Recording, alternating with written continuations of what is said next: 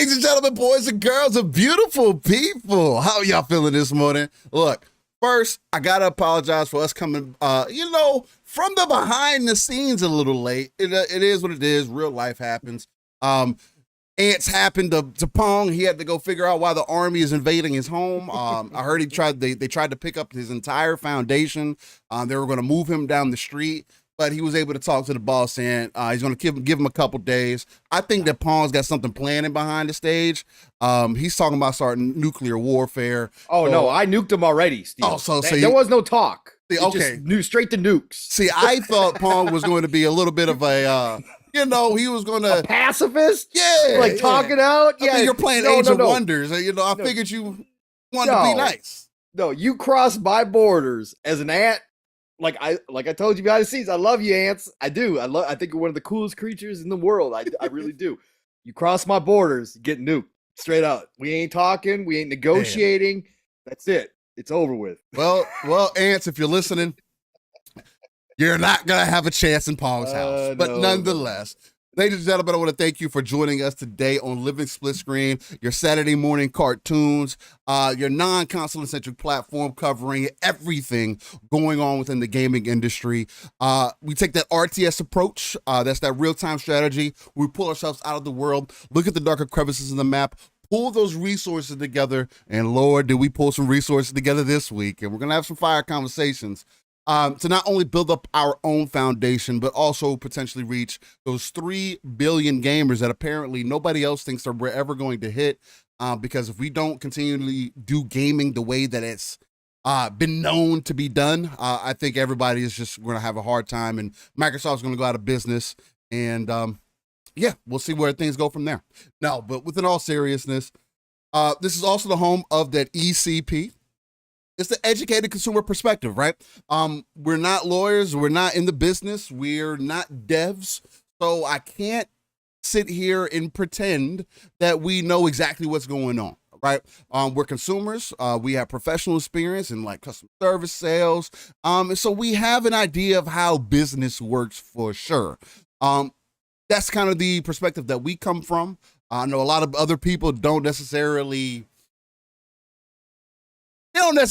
believe in taking other perspectives, right? They don't want to listen to all sides of the story. It's either one side or no side. And we're also going to end up bringing some hard, cold facts today, gentlemen, because with Xbox seemingly being in a doom and gloom scenario currently, I think people have kind of lost their perspective on, one, what Xbox's goal is, and two, have you guys ever heard of like the idea that you don't have to have something that you don't like?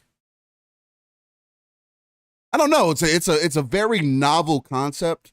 I know it can be very difficult to grasp, but I have always understood that, at least me personally, and again, grew up differently, so maybe it's just a me thing, but I typically don't keep things that I just don't use like that. And if I wasn't getting my use out of something, I probably would stop using it and maybe, still talk about the issues that I'm having and why I might have left, like some have done. Shout out to the Mag, he made some valid points I don't agree with them all, but he's made some excellent points. Middle-aged game guy, shout out to him. He's a brother. But you got to find out what is your reason for doing this, whether you're got true value in your gaming hobby, because I think that's something else that people forget about. It is a hobby at the end of the day. But it's all about the conversation. I'm ready to get it rocking and rolling. Enough of my intro. Paul, the brother from another, the uncanny gentleman himself, the X-Men who is not Cyclops, but he may be pulling Jean Grey into the bathroom right after this show. Matter of fact, I think he just might as well pull into the bedroom. Second week in a row. Second week in a row. He's consistent, ladies and gentlemen. The shooter, the brother from another, my guy, Pong. So, how you feeling, brother?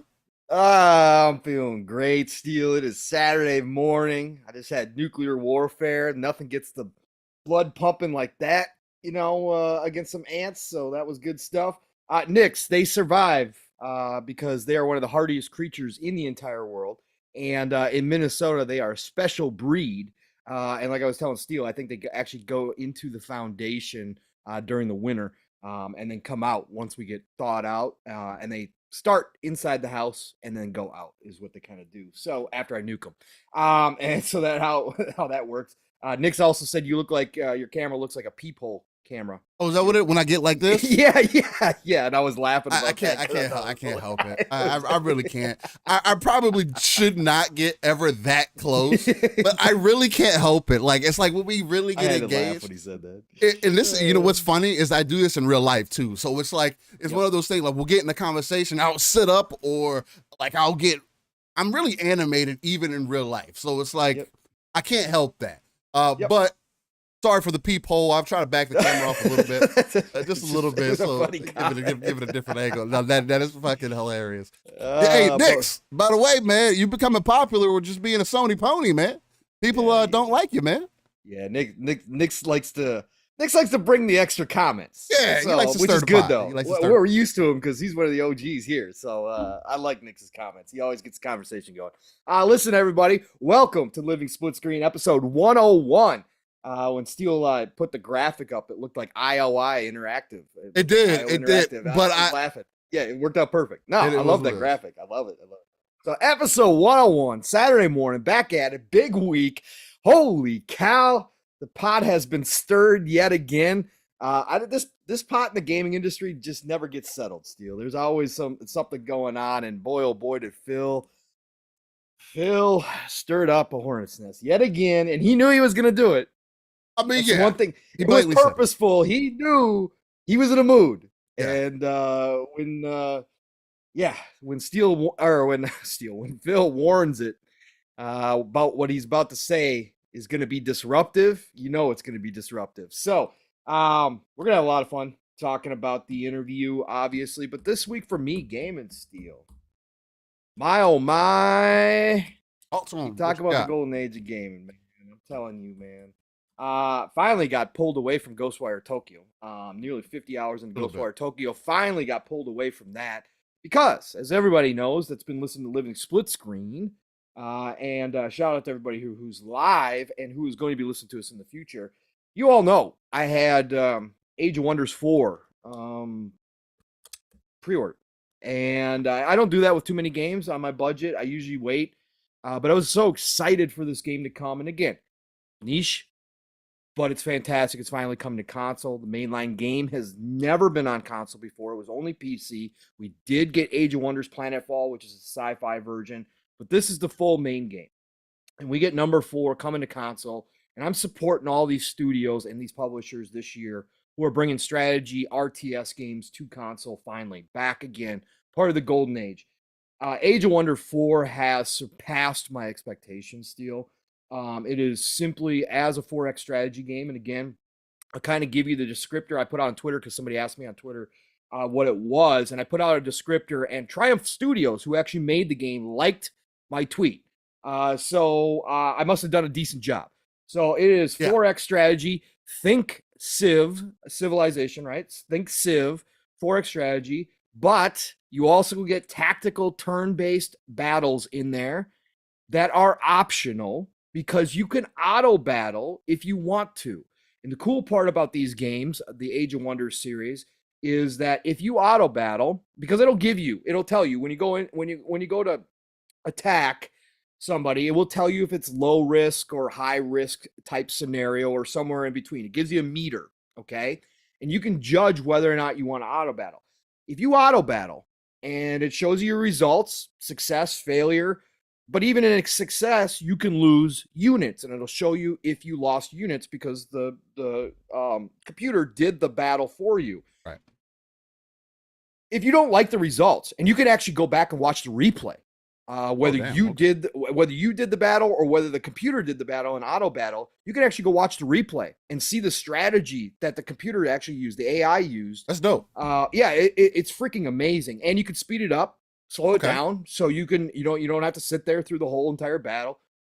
But if you don't like the results, then you can hit retry and actually do a manual turn-based battle. So you can basically what you're doing is like you're seeing how the AI would fare with your squad, right? Yep, correct. And then if you lose in that battle, for or if you just lose one, if you lose like a champion that you didn't want to lose, right? But you still won, you can go in and say, no, I can do a better job at this. Gosh, that's kind of cool. I like that side of it. That's kind of cool. Yeah, that's different. It is.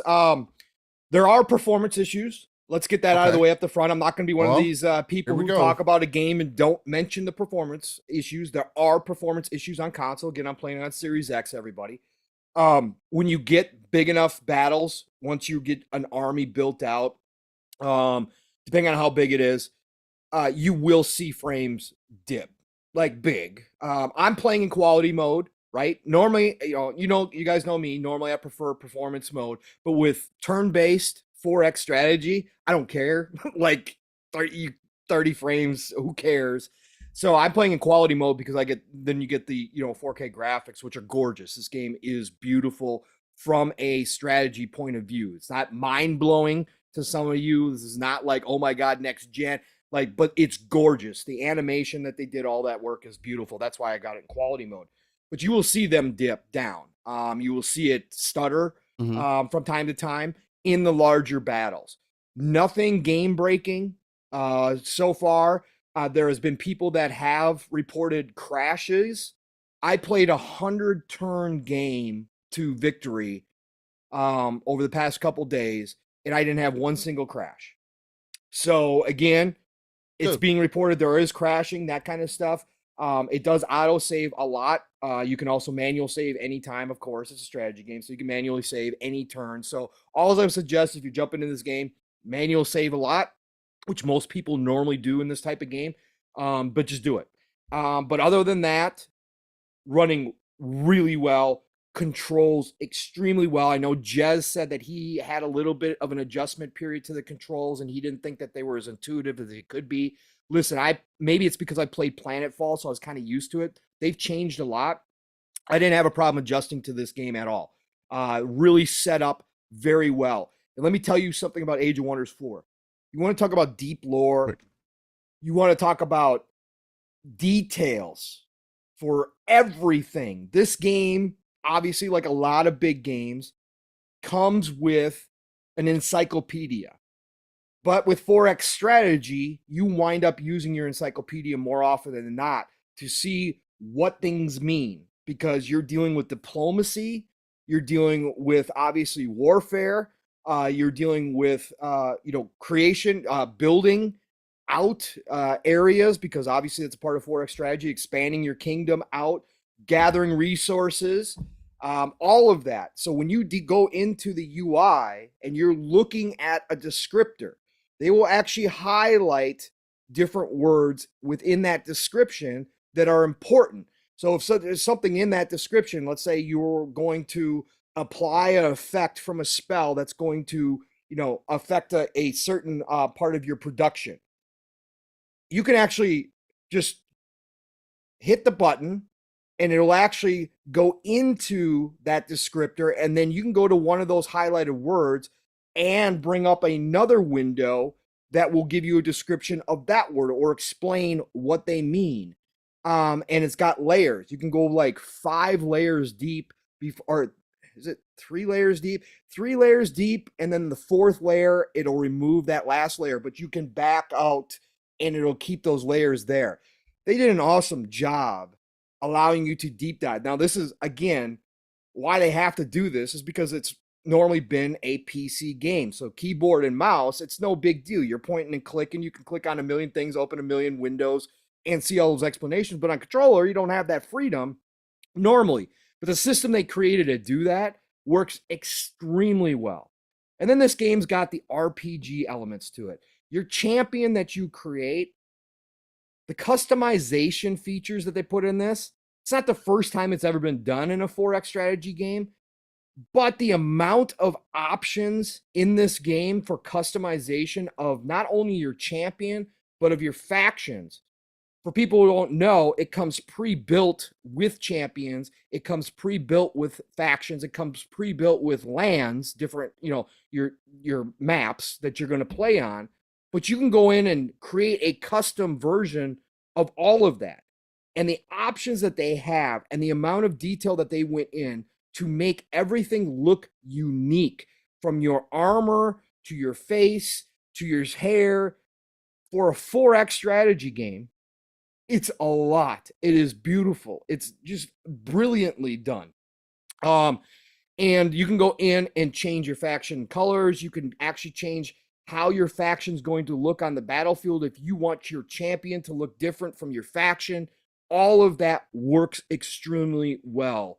And the monsters, the creatures are incredible.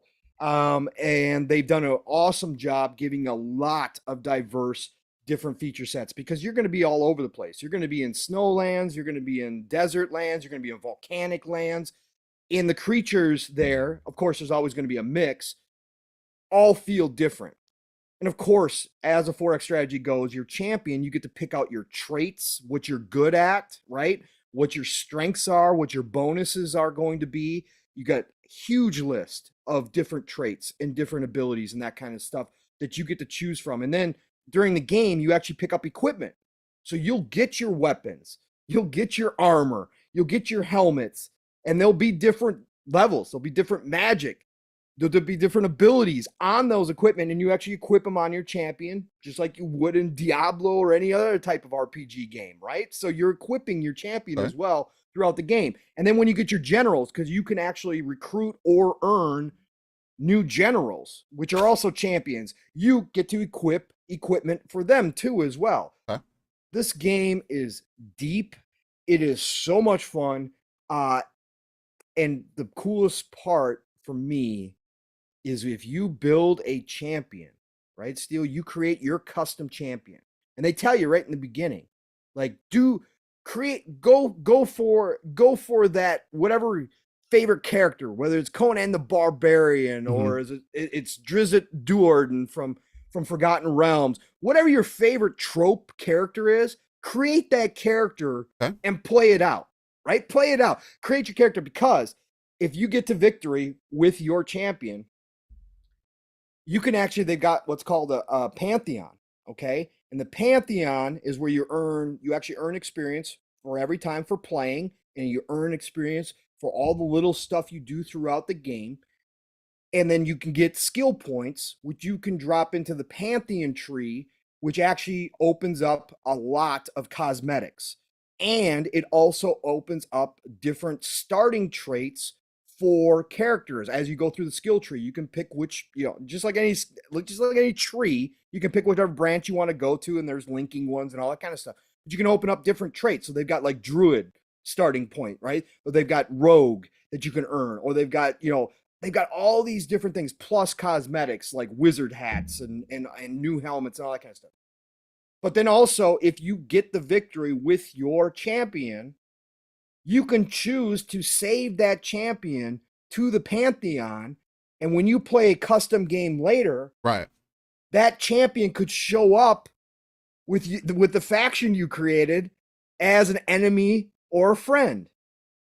So all of a sudden, the character that you played with, that you created, is now a part of the story. Damn. When you're playing again. Yeah, it's freaking cool as hell. Yeah, that definitely sounds crazy. I love it, man. So shout out to Triumph Film Studios. Again, published by Paradox. You guys already know my love for Paradox. They superseded my expectations. Yes, there are performance issues. It's nothing that they can't fix. I haven't had any game-breaking bugs. I haven't had any save losses, nothing like that. You guys know I would tell you up front about that. So it's not perfect, but the overall game is freaking amazing. You not only have, and I haven't even done this yet, but when you're on a map, you don't only have the overworld Steel, like your normal world. Okay. There's an underworld that you can explore. I heard you talking about that, yeah. And it's just as big as the overworld. Damn. So you're talking about, if you wanted to create, I watched some guys who are Age of Wonders. These guys have been playing on. They're on it, yeah. They're on it, right? They do brutal. You can set it up so you can play like brutal level modes. And these guys legit Steel, like, so it goes from easy and anybody can play it, very accessible once you get the controls down, once you understand all the functions. I haven't even scratched the surface yet. And again, I'm somebody who plays 4X strategy games and have been. I haven't scratched the surface on everything yet. I'm still learning a lot of how the mechanics work. There's so much integrated and all that. But I've watched these guys play brutal. create these absolutely desolate worlds where you can't heal. You don't get any healing unless you're sitting in your actual city, all this kind of stuff. Damn. This game gets so hard, Steel, on the upper levels if you get good at this game, that I've watched these guys that are experts play out. And in the first battle, Steel, Yeah. if they lose one unit, it's not a champion, one unit, they restart the game because the game's over, because they already know they'll lose if they lose one unit out the gate. Damn. That's how crazy it is. So when you watch these guys, I've been watching these guys, and they like go into an auto battle, and it's like a 50-50 chance, you know, Right. and they'll auto battle because they want it Yeah. speed up the game. It speeds up the game, and it speeds up the game, right? They don't want to be sitting there, and they're streaming, and they'll just it's like hitting the lottery. They'll hit the auto battle and be like, "Oh, yes, look at that, and look at, oh my God, the AI did a beautiful job for me. Look at this." Like, Right. even sometimes, like I said, in some of the brutal levels that they create, because they create the worlds where you can't heal. Like, if one unit is too close to death, they'll quit out because they don't have the time to go back. They got to be getting out there. They don't have time to go back to the city and heal. And they know the game's basically lost at that point against that AI. So, absolutely cool game. Highly recommended if you guys are into 4X strategy. Jez has been loving it. You know, a lot of people out there are playing it. You know, Triumph Studio, they liked my one tweet, and they actually retweeted my screenshots and my little video that I posted. Shout out to them, because I was promoting that it was on Xbox, and they used the quote tweet to promote that it's also on PS5. There are people playing this on console. This seems like this is going to be a big hit for them, putting it onto console. And again, it's all relative, right? It's all relative. This is very niche. This is very niche. But they're off to a great start with this game. And that's, you know, I played some other stuff. I tried Ravenlock for a tiny bit the other night. None of that matters. Age of Wonders 4, fantastic game. I've talked enough now, Steel, but I'm just loving this game, and I can't recommend it enough. So I don't think you talked too much. Again, I mean, you were basically giving a breakdown of Age of Wonders, and for people that are curious or haven't played, I mean, like myself, or aren't going to play it because it's a time sink. Yeah, and I want to be able to play other games. It sounds extremely unique, man. It sounds super different to have that much customization, especially in that type of game. It really caters the experience to you. And again, to also hear that there is kind of a what I would probably consider as your hardcore base that's out there really sweating and playing on the harder difficulties, and they can really set it up to. That used to be a thing in RTSs too back in the day, especially when you played online, especially in StarCraft, where it was just like you knew if. Once the opposition sent so many enemies to you of a certain type, you're like, okay, I already know how this is going to go, and I'm already behind the ball. No, and that's the thing about this. And again, if you guys think it's just the basic trope races that you've got there, no, Age of Wonders goes up and beyond. They've got you can be Frogkin, these little toad dudes. Like, and you can make them evil, you can make them good. That's the whole thing about creating your own factions. Like, it's across the board. It's crazy how many different options they've got. They got little rat guys that you can be. You can be the Rat King if you want to be. Like, everything. You can be magic based. You can be melee based. All that's in this game. And like I said, with the weapons that you can customize your champions and your generals with, and the armor, it changes like the game. And then you can kill off when you kill. Sorry, I can keep going about this. You kill when you get in a battle and you wind up taking out another kingdom, right? And you kill some of their leaders.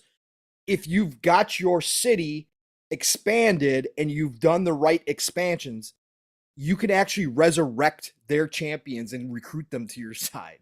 Like, if they're dead, you can have them in the crypt and resurrect them. And when you kill another champion, you get all their equipment. So you get their body and get to decide to do with it. Sometimes you capture them and put them in jail, and in prison you can decide what to do with them, and you get all their equipment. So all of that, like I said, there's RPG elements to it. It's simply cool. And then little things happen throughout the game, like you expect in Civ. But the difference is in this that you got to make decisions on. The difference in this one, Age of Wonders so far, is they have a whole little short story that goes with it. It's not just simply, hey, leader comes over and says, trade us your goods or I'll, normally it's pretty simple. This is a full story, and they use your name in the story and all that kind of stuff. It's simple, but it brings you in even more. Like, it feels like you're a part of a high fantasy story. And Tom for Tanami, I understand completely, brother, Company Heroes 3 does come out at the end of this month. I am also getting that. I am inundated between Age of Empires 2, between all this stuff that showed up at our front door this time around with, as Steele says, time sync strategy RTS games. All and right. I'm getting Company Heroes 3 as well. And then it rolls right into Diablo, and it's over with. It's all over with. Diablo. Yeah, that's going to shut everything down. Yeah. Yeah. The end of this month is going to be crazy. Going into June 1st. Again, I'm definitely planning on trying to be live at least, especially for that first day. I think it's going to be a really good time. I'm really excited for Diablo.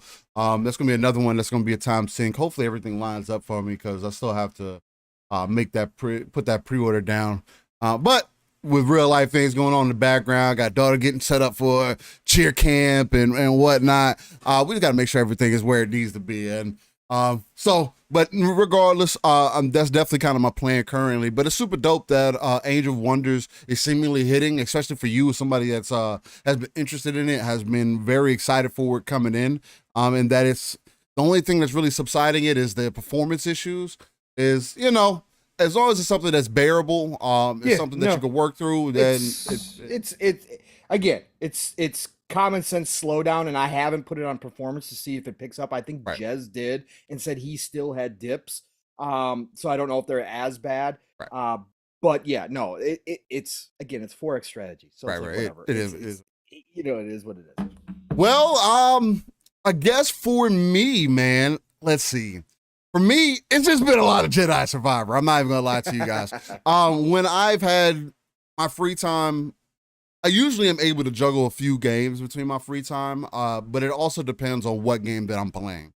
In this case, with it being Jedi Survivor, I'm knee deep in this game. When I have free time, this is what I've chosen to play. And I'll be completely honest to say that this game is at least 4 to 5 times better than the first game, every way. At least a lot, brother. I made this point here before. The first game I thought was Fallen Order. I thought it was good, but I didn't complete the game. I got to about 90% and dropped the game. More than likely it was because it wasn't nothing to do with the game itself, but probably a Call of Duty or another multiplayer game came in and maybe drop it, and I never went back. Could have also been Destiny. There's no telling. But the way that I felt about the first game, though, the entire time that I was playing it, as much I was like digging the concept of it, Cal as a character didn't stick with me. And I still have some comments about that now, because to me, especially with the customization options, because I gave him a beard and changed his haircut. I gave him a short haircut because I gave him like the real short haircut, as you'll see in this gameplay video that I have up. Because like with some of the other haircuts, he either looks like Anakin or he looks like Obi-Wan or he looks like, and it's like I don't need him to look like anybody else that I'm familiar with. I wanted him to look like either the character he's trying to be, which is Cal Kestis, or somebody else. But luckily, with me playing on PC, I've been watching out for the mod streets, and I've had some people. There's been some people who already have dropped in some cosmetic mods. So right now, and I may have some gameplay up of that also. My Cal got a helmet on. He's kind of looks like a Mandalorian a little bit. But not really. Any Star Killer mods or Luke mods yet? No, not yet. Nothing like that. We got to get those. I can't. Those are probably coming. I can easily see that getting dropped in here.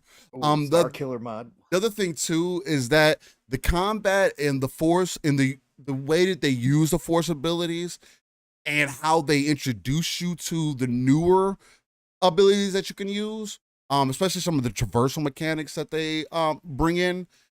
I thought it was very well done. This is a lot of signs of a team that took a lot of pride and effort on really and truly iterating on their first game and making sure that their second game was literally and not only an iteration, but a unique experience on its own. You can go from the Fallen Order to Jedi Survivor and be like, oh, it's the same, but it's also very different in many ways. I would say. Now, there's nothing, since I am playing on PC, I do want to mention, as much as I have not ran into as many bugs as some other folks have, and I think that's going to be a topic of one of our discussions this morning. As far as that goes, like different people's opinions, their perspectives, and how people try to override other people's perspectives, and then people try to use shade and talk under their breath when they're trying to mention a certain group of people and say that, oh, I don't get how people don't see these certain issues. And it's like, okay. But for me, the main thing that I noticed from Jedi Survivor is that the game is not optimized. It needs more optimization. Now, to me, I don't think it's as bad as when Elden Ring released.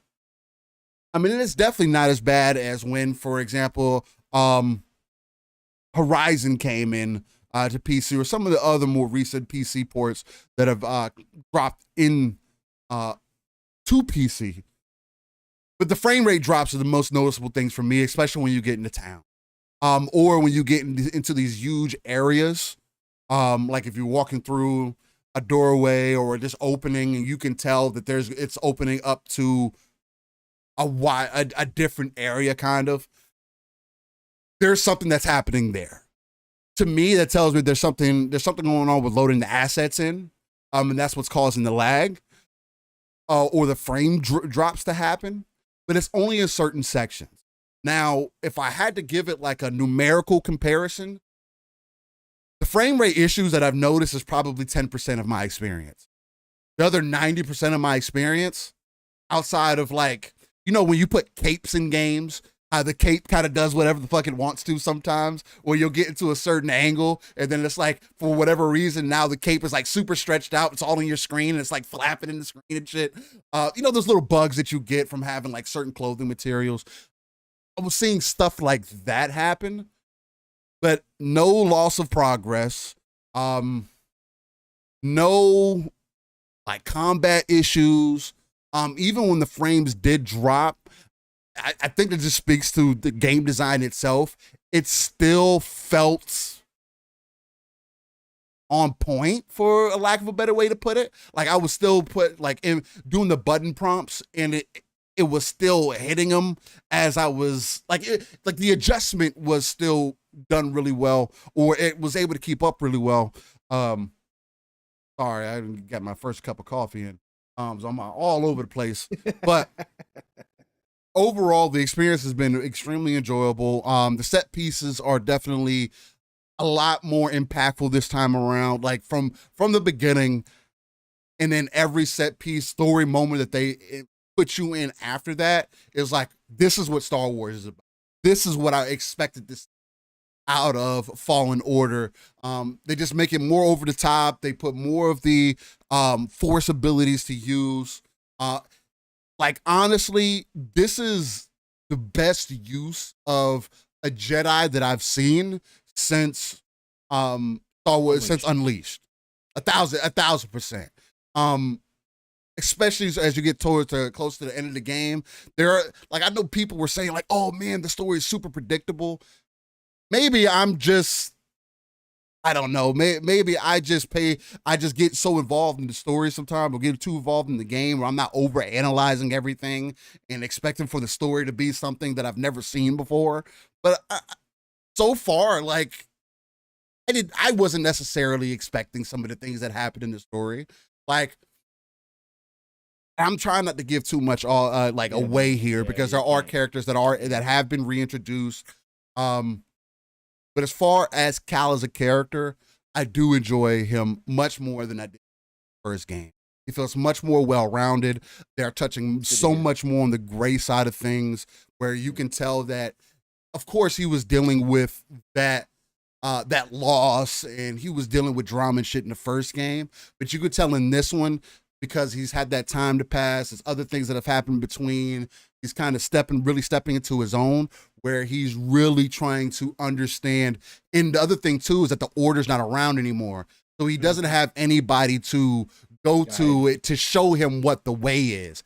He, like, of course he has Seer or whatever the case, but even she is like, from the previous game, has stepped back into her role as a Jedi, but she is not his mentor anymore. Like, and she wasn't really that necessarily in the first game either. It was more so like, hey, we have a central goal. We need to hit this goal, and I'm gonna help you throughout this way because there is nobody else. So I mean, it's been really dope. The story's been gripping. I'm probably towards the end of the game currently. I don't know how much further I need to go, but I got about 50 hours in so far, man. It's been enjoyable for every moment thus far. I'm definitely going to recommend it. This is definitely going to be one of my top games of the year. I'll recommend it to anybody, but I do have to give a caveat there because I wouldn't recommend it right now. I can't. And the only reason is because of some of the performance issues. If there are some of the frame issues that I was experiencing, just because I have the hardware to avoid some of those things, I don't want anybody else to have to experience. It can be extremely jarring, especially in key fights. There were some moments where I did find myself getting frustrated because of the frame drops. There was a really dope fight that happens later on in the game. With a favorite character from Star Wars. He wears an all-black fit. He's based off of Anakin. The guys know who that is. And I had some bad lag spikes in there, frame drops in there, and it almost pulled me out the experience. Now, like the fifth time that I got beat for whatever reason, that final time that I fought him, it was a completely smooth fight. So it was the best experience I could have asked for. But nonetheless, it's a good game, but I just can't recommend it right now as much as I want to until they drop some more updates. So, also, I jumped into a little bit of Anthem last night with PTK. He put a post out there yesterday because it's like 80K people still playing Anthem on a daily. I was like, damn, that's kind of interesting. But he kind of made a joke, and I was like, man, what's up? I'll download it right now. And so you know how that goes. I ended up downloading it. I hadn't jumped in it. I didn't play none of the new content when that dropped. I stopped playing right before that content dropped. So that's been a really cool time. I think it'll be cool if we can get if I can get a squatter together or something, and we just, run some matches or whatever the case, get beefed up. And because, man, there's nothing that beats that experience. And at least from the flying mechanics, the moment-to-moment combat, and I swear to God, if Motive doesn't use those mechanics, I don't think I'll ever invest in another EA game again. That would be such a missed opportunity and an unfortunate series of events that I wouldn't know how to predict that. But that's been mostly my thing for this week. Once I get through Jedi Survivor, I'll probably get back into No Man's Sky because I still do want to keep that in rotation because that game is it's one of those things where I don't know if it's holding me over until Starfield or whatever the case may be. But it's also dope that just the co-op aspect of it too, being able to get in there with a buddy, travel the solar system, and also just the building stuff and the combat. It all feels very intuitive. It feels really cool, man. So I'm still interested in playing that. And that's pretty much it right now, man. That's been awesome. My week in gaming thus far. Touch much else. So good to hear your thoughts on Jedi Survivor, though. Yeah, it's important, man. It's really good. Yeah. That's good shit. Because I'm looking forward to playing it when, either I get it before it drops into EA Play or I just wait until it drops into EA Play because this year is full. So that's the other thing too that I'll mention here. I am playing on like Jedi Master. I think it's the difficulty right before. I think Grandmaster is the highest. Yes. Yeah. So I'm playing on Jedi Master, which is one below that because I didn't want to give myself a super headache about it. Plus I wanted to be able to get through the game. The game does have difficulty to it, but I don't think it's as hard as the first game was. Now, some of the enemies, like the Rukor, he's still a fucking problem. Yeah. He hits like a fucking truck, and he doesn't care about, there's one moment where I drop down into this area, and you know how you pan a room to see what's in the room? I pan my camera to the right, and he fucking comes up out of the darkness, and that should make eyes. Did he have the eyes like in Return of the Jedi? That shit made me jump a little bit. I'm not even gonna front to y'all. I turned my camera and so I was like, because at first I didn't see anything, and then I took a step and I saw this fucking menacing ass creature just step out of the dark. I was like, what the fuck is that? I was like, hell no. So that was really dope. They hit awesome. The designers of this game, man. It really just demonstrated to me that I need to see more Star Wars content for them, and to hear that EA has more Star Wars content in the tuck, or that they're working on more is exciting news. That's it's extremely first-person exciting. shooter and a RTS game, so it's gonna be interesting with Bit Reactor. Yeah, so it's gonna be interesting to see where Respawn gets it. I'll give that much as that Fallen Order, like, you didn't necessarily hit the way I wanted it to for a Star Wars game. It's undeniable that they understand the Star Wars universe. It's undeniable that they understand what makes Star Wars Star Wars. They show it so much more in the second game. And I can't. Not everybody gets it. Not everybody gets it. And that's why I was excited to hear you say that, Steele, because obviously you and I kind of had the same opinion or perspective on Fallen Order. And so to hear you say that again, because I know you so well, that means that I probably will feel the exact same way with this one when I do play it. So that's huge. And I've heard a lot of people say it. And I heard a lot of people say that the pairing is not as hard as the first one. No, it's not. It's much more forgiving. It is much more forgiving. That's fantastic for me, Steele. So all of that gets me more excited to eventually play Survivor in its best light by the time I probably get around to it as well. So it should be fun, but that's really cool. I'd love to hear that stuff, Steele. As an old Star Wars fan, to hear that we are getting another great experience from Respawn. And Zempello, we trust, man. He knows what he's doing, and he's got the team behind him that understands as well, which is awesome. I think Disney needs to get in contact with Respawn on story, because stories, Lord, whoever the writers are, progression wise, they have been they are like on the money, and if they continue, I don't know how this game is going to end. But from what I've gotten so far, like, I will say this: Cal gets in touch with his dark side in this.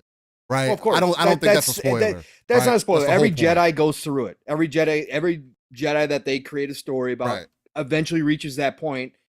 But especially somebody like Cal, who's on his own, like you said, that has emotional trauma, you automatically have that battle with dark side and light side, because the dark side tempts you to come on over. In the way that they do it in here, though, man, it's like it's so like. Of course, even like when it happened with Anakin, I understood it then, but he didn't have to fucking choke. He didn't have to choke out Padme. He didn't have to do that.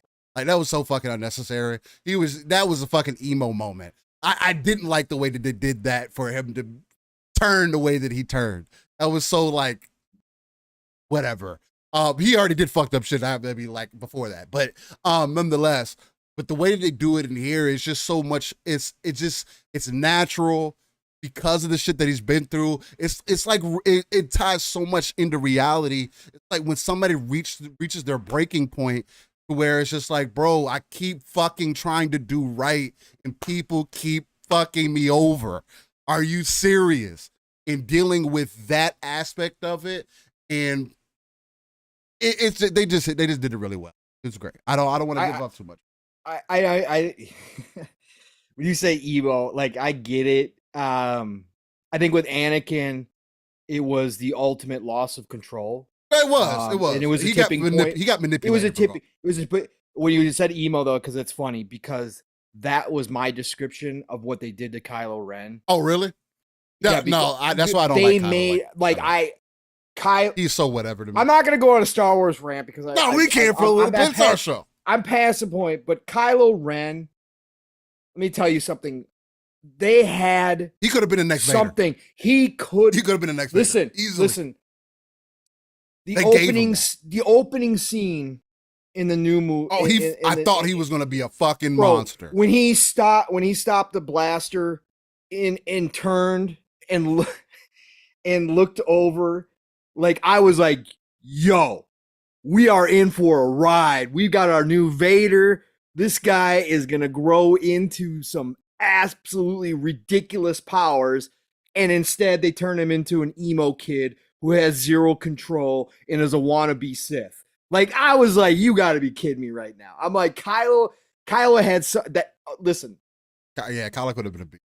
They had so much potential, and that's my biggest, like, one of my biggest problems. They had so much potential with a lot of what they were working with, and they just they threw it all away, man. Shit all over it, threw it all away, turned it into freaking nothing of what it could have been story-wise. But Kylo Ren, that's why it just made me smile, because I said the same thing about Kylo. I'm like, there's some emo kid that's crying, that throws temper tantrums and just goes off the deep end. Because if you think about it, that's really all Vader is. Although Vader is dumb strong, but that's also because of how they made Anakin was already like, he was that guy. Like, he was created by the Force to balance it out, right? The Jedi had gotten too powerful, and the Force was like, nah, we got to have balance, so we're gonna give you Anakin. Yeah, here you go, deal with him. And Vader still has a lot of that now, but Vader is also a much more ominous presence, and they continue to iterate on him in such a way to where it's like there should be somebody who is stronger than Vader, but there never is. There never is. No, it's a combined effort on the light side. The Sith always have, because the Sith can't grow in numbers anymore. Right. They are relegated to a master, and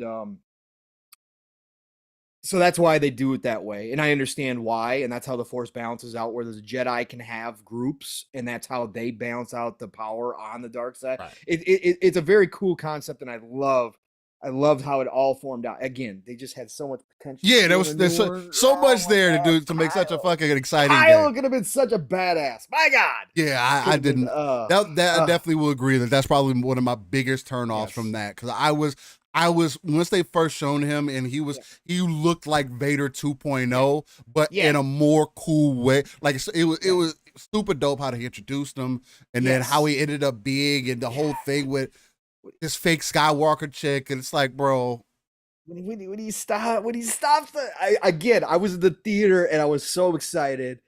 And again, he stops that blaster laser in midair, looks over at Finn. And I got goosebumps, bro. I was like, oh, they actually did it. Like, this is gonna be it. Then they didn't drop the ball. Then he's in one thing that I will say, data center slashing all the computers up with his exactly. He doesn't get his way. Yeah, exactly. That's fucking whatever. If Vader was around, he would have fucking choked his ass out. Oh yeah. He would have choked his ass out. He was like, you fool. Fucking fall into your emotions. I don't care if you're family. What the fuck? You better go get that shit done. The hell? The one thing that I will say that is a super negative for me for Jedi Survivor, after the second time you do it, the whole drop kick animation that they have. Yeah. Why am I a Jedi drop kicking people? Yeah. Like, I don't like it. It also puts you in some very terrible situations, especially when you're trying to run up on enemies to close distance. I'm not trying to drop kick somebody, but it only does it with the crossguard. But it's just like, God damn it, stop drop kicking people. But nah, other than that, that's pretty much it. Cool. Right now, it's just, there are other games that I'm like excited for and really want to jump into and play. But I'll be honest with you, Pong, like, all I've been thinking about is Armored Core 6. Yeah, I know. That's all I've been thinking about. I just ever since I've seen that trailer, I've been wanting more and more content to come out from that. I sit here, get ready to game sometimes, and I'm like, man, maybe I should go try to play Armored Core 5. Maybe I should go try to play Armored Core 4. Man, I just want to play some Armored Core right now. Yeah. Yeah, I got him, man. I picked him up on 360. So, but nonetheless. You know what? I don't know if you listened to Xbox Ultimate. Oh, first of all, Tim, before I forget, Tim the Sorcerer asked earlier, I was scrolling through, and I saw he asked if Age of Wonders 4 had keyboard and mouse support on the Xbox. Unfortunately, it does not, Tim, at this moment. I don't know if they're going to add it later. We've seen a lot of RTS and strategy games come out on console that do offer that support. Unfortunately, they did not include it with Age of Wonders 4. So you are relegated to controller only on the Xbox or PlayStation. Just to let you guys know that. But I don't know if you I don't know if you listened to Xbox Ultimate a little bit last night. A little bit. I don't know if you got to the point where we started talking about the about Showcase. Again, we can't say the Showcase anymore because Phil very curiously called it just Showcase. No, the Showcase, Steel. It was interesting. We'll get into that. But Showcase, we talked about our predictions, and Steel, I think there's a real good chance. I'm not gonna say that this is like a for sure bet. This is out on a limb. Okay, what you saying? Sure. What you talking about? But both me and Mav agree on this one. We think Armored Core 6 is going to be on stage. You think so? Yes, we think it's going to be on stage, and I'm still it's 50-50. Okay, right now why do y'all think that? Because Sarah Bond has been tweeting it out, because people from Xbox has been tweeting it out, and they don't do that with every game, Steel. They only do that with partnerships. So Mav believes that they've got the marketing rights on this one for sure. That the marketing rights are Xbox's. And then I'm following that up and saying that there is 50-50 chance that this is dropping to Game Pass day and date. I think that this is a Game Pass game. I think it should. I think it should too. I think it makes sense for From. Again, there's two sides. We kind of talked about this too, Steel, I think. There's two sides. From's popularity after Elden Ring especially. Mm-hmm. And if you want to go all the way back to the last Armored Core, we're talking about a completely different position. Completely different. Software, right? That's a decade ago, literally. Right. And From Software was still known for different things, but not like now. Like this is on another level, right? So you can look at it and say, well, they're not going to give up those. They're going to see how it sells before they drop into Game Pass, or there's going to be a delay before they drop into Game Pass because From knows. Bandai Namco knows they're going to get the From Software popularity boost out the gate with Armored Core 6, even though it's a completely different franchise, style, everything. And we're talking about mechs, okay? Yeah. My point is it's still niche. Yes. It's still, even with a boost from software, even if people just buy this game because it's From and they're going to try it, even if they've never played a mech game before, I still don't think that's a big enough boost to say that you can't drop it in a Game Pass and give 30 million people access day and date to try it out and take that bag up front. Yeah, I mean, because there's nothing against, like, because there are Game Pass games that would come in and leave. Right. And Armored Core could be one of those, right? Yep. Come in for, like you were just mentioning, for a month. I would probably say do like a 90-day, like do like a 90-day stick and see how it performs. And then from that point can decide whether they want to keep it in Game Pass or not, or whether it's more lucrative for them to keep it out. But if they get more engagement, because again, I do think that this time around, because I do see a lot more people talking about Armored Core and Armored Core videos, like people, the videos people are making about the game and talking about the history. These videos are getting like 6-digit views on them now in comparison to what I remember from previous games. So obviously there seems to be, and I do see a lot of people that were like, FromSoft, I'm just probably going to end up getting it because FromSoft, I got faith in FromSoft. And then there's also the other side of some people who are like, man, Armored Core is back. Damn, I've been waiting for this. And this one looks fucking crazy, man. Yeah. So see both sides of that spectrum, and it would be super dope because again, mentioned it before, Phil likes mech games. Armored Core having a history of not doing the greatest. That's putting it very lightly. Again, like me and Pong have made these jokes in the background. I would literally be surprised if the game sells 2 million copies. I'd be surprised if it hits over 1 million in its first 3 days. First week, honestly. No. Because that just has never happened for Armored Core. That's why I say Armored Core 6 will outsell. I would not be surprised if it outsells the entire franchise. I would not be surprised, Steel. And I really hope it does, because it definitely, I think Armored Core, not just for FromSoft, but it's going to end up opening the door for other mech games to either people are questioning on, like, I don't know, people really don't like all these giant robots and stuff like that, because obviously Mech Warrior 5 wasn't necessarily that. I mean, of course, we jumped in, had a good time. It's playing a lot. At PC, it's still big on PC. It's definitely a different style. It's a slow pace style versus they're both hardcore. Don't get me wrong. Mech Warrior is hardcore, but it's slow. Whereas Armored Core, Jesus, it's hardcore and fast. Pause. Yes. In every way, hard and fast. Yeah, hard and fast. That's exactly it. That's the best way to compare it.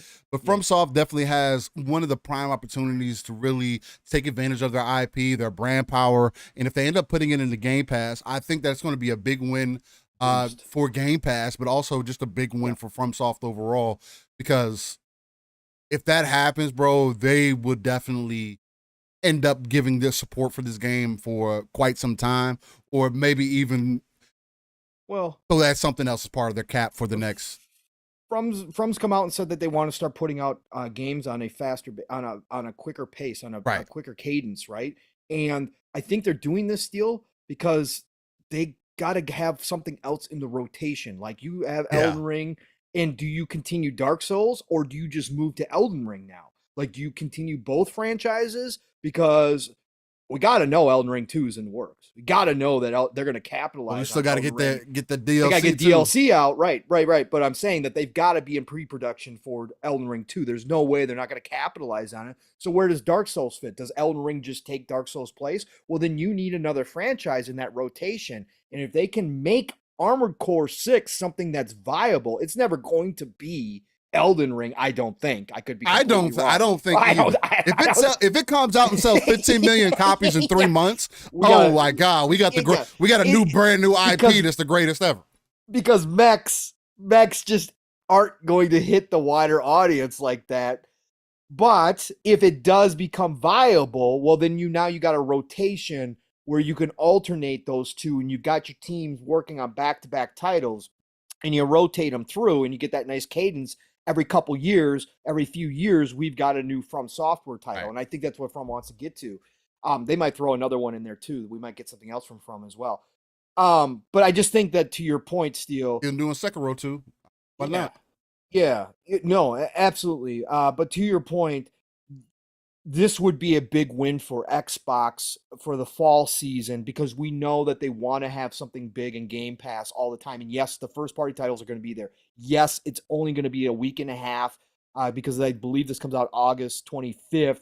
It's only a week and a half prior to Starfield dropping in. But this could be your third party solution to Final Fantasy. This is your third party. Right, this is your big third party Game Pass drop for the fall. Right, for the late summer, early fall. Won't be exclusive, but. Yeah. But it fills it's still a big deal. It fills a role. It fills a need on both sides. Bandai Namco and Xbox have a great relationship right now. There was a marketing deal in place for Elden Ring. We know that for Xbox. For some reason, that got nixed, and obviously we believe it probably had something to do with a push from PlayStation. We don't know that for a fact, but something happened there. So maybe they revisit that, and Bandai makes it up to, Xbox by saying, okay, we're gonna give you Armored Core 6 this time around. Again, Sarah Bond doesn't retweet every game. She retweets partnerships that are with Xbox because that's what she does. That's her business side of things. She goes and creates these deals, especially in the East. Her and her team are huge over in the East, getting the Eastern deals. It just seems like they're really pushing Armored Core 6. And so I do believe Mav's right. The marketing rights are with Xbox. And in turn, we know that Xbox, when they cut those deals, want something to do with Game Pass, whether it's day one or it's down the road. I just think day one, it makes too much sense to get something like this in there, give that boost to Armored Core right out the gates. Bandai and From get to take the bag on a niche genre and see where it goes. Especially if they release it like the previous games were, where you have co-op up front day one, you have PvP available up front day one.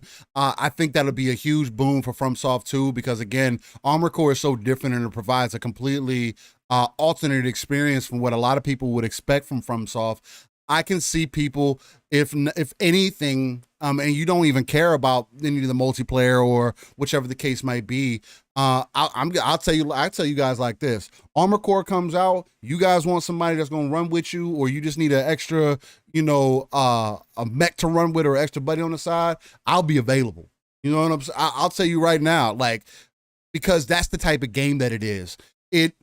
Armor Core literally is one of those where it enhances the co-op experience, because every time that we go out, no matter what mission you're playing, you get something from it. Whether it be more credits, whether it be more parts, you can get different parts, because it does have a little bit of that looter aspect of it too, where you may not get the exact part that you're looking for every time. But grind it out a little bit. You get in there with some buddies. You're having some troubles.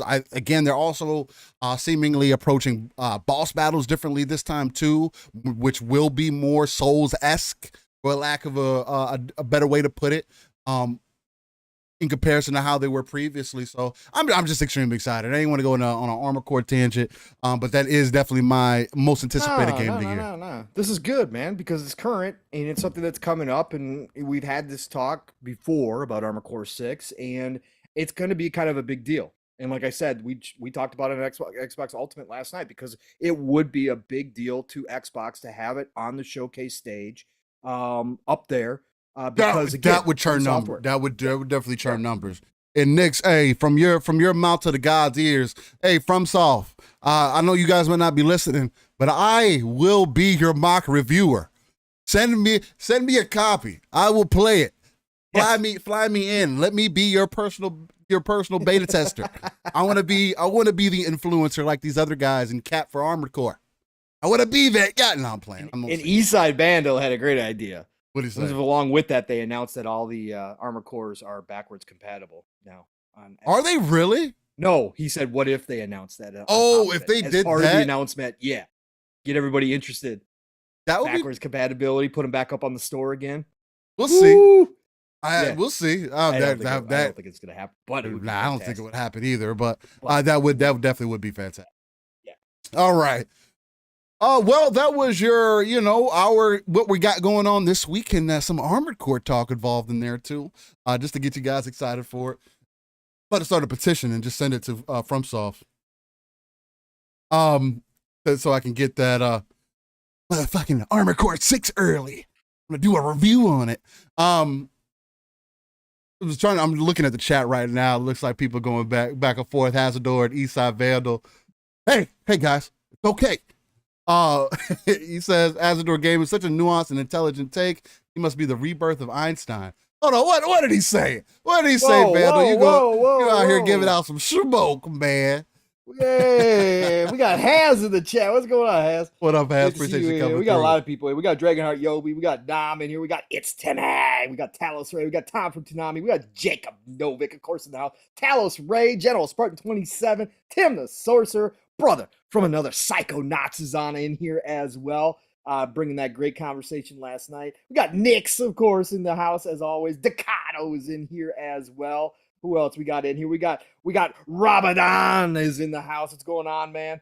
Great to see you in here as well. We got ATL in the house. Eastside Vandals rocking out with us, of course.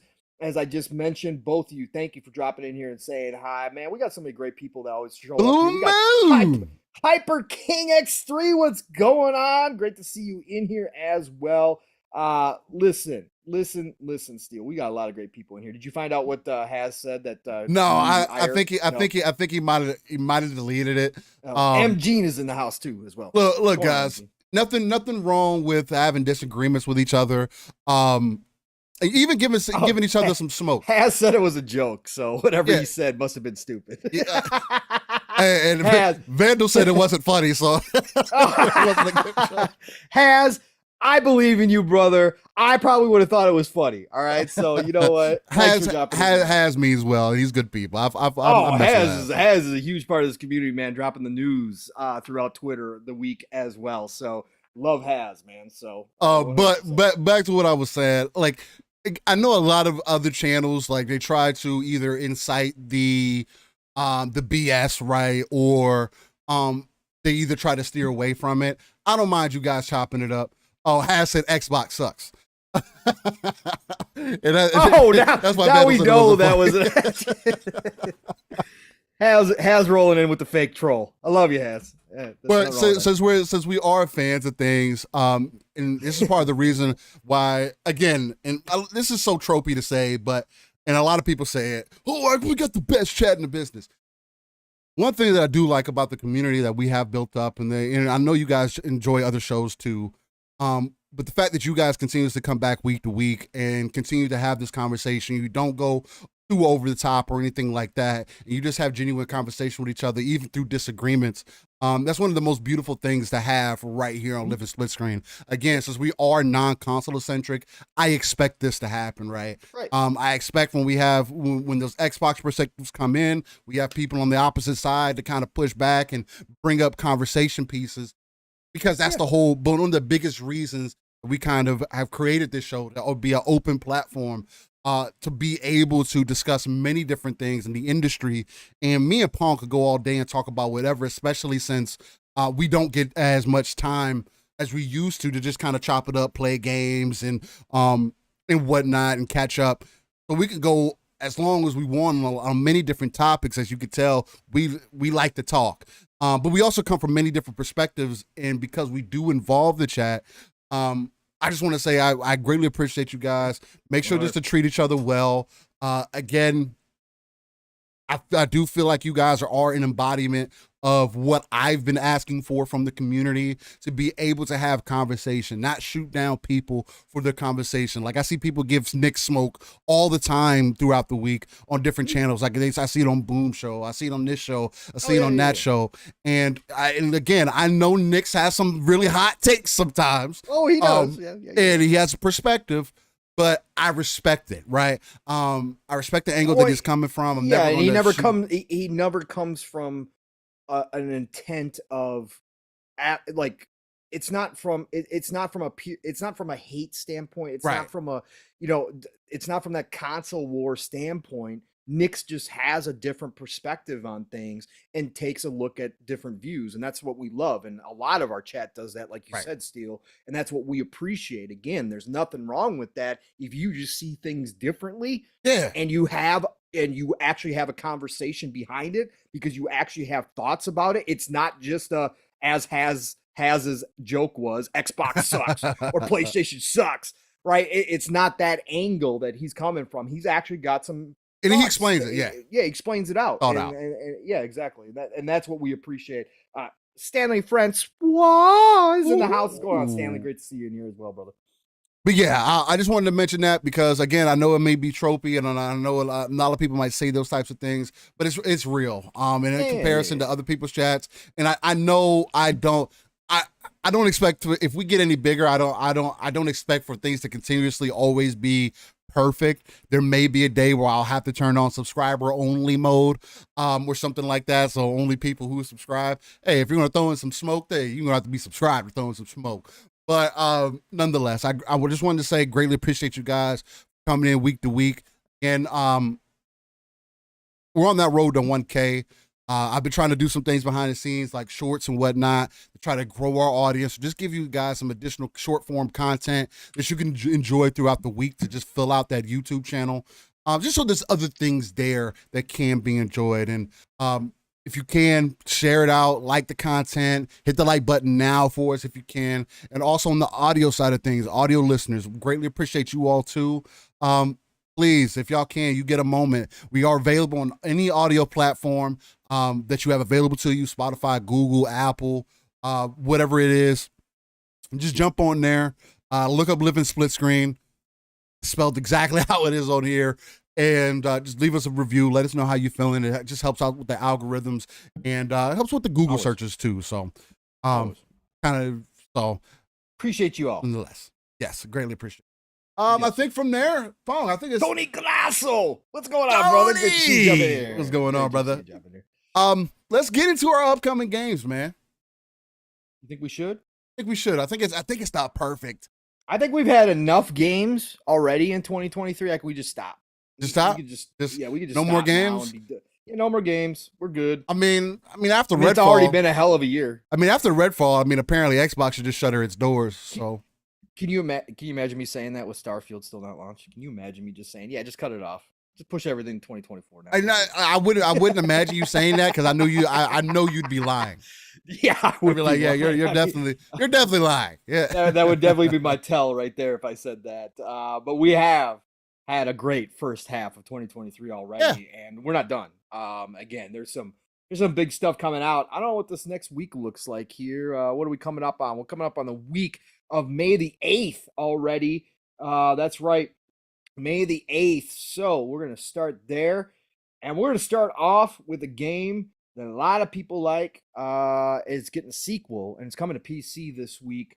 And that is Darkest Dungeon 2 is coming out to PC on May the 8th. Darkest Dungeon is loved by a lot of people. A cool game. I have messed around with. I haven't sunk time into it. But I definitely have played a lot of the first one, and it's a very awesome game. I think it's absolutely incredible. So Darkest Dungeon 2 coming to PC on the May the 8th. My God, I just lost my place again because I'm trying to do two things at once, and my brain don't work that way no more, and it sucks. So, all right, I got it. And then, man, you know what? I wish we should record Yobi doing the name of this game because he always corrects me. It's Yeez, I think. Yeez. I think he wants how he. I always go. Yo, if you in chat, let me know how. Yeah, he's in chat. He's in chat. It's Yeez, I think is how you pronounce it. Yeez 9. Monstrum Nox coming to PlayStation 5 May 9th. Skipping Xbox. This is a great series of RPGs. Fantastic series of action RPGs. Based? Yes, and some of the early ones. I think it is now action. I think it started out as turn-based, if I remember. Again, this is old, but this is from NIS, which again we know NIS is one of the Eastern companies still holding out, not putting their games over on Xbox. So NIS, this game came out actually in 2021 on PlayStation 4, released on Switch, Stadia, and PC July of 2021, and now it's getting its PlayStation 5 version on May the 9th this year. So again, check that out if you're looking for RPGs. If you're over on the PlayStation side of things, do check it out. Obviously, if you're on Switch, you might already know about it. So then we've got, yes, everybody's favorite, a new mobile game coming, Lord of the Rings, Heroes of Middle-earth. That's right, coming from EA. RPG, role-playing game, mobile, May the 10th. I don't know how it's going to take off. I don't know if it will take off. I haven't even looked at it to see if it looks cool or not. I mean, it is EA, so no expenses spared, right? They go all out with this stuff. But yeah, Heroes of Middle-earth coming. Is that a card-based game or not, Steel? It says it's a role-playing game. Yeah, I know it says it's an RPG, but Heroes of Middle-earth. I don't think it's a card-based game. Okay. I mean, with the I coming to couldn't Android, remember. I was just trying to think if I've seen anything about this. Like normally, like I see things, especially when it comes to like Lord of the Rings. Like normally you see something, even if it's mobile, and I just don't remember seeing anything about this game. Yeah, if you're looking it up, tell me. Death or Treat coming May 11th. Death or Treat, PlayStation 5, Xbox Series, and PC. So this is current gen only. I have seen something on this one. This is coming from Perp Games, is the publisher. That name kills me, man. Perp. Why would you ever name your publisher Perp? Anyways, Saona Studios. And this came out. Oh, that's why. Because this was. Oh, no. Yeah, I have seen this game. May 11th, PlayStation 5, Xbox Series, PC. And coming later to PlayStation 4 and Switch. So it's going to skip Xbox One. This is an action game with a ghost like main character. Looks kind of cool. So check that out. The Lord of the Rings game is kind of like Raid Shadow Legends with better animations. Or maybe well, I've never played Raid, so I can't make that comparison. I played Raid a little bit. It looks like it plays similar to that. Plays similar to Raid. It's turn-based. It's turn-based. That's cool. I may check it out if it's free to play. Marvel's Midnight Suns. You have heard me promote this game. Obviously, Lord Cognito. Damn. What? It's coming to PlayStation 4 and Xbox One? Yeah. It's finally coming to PlayStation 4 and Xbox One. Oh. I don't know how it's going to perform. We just had Hogwarts Legacy get some performance reviews for the last generation consoles, and they sounds like they did a great job. I don't know how Midnight Suns is going to perform. I don't know how it's going to look. It's not necessarily intensive. It is turn-based, so therefore it shouldn't have any issues, but it's finally making its way to PlayStation 4, Xbox One, and on top of that, the most important part, and I'm going to be diving back into Midnight Suns, is the final DLC is dropping, and that's right, Storm is finally entering the arena for Midnight Suns, one of my favorite X-Men characters. She is absolutely freaking amazing. I love her to death. She is up there in my top list for X-Men characters. So I'm going to be hopping back into Midnight Suns and starting to rock out on that again and getting to the point where I can introduce. Not only do they Kaga back, but they my guy Ponga back too. The way he's been talking about it. Yeah, me and Mav sold a few copies up front, but Cog has been. He's been adamant about it. On Twitter, he's been adamant about it, and it's a freaking fantastic game. Everybody should play it. It's unfortunate it didn't perform up front like 2K wanted it to. 2K did mention that they thought it might have long legs. This game is now on sale on a regular basis. If you are so inclined, I would highly recommend the Ultimate Edition where you get all the DLC characters. It's been going on sale for $50, so on a regular basis. But definitely Marvel Midnight Suns is worth the playthrough. I've tried to convince Steele. I still will try to convince him because there's a lot of people, Steele, I mean, you just don't play turn-based games like that anymore. But Marvel, it's such a great story. It's such a great time. It's such a cool game. Man, go try Midnight Suns. It really is worth it. And then, of course, Steele, the big one, the one I've been waiting on forever. Oh, you personally? Oh my God! One of my most anticipated games. I think you might be going a little far, Paul. I don't even know if I'm going to get to Starfield day one because I'm probably still going to be dropping hours into this. Of course, I'm joking but of course, it is one of the biggest games really launching this year. It's going to be gigantic. Switch is going to sell more Switches because of this. Yeah. This is going to be up for Game of the Year. There's already people playing it. Yep. Because somebody leaked it. Yep. So, of course, I'm talking about The Legend of Zelda, Tears of the Kingdom, is dropping. Shout out to all you Nintendo heads. Shout out to all you Zelda fans. Shout out. You guys have been waiting for a long time. I know what that's like. That's why I appreciate it, even if I'm not interested in this at all. I still appreciate the fact that you guys are finally getting another Zelda game. And it's going to be gigantic. There's no question about it. Steele, you've been playing through Breath of the Wild, obviously modded on PC, modded to hell.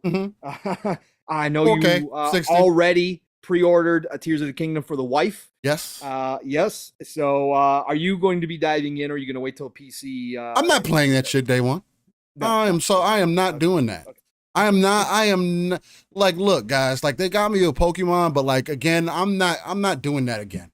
I am so, like, as much as I enjoyed that experience because they finally gave me what I was looking for, being able to link up with my brother online, us going able to do battles together, go Pokemon hunting together was really dope, and I really enjoyed that. But I wish I could do that on PC with him. I think that'd be so much more of an enjoyable experience overall. And Pokemon has so much potential, as far as, especially it being more turn-based. It's really one of those that I would settle for as far as that goes. But I'm also at a point where it's just, I'm not filled up with enough nostalgia. It's like the Mario movie, for an example. That movie is good, but I don't think it's anything that's magical. I think it's just good at just being a good Mario movie. And it's only good because of nostalgia, right? It appeals to kids, so that's great too. But Tears of the Kingdom, I'm definitely going to wait until years down the line, the same way that I've done with Breath of the Wild.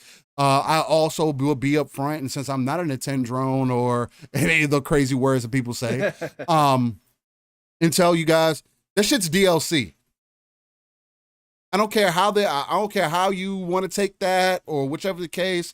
This is more so DLC than God of War Ragnarok or Spider-Man Miles Morales is. But still, you can build in more in this game. It's you got rockets. This game, Tears of the Kingdom, is DLC. They're literally reusing everything. Well, of course. And adding some additional things. But again, it's the second iteration of the game. What do you expect? The first one was good for many, and it is good for me also. Greatest of all time for many, for like a lot. I don't agree with that. But according to a lot of people, it was the first open world game that ever introduced exploration. Oh, so I guess Ocarina of Time and Majora's Mask and those games never existed. Oh no, not to that level, Steel. No, and there was never an Elder Scrolls before that introduced exploration. Like Breath of the Wild introduced everybody to open world exploration. So I saw that pop up again this week in articles, which I thought was absolutely hilarious. So yeah, she's over here trying to give you some smoke about Zelda. Here comes the Nintendrone. Steel's married to Nintendrone, everybody. hey, this is coming from somebody who hasn't beat Ganon yet. Oh God, oh no! But she has to restart the game because that was her save on Wii U. Yeah, exactly. That's a Nintendo problem, isn't it? Yeah, it is. That's a Nintendo problem. No, I haven't beat it yet. But I just recently started. I don't want to hear that from you either. Live on air, we're about to see a divorce. Let's go. She's going to be playing. She's more than likely going to be playing the day one next week when it drops. So there is that. But yeah, man. No, I said that to give some smoke. Again, it is the second iteration of the game. Hopefully it does do everything that the people wanted to do, but I'm not with that durability shit that they got in there. I feel like it doesn't add to the experience. I feel like it only takes away from the experience. I don't get the concept of it. But that's just me personally. Everything else about the game is cool. I do like what they've done with it. And it is creative. But again, it's one of those things that I do think is overhyped in many ways. But again, I understand. It's fueled by nostalgia, and if you guys are going to enjoy it, definitely enjoy it. It is what it is. Not on my list though. Nope. Well, I know. That has been this upcoming week in gaming, including a little domestic action. We'll spice things up. Let's go. Let's go. Dude, I love it. Let's go. Great week of games, obviously capped off by Tears of the Kingdom. And not, again, whenever I give Nintendo, I wish Nintendo would, I'll give Nintendo the smoke once again. They do their own thing. It's been highly successful for them. They are insulated from the rest of the industry. Nothing matters to them. They don't care. But my God, like you said, Steel, wouldn't it be great to have these games available elsewhere on PC with better performance? That's my only allowing thing. For crossplay, allowing for those types of things to happen. Yeah, Nintendo, I wish you were, in the 2000s, but you're not. So you're going to continue to do what you do, and you're going to be highly successful. And again, I always respect that hustle. So, but everybody who's been looking forward to Tears of the Kingdom, shout out to you this week. Big week for you guys for sure, and gals. So that has been your This Week in Gaming, this upcoming week in gaming, I should say. So Steel, we are on, sir. We got some stuff to talk about, brother. We do got a few things to talk about, and I think we'll just start off and hit it over the head with the Phil Spencer interview. Well, before that, we'll start off with a smaller topic real quick. Hogwarts Legacy coming to PlayStation 4 and Xbox One. This is extremely surprising, at least to see the performance that they've actually gave this game also. It's super surprising. The game's running at 30 FPS, of course, on the previous gen consoles. I don't know if it's 4K on the Xbox One and PlayStation 4 Pro. No. I think it's 1440 maybe. Yeah. Something around there. That's what I read. I'm pretty sure that's what I read. And it's like 10. Is it? Did they make 1080 on the PS4. Yes, yes, they did hit 1080.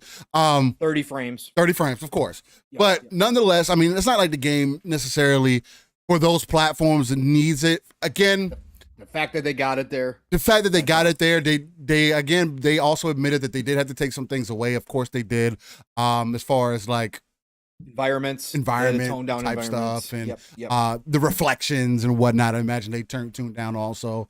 But the fact that they even got it running on that platform is I think it's a really dope thing because they could have dropped support. I'm still interested to see if they do end up putting it on the Switch still. I know that they delayed Switch it. Was canceled. I believe. Was it completely canceled? I thought it was a different game. There was okay. Was that a different game? I know there was a game this week. That was Midnight Suns. That was Midnight Suns. Oh, yeah, that's right. Midnight Suns. That's why I was thinking about it. Yeah, Midnight Suns canceled the Switch version. I should have mentioned that when I was talking about Midnight Suns. So yeah, it was going to come to Switch, but they canceled the version completely. That's crazy. If they can get Hogwarts Legacy running on the Switch, I don't think it was that. I think it's resources. Money. Yeah, I think it's resources yeah, and money. Yeah. But still, if they're able to get Hogwarts Legacy running on the Switch, that studio is magical.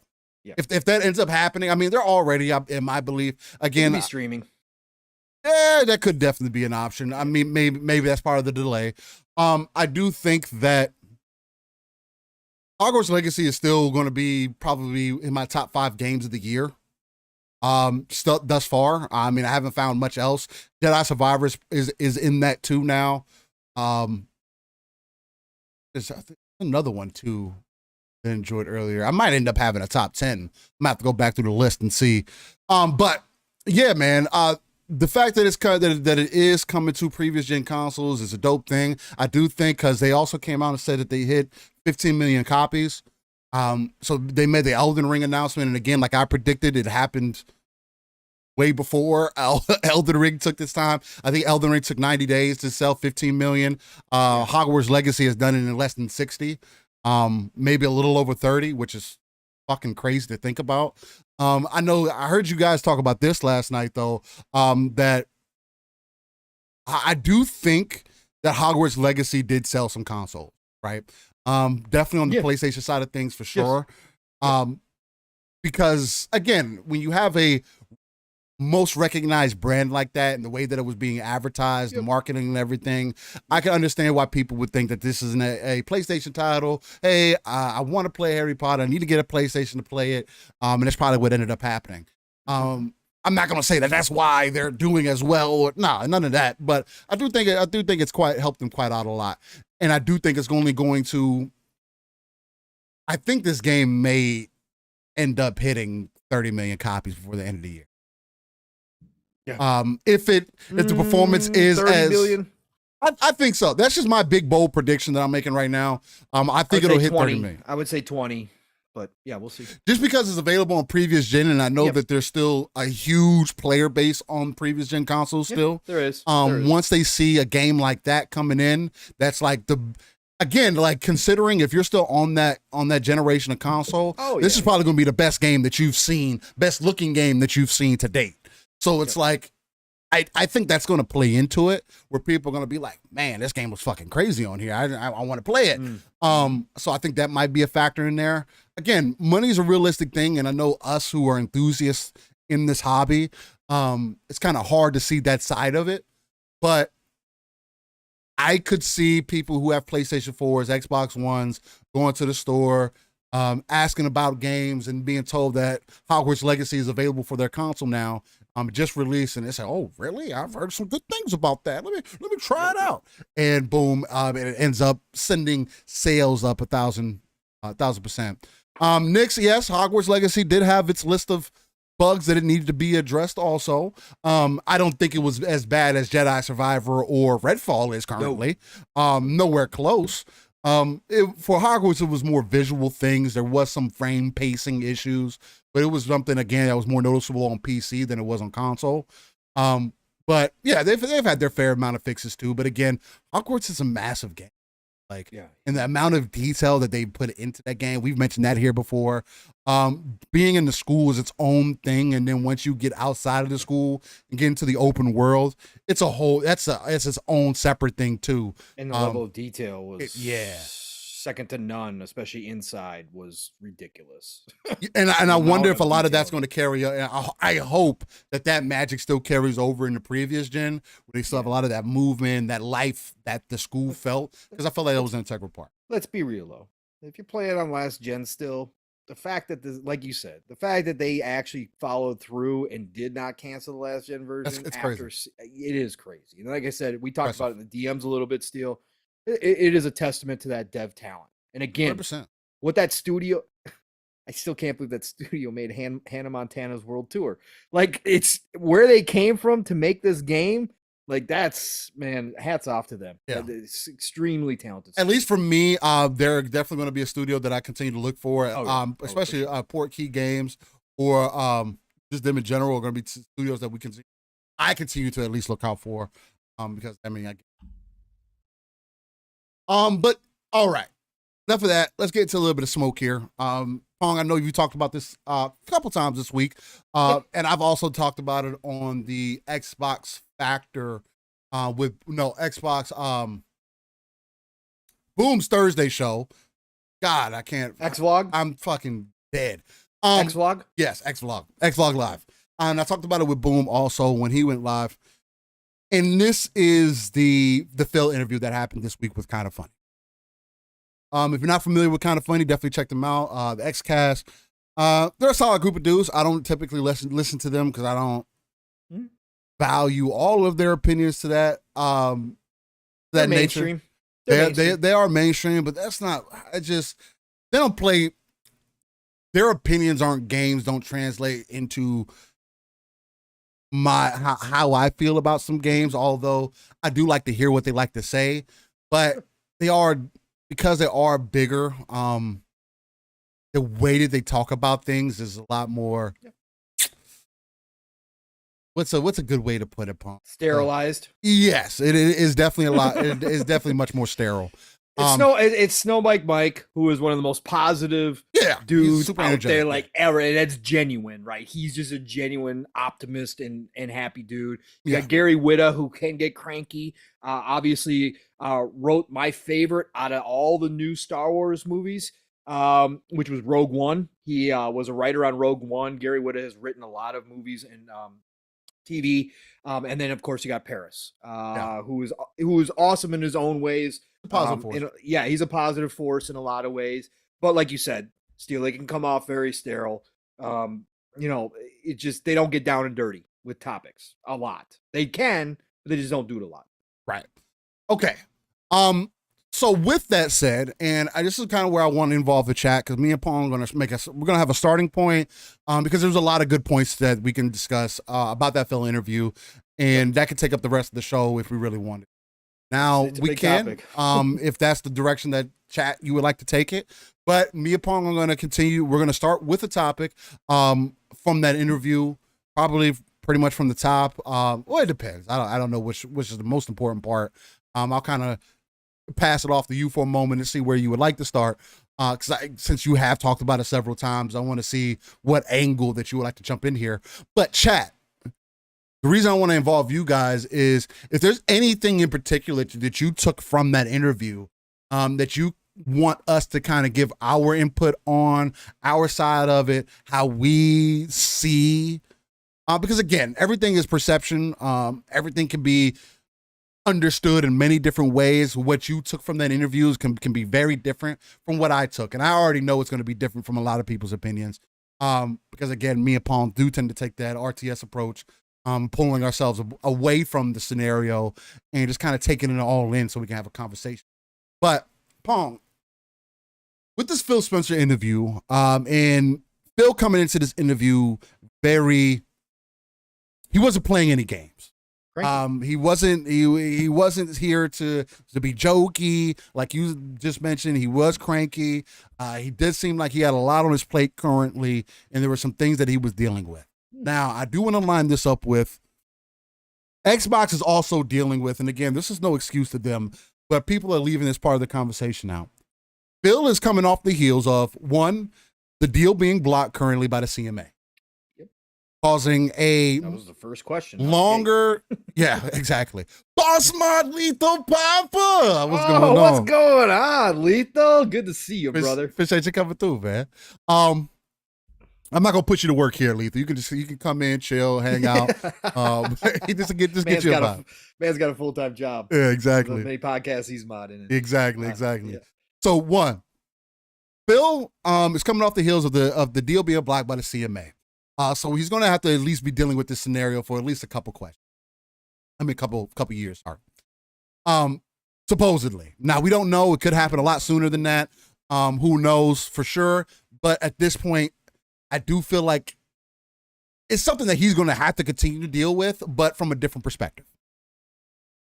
2, we also came to find out recently, within the last few weeks, that PlayStation, from documentation, PlayStation has been cutting deals with dev studios and publishers to purposely tell them not to work with Xbox. Which Xbox would have known. Which, yeah, of course. But when you see that in documentation, of course, this is something you're dealing with behind the scenes. But when you're seeing the arguments you're getting from the CMA, and then now you also have official documentation coming out like, hey, there are these other backhanded things that are happening behind the scene. Now, again, you can say it's business. You can say this. You can say that. It's still kind of crazy to think about that. I wouldn't necessarily say crazy because this is something that I expected anyway, but it's crazy to see that this is the reality of the situation. They are on an uphill battle. They're running uphill, I should say, through sand, through the beach. Every step is very critical and very crucial. Also, now Redfall has come out to seemingly very negative views. Again, me and Pong are going to be some of the main proponents for saying, hey, if you're enjoying it, great. Please go enjoy it. Always. Love it, play it. We'll never hold you back and tell you not to do or do or none of that. We care less. If you're enjoying it right now, great. But you can't take, just because you're enjoying it, cannot ignore the overall consensus. And this is not just this side feels this way, this side feels this way. No, there is an overall consensus that Redfall is not a good game. And that is not a good optic for Xbox, who is trying to dig themselves out of a hole, especially from the Xbox One generation, in the continued conversation about them not having any games, although that's BS too. I've made lists, and I've also I've been posting that Game Pass list just for this year, and it's already halfway into the year. Last year, I put together a list, and it was about 40-something games for that year. This year, in Game Pass, we're not even halfway through the year yet, and I'm already sitting at 50-something games that have come into Game Pass.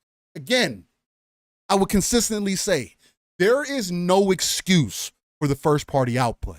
Nope. There is no excuse, for an example, for Phil to say, oh, well, we caught it too late. Like he did in the interview when they asked about Redfall and what happened with the scenario and why it came out the way that it did. It is not acceptable for you to, one, come from that perspective, and two, treat, just because you have faith in the studio doesn't mean that they still don't need some form of guidance or oversight. Oh, yeah, there you go. Better word. Oversight. Thank you, Paul. That does not mean that they don't need oversight.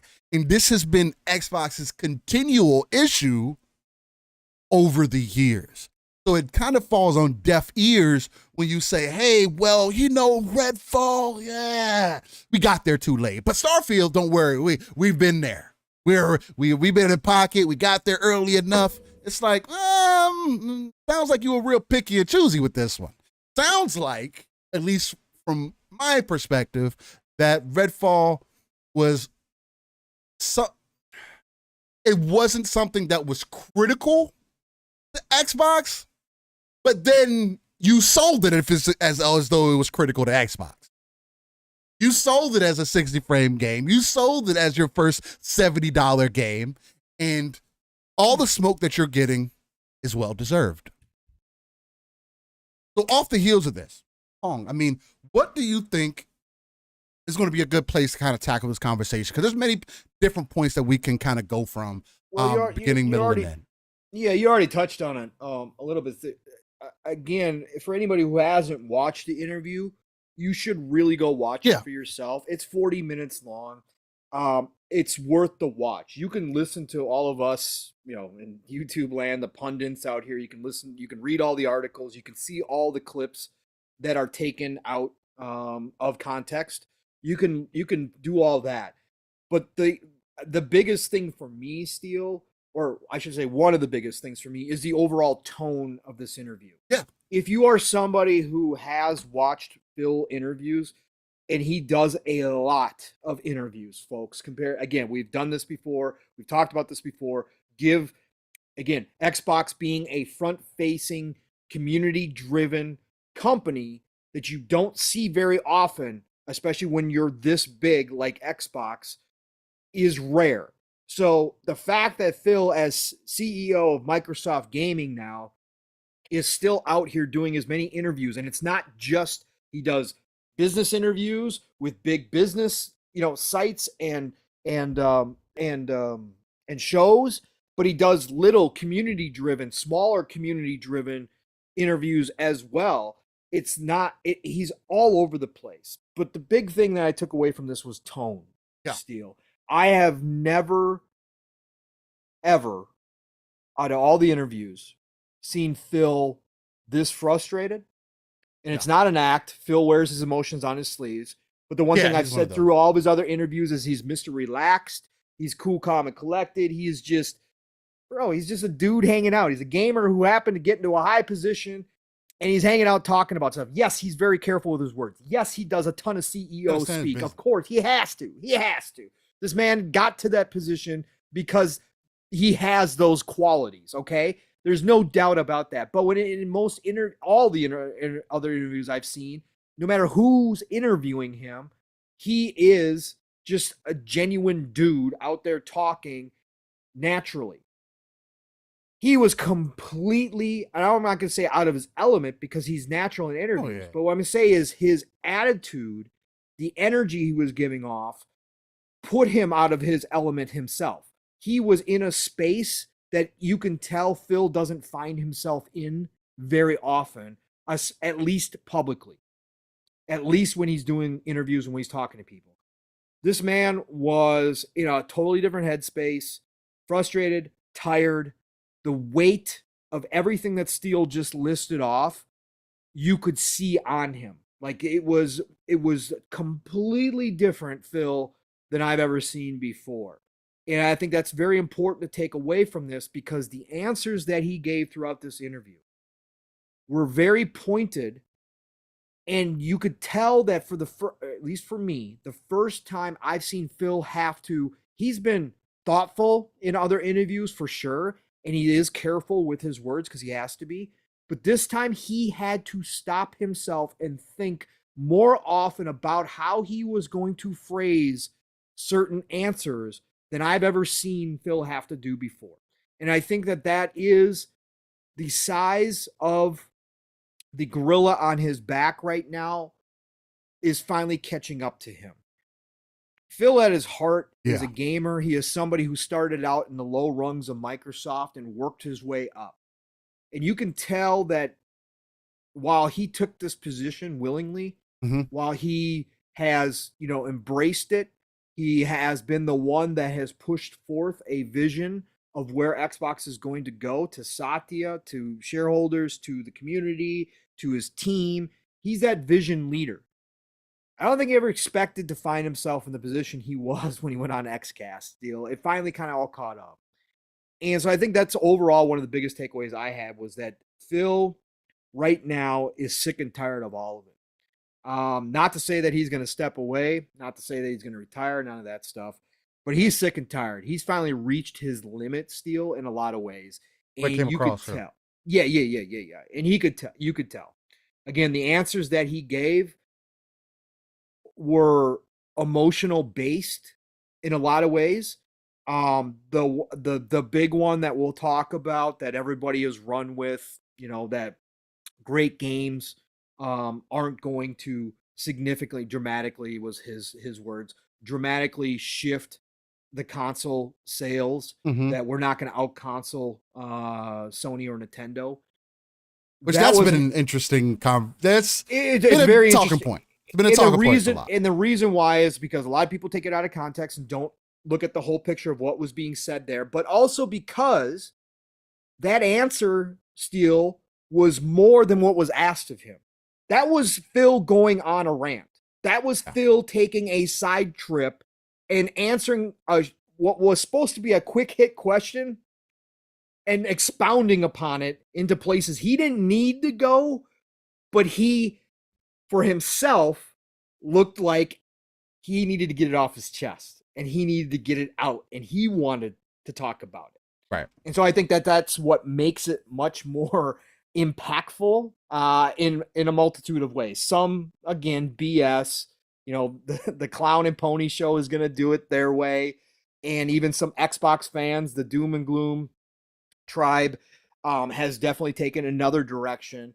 But there's always equilibrium in there. There's always a middle ground. And I think that that's what's been lost on a lot of people of what Phil was saying here. But again, I just wanted to say that the overall tone of the interview, that's why I suggest that people watch the entire interview, because you will pick up on where Phil was at. Now, there were some very big bright spots in there as well, Steele. Some things that you could tell he was excited about, relieved about. And I think that that's where the Xbox community as a whole, if you're an Xbox fan, if you're looking for the goodness in this interview, there was some of that. There was some big, when he talks about the game per quarter, that was a big moment for me as well. When he talked about Showcase and about how he was excited for Showcase, that was another big moment. When he gave the list of games, he was running down the roadmap, folks. Like I said, if I was Phil, I'd give you the whole roadmap as far as I could see it. Phil doesn't do that. But when he listed off the games, he listed them in a specific order, Steele. And no, there's no surprises in there per se that he listed, but he came at it from a confidence level. He was recalling the list in the back of his mind as he has seen it internally. This was not a random list. It meant something. So there was some bright spots in here as well. But overall, cranky Phil. He's sick of this shit, Steele.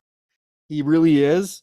He doesn't swear. I honestly believe that Phil would have sworn during this interview if he just let it all out. He was ready. He was ready to rock and roll during some parts of it. He wasn't hearing any positivity. Paris tried to play off the 12-month deal like, hey, you kind of, you didn't really hit. And he stopped. He was like, interrupted Paris. No, we did not hit the 12-month. What was so beautiful about that when he did that is, again, I don't care about credit or whatever the case might be. No. But it's dope to see that people like ourselves hit the nail on the head as far as like what the expectation, right? Self-inflicted wounds. He used that term, Steele. How many times have we said that? Yeah, self-inflicted numerous times. Yeah. And as many people tried to like downplay the whole 12-month thing, and as much as we were sitting here like, man, no, they didn't hit it. Like I see what you guys are saying, but no, it didn't happen. And he knows it's important. Yeah, and even he knows it's important. So it was a super integral part of that interview too. There was definitely a lot of candid things that were said. And this is his job too, Steele. Yeah, sorry, I don't mean to interrupt, but this is his job. I give him credit for doing the interview, as I always do. I give Xbox credit for being front-facing. It is a double-edged sword. When times are good, you get to get in the community and everybody's praising you, and you get to see live reactions, and it's a good energy and it's a good feeling. But if you don't go hide, which is the wrong thing to do if you're a front-facing company when things are bad, and you continue to be out there in the community when things aren't necessarily the best, then you got to take the hits. And as a leader in Phil's position, I've seen a lot of people say, well, this is, credit where credit's due. Phil's out here taking his shot. That's what you do as a leader. It doesn't matter. When you're the head coach, when you're the GM, when you're the quarterback, when you're the faces of a franchise, You take the good with the bad. That's why you get paid the big bucks. And Phil gets paid the big bucks. He even said in this interview he's overpaid, which I thought was hilarious. But you get paid the big bucks to be that face of the franchise, to come out and take the hits. Yes, you get the praise when times are good, but you got to take the lumps when times are bad, because there is valid questions, and that starts at the top about the processes in place, which I guess we can get into because you touched on it, Steele, about some of his comments about what happened with Redfall, about what happened with Arcane specifically, and where he thinks it went wrong. He explained it. They were hands off. They didn't check in with Arcane. He said the game was too far along in the process, but he admits that they should have checked in on him. And I gotta say, Steele, it's shocking to me to hear, again, we've heard this before. We've done this with Halo Infinite. It's unacceptable. It's unacceptable because it's basic to me. This is not Xbox's first rodeo. They've been doing this. They've been in this industry. Yes, there's been a lot of change. Yes, they've gone through a lot of different things, but they've been in this industry for 2 decades. And if you're telling me, Steele, this is my main problem and question. You invest $7 billion in an acquisition, and you're telling me that after that acquisition is complete, you're not walking into each and every single one of those studios and saying, show me what you got. Where are we at? What's going on with this game? I want to see this game. No, you're sitting back and saying, no, Arcane's so far along into Redfall. We're just going to let them do their thing. And we're going through this transitional period. Going through this transition. No. I'm walking in after making a $7 billion acquisition, and I'm on the phone. I'm in there. I'm flying out there. I'm like, hey, what do you need help with? Hey, what's going on? You are now, because you are now Microsoft first party, like Phil said, right? He said that we didn't stress or talk to Arcane enough and make it clear what that means to be Microsoft first party. Arcane didn't understand the differences now of what it meant to be Microsoft Xbox first party. Phil said that directly. They didn't do a good job of making that clear. To me, that is shocking, Steele, because you are putting out a game. Sure, it was a game that started in development long before you acquired them. Yes, it was a game that went through obvious changes. It started out as a game. You can tell it started as a games as a service. You can tell that they restarted this game at some point, hence why some people feel it's incomplete. You can tell all that happened. But this is still going to have your brand name on it when it launches. It is still going to be marketed as an Xbox title. It is going to have implications with your first party AAA output. It has all of that behind it the minute that you acquire them, Steele. Whether good or bad, that game is yours. Yep. And the fact that that Phil admits that they didn't do enough to check in with Arcane to make sure Arcane was good, bro, that's where I go, after 20 years, I don't know if I can accept that. Like, that's a basic to me. And again, who am I? I don't run billion-dollar companies. I'm not CEOs. I'm not doing any of that stuff. I hear y'all out there that say that all the damn time. What do you guys know?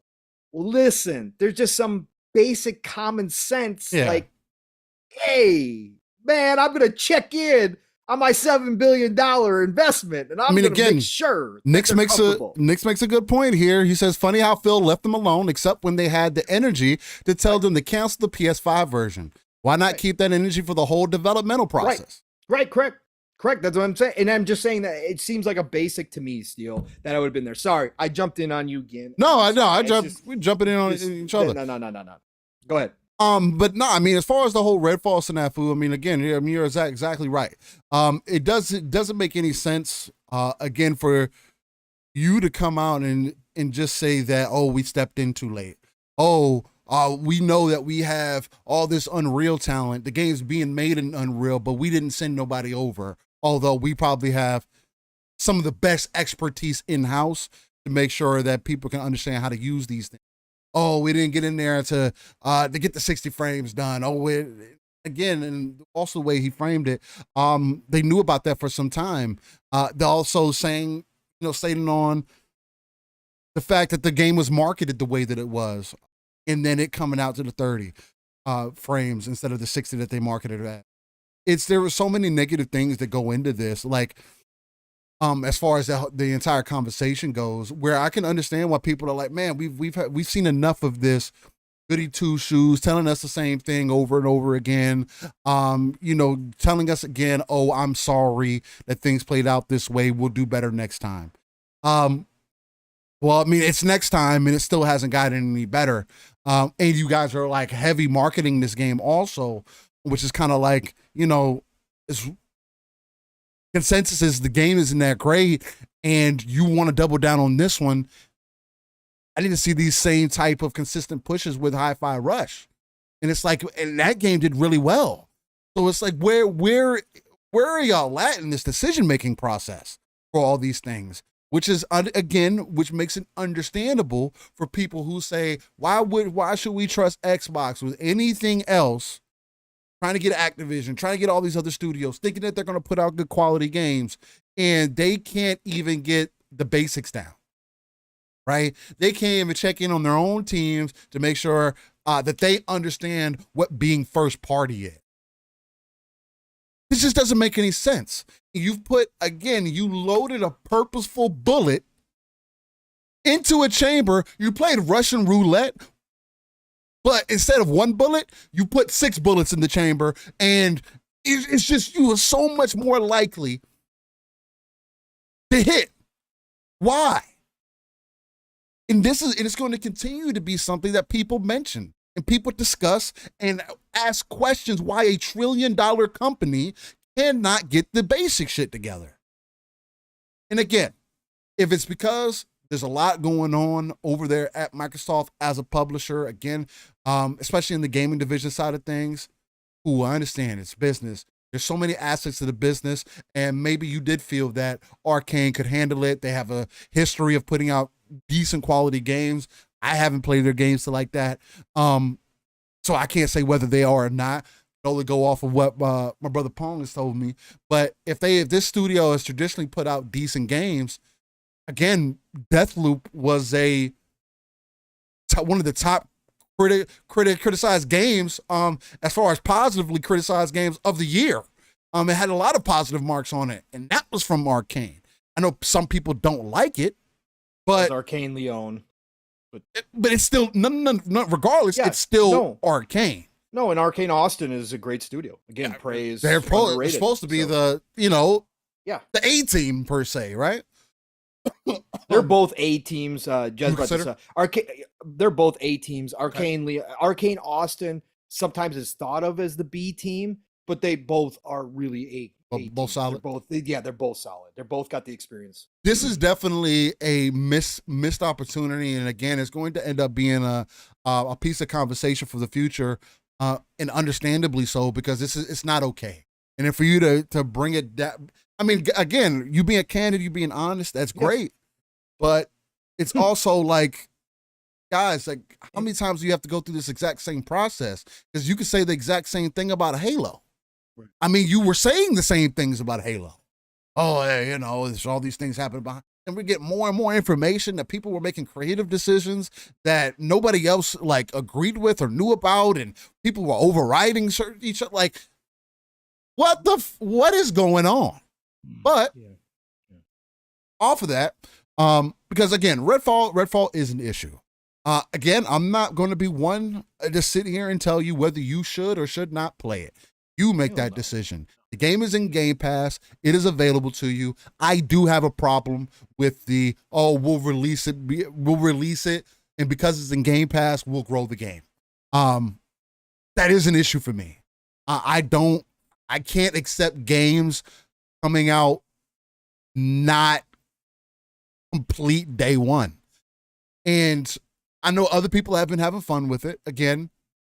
But when you see things like broken AI, when you see things like some of the mechanics not working as intended, and some other issues like that, emptiness is incomplete. Emptiness.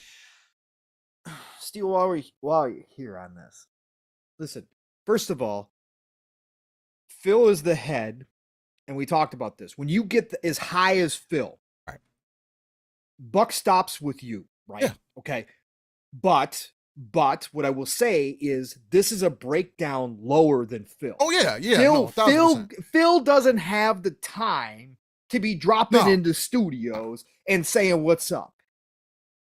Phil is responsible for bringing people into his team and giving them the responsibilities that they all have. This is a breakdown in the lower chain. We found out with Halo Infinite that Chris Lee was telling everybody that everything was great. That word got all the way up to Phil. It wasn't. Phil has to have people underneath him that he can trust 100%. Maybe he trusted Chris Lee. Right. That's what I'm saying. He does, right? But when that break happens, that's when you got to make changes, right? That's when you got to find the break and you got to fix it. You got to resolve it so it doesn't happen again. So I'm not blaming Phil for Redfall. I'm not blaming Microsoft Xbox for Redfall. This is Arcane's game. Arcane is the one who made this game. It happens to the best devs that you will have a game that doesn't work. Arcane was trying something completely different from what they normally do. Yes, they were bringing mechanics in that they are masters at doing. There's an Arcane style game that you don't get out of other devs, right? They do something that's very unique. They try to make this open world games as a service. It did. I truly believe that this started as a games as a service underneath ZeniMax prior to the acquisition, just like Fallout 76 was a mistake. I feel like Arcane was told to make a games as a service open world game. I think when the acquisition happened beforehand, from ZeniMax, they were from told ZeniMax, right.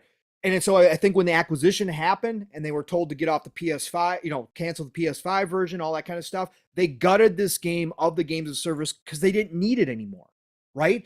And they started rebuilding this game.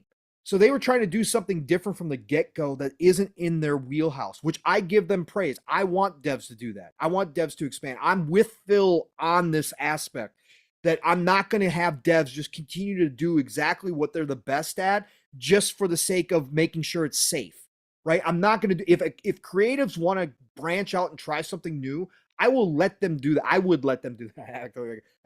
I would let them do that. And I agree with Phil from that. So sometimes you're going to have a great studio like Arcane Austin make a bad game. It's going to happen. Phil said that directly. People took that out of context too, where he said, we're going to have games in the 80s and we're going to have games in the 60s. Yeah. And people ran with that for all, oh my God, people ran with that for all different reasons. With the same thing with the great games thing. Listen, he followed that up by saying, we don't go internally to put, we're not in the business internally of putting out a game at 60, okay, 60 rated. That's not what we're here to do. What he is stating is that because he gives them creative freedom, there are going to be games that just don't hit, right? That just don't appeal, just don't work out that way. Not the performance side. The performance issues is a whole separate thing that can't happen. That's BS, okay? But I'm just saying from a creative standpoint, you're going to try and take risks from studios with games that just don't work out, right? They just didn't hit. And I think that's part, obviously, of Redfall's issue. Arcane tried something new. It just didn't work out. They tried rebuilding this game after scrapping the games as a service from the inside. They have some of the bones there, but they wound up not having enough time, not having enough resources at the end of the day, because like Phil said, its core design was not going to be fixed with a delay. That's what Phil said. He said the core is not 3 months, 6 months. It wasn't going to change anything. Now, I don't agree with Phil, like Steele just said, where he said, well, the bugs, the crashes were within acceptable range, and so that's okay. No. Yeah, you can't tell me that anybody looked at this game, tested it out, and didn't notice that the AI was dead. Right, but internally, unless you're playing on easy, apparently. And that's the other part of this too, right, Steele? Internally, they got their review team, and they said that it was going to review double digits better. So they thought internally 70s at least, right? They thought 70s at least, and there's no way that people missed this much problems. Yeah, right? nah. This Somebody many said problems. something. Had to. Internally, whatever. And if that team did give you that review, then you got to question that entire team Yeah. and wonder what they're doing, because you People can't are setting have you- that kind of feedback. People are setting you up for failure. Yeah. Like, You can't have that feedback, Yeah, right? nah. That's awful. That's a big miss. But again, what I want to say is I'm not blaming Microsoft and Xbox for the game itself, because that's Arcane's baby. It's Arcane's vision. It's Arcane's it's their creative creation. vision, And yeah. like I said, at that core vision level, they missed. Okay, they missed in some. I'm still excited to play this game. When the patch hits, I'm still going to play it. I don't care about dumb AI. I'm just going to go have a good time with this game. Is it going to be the Arcane game that I wanted or that I thought they could do? No, it's not. And I've already lowered that expectation. This is not that game. But I'm going to still have a fun time with it because I like just killing things and it's fine. And vampires especially. So it'll be a fun time.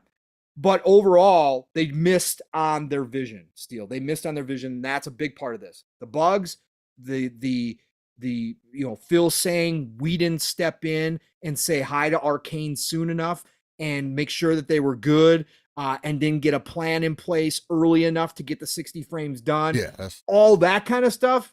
Yeah, no, that's where I go, nope, that's on Phil and his team. And again, it's not Phil directly because Phil ain't flying out saying, well, hey, look, show me what's going on with the programming and the 60 frames. That's the guy, that's the people below him that failed him in the end of the day, that they didn't go out there and make sure that Arcane was good and that this game was going to come out in its best, possible light, right? And that is on Xbox for not doing that. Because again, I think that's basic to me. That's basic. Like I just don't understand that.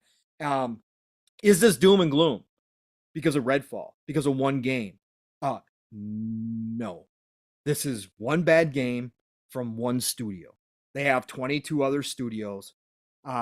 We have another big game in Starfield coming out. Does this mean Starfield is going to be bad? Nope. Completely different team, completely different set of circumstances.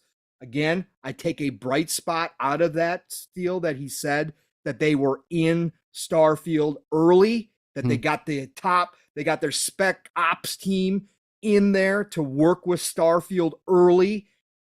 His confidence in how he was talking about Starfield actually boosted my level back up again about whether or not we get 60 frames in Starfield, because it had dropped after Redfall. But after Phil talked, it boosted that he, again, I'm not guaranteeing it.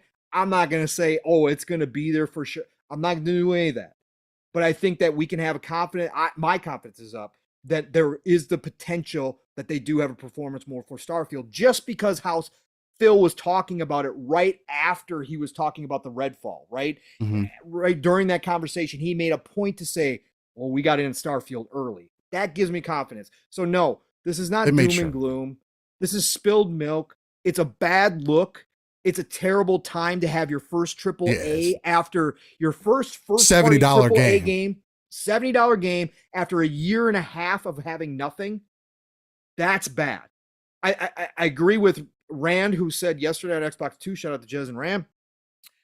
He said, and we had talked about this deal, if we had gotten Starfield first, like we all wanted, like us marchers wanted, had we gotten Starfield first this year, and it was the generational type game that we think it's going to be, and it was this wouldn't have mattered. It would have been a hit, but it wouldn't have been. Yeah, it would not have been to this level. It's because last year, nothing from first party AAA. Halfway through this year, Redfall is being marketed, Redfall is being pushed. Man, we're coming, Arcane, vampires killing, blah, blah, blah. We had all this lead up.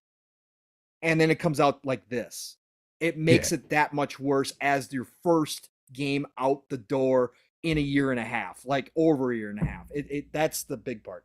Yeah, no, it definitely doesn't make any sense. And again, I have to continue to understand why people are going to use this as a conversation piece, because it should be. Again, it does throw things into question. I even saw Boss Mod, Lethal Papa say it in chat. He was just like, it does throw future games in question. Like, no matter what, I mean, we have to ask questions about Starfield now. Is it going to have that? No matter what Phil says. I mean, again, he even said it multiple times during the interview.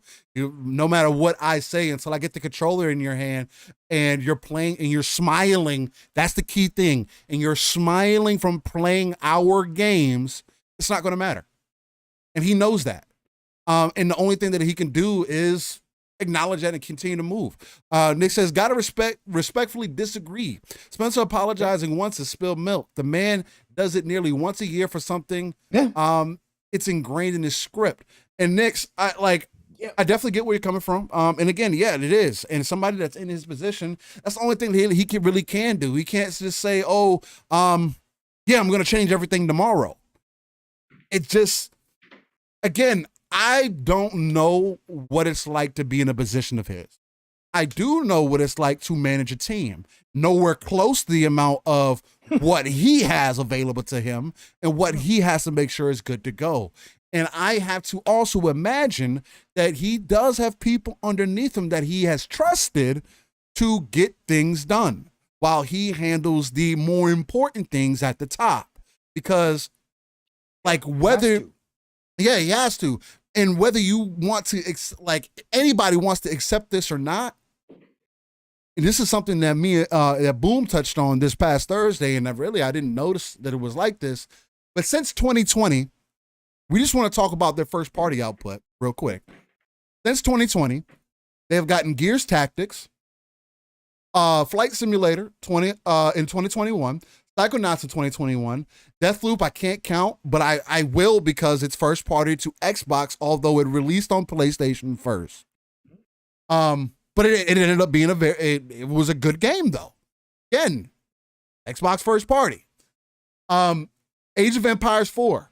Again, you can feel however you want to about that game. It might not be for you, but the game did good, and it was a great game, and people still play this game. Forza Horizon 5, say what you want. 2021 was a good game. Halo Infinite came out. It still almost hit a 90. For all the bullshit that Halo has on it right now, it's still hitting 87 with the people. Yeah, the initial upfront Halo Infinite was good, although it had to be delayed a year, which was not in the cards. That game needed to launch with the system, and it didn't. Exactly. So that was a fail, but it came out eventually good. And then 2022, a year that we've all kind of considered weak for Xbox, that was short for their first party. They did release Ghostwire. Well, that also came out on PlayStation first. Grounded, full release. It's been in early access for some time. Pentiment, again, feel however you want to. It's not God of War. I mean, but not everything has to be. I know because that's the first thing when you mention Pentiment or some of these other games, that's the first thing people say. Well, it's not this. It doesn't have to be that. I mean, anyway, Hi-Fi Rush going into 2023, Age of Empires 2, and then Minecraft Legends. Yep. Although all these games may not be for you, they have been releasing games. Now, none of these games are games that are going to get the critical reception that people are looking for. And this is going to be a talking point that I might as well just talk about it now since I'm thinking about it. Xbox does have an identity problem where PlayStation doesn't. PlayStation can sell a God of War. They can sell a Horizon. They can sell a Spider-Man. And whether that holds any gravity for you is going to be up to you. But those are the things that they use to sell their console. Xbox has Halo right now, and Halo is not doing the greatest. And Forza is not something that you can necessarily make a mascot out of. Like it's just you're talking about character-driven. I'm talking about character-driven things IP. That get people excited. That these are the things that people are talking about that they want from Xbox. Pop culture. Icons, exactly, that kind of stuff. That puts you in that conversation. Yes, correct, exactly. Because even like we talked about this Steel real quick. No, good. Even Bethesda titles, your character is you. Exactly. It's not one character. It's not character focused. It's not character driven. Again, when you say PlayStation, you can rattle off a bunch of games because of character central type. Nathan Drake, right? You can Kratos. You can name off all these games. When you say Nintendo, Mario, Zelda, you can go down the list. Been around for a long time. Right. When you say Xbox, you've got Master Chief. Right? You got Master Chief, which you just said is not in the best position. And then I can name off great games, But none of them are character driven. None of the, like I hear people bringing Gears of War up in the conversation. Yes. Like Gears of War is impactful, and those characters do mean something, but it's trailed not, off as well. Yeah, because unfortunately, right. And again, I see people when they maybe a slight Gears tangent, because I see people say that, oh well, look what they did with Gears, it fell off, and this, that, and other thing, they couldn't maintain it. No, the problem with Gears is that Gears is a hardcore game. Well, Gears is not accessible to everybody. Like outside of the story. But still, let me stop you. Gears of War started hardcore as well, right? It was a hardcore game from the get-go. It was. What pulled people in though was the story. Right, and the characters. Yes, Marcus Phoenix, right? Kate, while she may be a beloved character to some people, she's not Marcus Phoenix. Not yet. Okay? You don't have a Coltrane. You don't have these, and again, because the characters can still be in the game, but they took away the focus off that dude bros who were household names, and now that's what I'm talking. I'm not talking about the franchise overall. I'm just talking about the trend of what you remember about those games character-wise. It's not the same as the original trilogy, and that's the problem. There's no character-driven. They didn't do enough work to make sure that these characters were going to be recognized outside of just the game, right? Unfortunately, and that just speaks to their marketing. It's the same thing with Halo. It is unfortunate that Halo has been kept to just Halo Wars, and then ODST. Right. It's super unfortunate that's what happened, because Halo from the beginning has more than enough to be a rival to something like a Star Wars, a Star Trek, a Stargate, and it has that type of universe that they can expand on that they never expanded on. They let it be what it is. They let their hardcore base carry it for what it was. Halo became also more hardcore because Halo's another game. Microsoft's identity right now is multiplayer gaming, which they also are not continuously doubling and tripling down on. You need more. Of course, you have multiplayer games that come in, but none of them that really hit the mark and get tons of people to flow in. Like, right? You have Roblox that's only available on Xbox, for an example. It's not available on PlayStation. So they cut a smart deal there. But at the same time, it's not like my kids just associate Roblox with Xbox and just say Roblox. No. It's like Minecraft. Minecraft's the same thing. Yeah. And those are, it's on Microsoft. It's the main place that you could get access to it, but it's not associated with that. No. So again, when you are associated as a multiplayer console, you have no other identity. And when your multiplayer games aren't hitting the marks that they need to hit as far as brand recognition, because you haven't been able to evolve them in such a way that more people can get access. And I'm somebody who is a hardcore in these games. I can tell you from firsthand experience.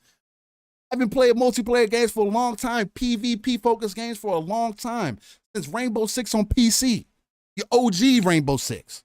Mm-hmm. Once these games get to a certain point, Halo is not a game that you can leave for 6 months, come back to, and think that you're just going to have the grandest time of your life. If you're playing with a bunch of friends, maybe. Yeah, if you're playing with some friends, sure. Yeah. But again, all things in consideration, you might get in there with some friends and get mopped the fuck up. Well, yeah. And then that takes you out of the experience, because that's how those games have just been groomed. And I think we need to be really clear here still.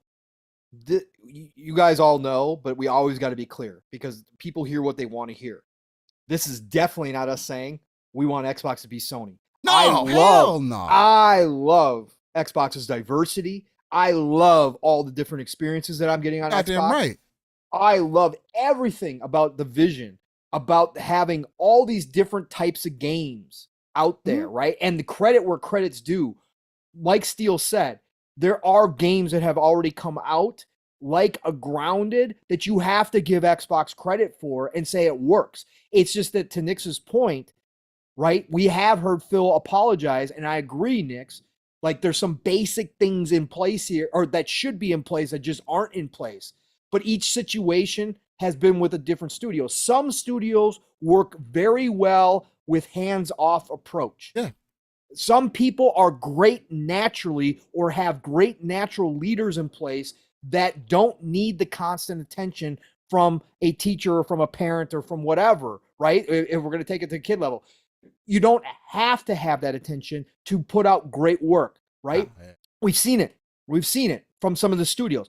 But there are cases where it seems that Microsoft could use a different presence to make sure that the games are getting out. And I don't think that all games are in question from Microsoft, right? Because of a Redfall situation, because of Halo Infinite. What I will say is that you can look at each game and go, I don't know if we're going to get good or bad. Like it's like a 50-50 chance, right? That's not good. All publishers, all developers put out a bad game, right? It happens. Yeah, it does happen. Sony's put out bad games. Nintendo put out bad games. They full on supported it. They full on marketed and supported Babylon's Fall, which when your player base is down. But let's go first party. Destruction All Stars. But Destruction All Stars. I mean, that's terrible, right? Days Gone didn't hit to the necessary quality level, right, of Sony. The difference is that they have stretches where it's quality, and then they have a bad game. Everybody expects that. With Microsoft, it seems like they go quality, and then quality. Oh no, I think it's more so like quality, yeah, right. Quality. Right. And that happened. That's what has to change, right? And that's what has to get on track, is that you have to have streaks where it is great games. And then if a dud comes out, people go, because the next one's chances are 75, 90% chance that you're going to get another great game the next going, right? And that's where that consistency helps you in the grand scheme of things when people look at your games. And then the other thing is, Steel, like you said, they just don't have a real character-driven identity. It's not necessarily a problem. However, that association, brand recognition is definitely supported when you have those mascots, when you have those character-driven games that do push you to the forefront of pop culture. And if not, then you need a game that's going to speak for your console. You need a game that's going to speak for itself. Yeah. If you're not going to have a character, then you need a game that's going to be able to do it. And Starfield could do that. Yeah, Starfield could do that because it's a Bethesda title. Skyrim is pop culture. Again, Fallout is definitely pop culture, right? They don't have character driven. It's not character. Again, it's you as the character. But like Fallout, you got Vault Boy. Everybody knows Vault Boy. If you see Vault Boy, you know Fallout, right? So Bethesda creates their own. Yeah, Bethesda creates their own icons in their own way. So Starfield certainly could turn into that first game like that gives you some identity, and that people got to sit up and recognize and say, okay, I got to go get Xbox, or I got to be on PC. I got to get in the ecosystem to play that game. And that goes into Phil's big comment about great games aren't going to change the console shift. Right? Yeah, which is going to be the next thing that we get into here. Yeah. Starfield can be 11 out of 10, and people aren't going to go sell their PS5. Yeah. It's like, again, people are taking that out of context too. And I definitely want to touch on that, but real quick, this Nick brings up another good point. And again, I'm not trying to pick on you, Nick, and I see you and Lethal going back and forth, and y'all having good conversation. So I don't care. Y'all might end up getting to a point where y'all agree to disagree. I see that kind of happening here shortly, but nonetheless, because Lethal's also, he's bringing up good points, because he was talking about Redfall and how Cole solved some of the things, whichever. And you can only take people at face value, and you got to make your decision from there, whether you believe them or not. And Redfall is such a, oh God, man, Steel, we could be here forever. Redfall is such a miss too, Steel, on the topic that we were just talking about. Because prior to Redfall coming out, when there was a lot of hype behind it, when obviously there's some of us who are big Arcane fans that were really hyped for the game, and again, I'm still excited to play it. It's just not the same. I know what it is now. But Redfall as an IP, Steel, had a chance, and we talked about this last night, if they resurrected it, it still has a chance. It's a slim to none chance they resurrect this. But Redfall was exciting to me, and we talked about it here too, Steve. Yeah. From the transmedia standpoint. Yeah. This game with the characters still. They have great characters in this game. Now we know that there's no cutscenes. You know, there's none of the right. That's a whole nother issue, right? Because Redfall, the story behind Redfall had a chance. If this game hit the way some of us thought it could, Lord Jesus, it had a chance to be it had a chance to have a TV show. It had a chance to be a movie. The character-driven stuff in Redfall, because the characters were so damn cool, there was a chance to have that franchise that was identifiable to Xbox. That's why it's another big miss. No, what are you laughing at? What happened? The engagement between Lethal and Nix is fucking. It's funny. Anyway, y'all are having a good time. Hey, this on the audio side of things. That's why you guys got to come in and come through and chat sometimes. Just be part of the conversation. Again, don't take anything too personal. It's just conversation. We're talking about the games and whatnot. I don't think any of you guys are. And again, y'all probably gonna end up coming to a point where you agree to disagree. So it is what it is, or just disagree completely. But which is perfect. I see Nick's talking about that Spencer never changes. Well, they just gutted 343. Yeah. So they gutted 343, right? So that there is no question. Changes might not happen as fast as some of us would like. And again, I've said this, that Phil's loyalty is both a credit and a hindrance. I think in a lot of ways, he's very loyal to people underneath him. And I think that that's caused some issues. And we saw that at 343, which has now played out. People told us long ago when we were talking about this, I don't know about the people in charge. People said, don't talk about it. 343 is great. Everything. Well, they just gutted the entire damn place. There's a reason they did. Yes. It's not because people, maybe some of them are, they weren't happy with what was going on. But I think it's a lot deeper than that. It goes a lot deeper. The failure of Halo Infinite to hit definitely finally reached a boiling point, and the chopping block happened. They gutted the entire place. So, Nix, I gotta disagree. Phil does make changes. It might not be on the timeline we want or the timeline we expect, but I think that Phil does make changes. But yes, I do agree that at this point, again, there was a breakdown somewhere in the chain, and he's got to make changes and fix it. And I would say he's got to bring in a heavy. I agree with David Jaffe. Jaffe's been talking about this. I don't agree with everything that Jaffe says, but I do like Jaffe's opinion sometimes because he does take a different tone with it. And I do agree that they need a heavy to Matt Booty's nice guy. They need a heavy over the studios to balance that out so that when a studio is falling behind or having issues, that heavy walks in and goes, nope, we got to get this fixed now. This is not, we're not going to have this coming out. This is it. And to make those tough decisions, I do agree that there's got to be somebody else in there, whether right or wrong. Yeah, 1000%. It is easy for us just to say that, he should be doing these things. It is easy to compare them to PlayStation, which, again, I can sit here and have a conversation all day with you about all the things that I don't like that PlayStation does. I could. I don't think as many people tried to justify PlayStation is so great.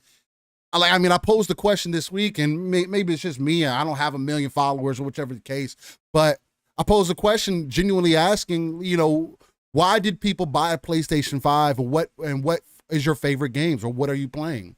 And I asked that because I'm genuinely curious, because the only thing that I ever hear is that, you need one for God of War, Horizon, and something else, and Gran Turismo. All three of those I can personally care less about. Returnal, I could wait for it. I waited for it to come to PC. It seems like a lot of their games is going to be me waiting to play them later because they're going to be better later, right? Demon's Souls remake, that's a good one to throw in there. But to me, And this is something that is integral for all gamers because, again, people are having this conversation also to where it's like, oh, well, Xbox, this, and they're just not making me happy, and I'm not excited about anything that's releasing, and I don't see the vision, and you guys keep capping for it, and it's like people are having an aneurysm about something that they're not satisfied with, and instead of, again, Ratchet & Clank's another good one. Shout out to you. Not one for me, but. And yes, Tom, I know you did bring that up on Jaffe's show, by the way. He said it in the past, but you did bring it up. I saw you in there about it. When I was listening to it. But Jaffe's brought that up in the past, long ago. He started talking about that. But yes, I did see your comment. That was the one that Jaffe did read. Spider-Man, see, there are games over there for some. There are games that are over there, but those games are. My problem is, those aren't the games I'm looking for as a gamer, right? But I also, again, freely admit that I do have a different outlook on gaming most of the time anyway, in the type of games that I feel like are worth my investment. I will openly tell you that I think the best game that's on PlayStation right now is Gundam Breaker 3. It's the best game on PlayStation. Story, customization, combat. It's great. One of the best games I've played on PlayStation in the last 10 years. Outside of Spider-Man. I think Spider-Man's great. But nonetheless, like, you have to find out what's your reason. And if somebody's not giving you something, then why are you investing in it still? Why are you bringing up points of view? I'm not going to say why are you bringing it up, because all points are valid. But if you're not satisfied with it, then get rid of it. Because on the backside of that, you can't sit here and say that, oh, well, we need to speak with our wallets and gamers will never get anywhere because they just invest in everything. They cap for everything. You haven't sold your console yet. You haven't canceled your Game Pass yet. The first thing that I hear a lot of time, oh, I can get it on PC. You're still supporting Xbox. That doesn't remove the equation that you just put in front of yourself. If you do not support or like what they're doing, why continue in supporting if you don't have nothing there? Leave. Why? That is the only way that you'll get any of these corporations to get the point. It's for you to leave. That's the difference, right? Yeah. That's the difference maker. Right. That if you are so, again, that's the difference between us criticizing Xbox. I don't want to leave Xbox. I enjoy Xbox, but I'm going to criticize what I think that can be better. But there's people out there, like you said, Steele, that legitimately hate or absolutely are finding no fun or value in Xbox and continue to talk about it on a daily basis. At what point do you take action and just go to a different option? I'm always for that. There's options out there. And not saying that you can't continuously say that, hey, these things are unacceptable and this is why I remove myself. It's the same way that I'm telling you guys right now, hey, PlayStation has not given me what I am looking for. Correct. Spider-Man 2 could possibly be that, but I still have a standard that I'm looking for. Yep. They have to hit with Venom. I'm not just going to invest in the game. They have to have iterated on it enough to be... For it to be worth it to me, to get it day one at least. Right now, it's not enough for me to be like to justify to myself, because it's not money concerns. It's I have to justify it to myself because, fortunately or unfortunately, I grew up in a way where I don't believe in owning things that I'm not going to use. Unless it's tools. That's different because you'll never know when you need a tool. You work on cars, you work on bikes and things like that. You'll never know when you need certain things. But in a hobby, which is gaming is our hobby in this aspect, you don't need it. Yes, it's nice to have everything, but if you aren't using it, then what is the point? At least that's my perspective. And maybe it's because I have always been investing in PC in some way. Maybe it's because I have an Xbox console. Maybe it's just because of the type of gamer that I am. Matter of fact, I know that's what it is. And going into this situation, especially when with Phil going back to the interview, talking about great games and whatnot. And hold on real quick. I want to make sure I'm not missing anything from the chat.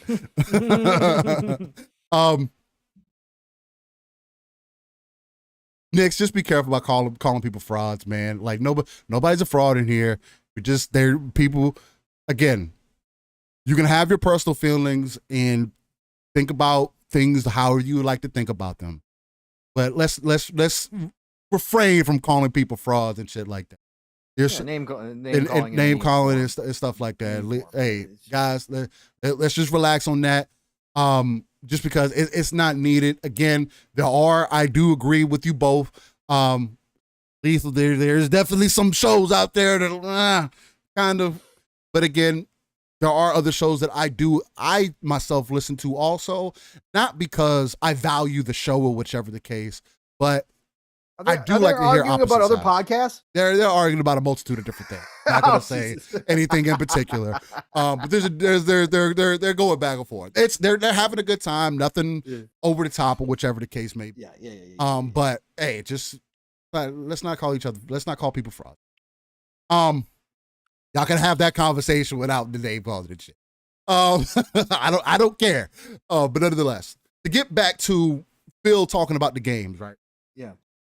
And Tim, I understand it's just games, but at the same time, it's your hobby.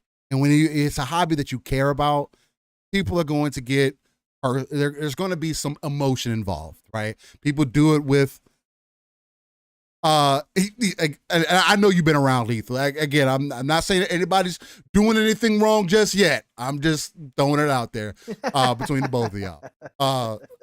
I'm enjoying y'all's conversation. Oh, never mind. He was referring to somebody else. Well, damn, Nix, don't beef with everybody. Anyway. Nix is self-aware. Nix knows what he does. Nix, you know how people are going to react. Hey, shout out to you, Talos. It's your first rodeo. Yeah, it's not Nix's first rodeo. Hey, if you end up getting blocked, Nix, as long as you don't act like you don't know why. Hey. Oh, he said he was calling Calibre fraud. Let's not call people fraud. Anyway. Get back on topic with Phil and his whole conversation about great. Because this is something that is taken way out of proportion. Because he also clarified the point that he made. When he made the statement about, hey, I just don't think that it's true if we make great games that the console, people will sell their PS5 and everybody would just flock to Xbox. Yeah. In today's day and age, I do agree with his statement. And I see where he's coming from.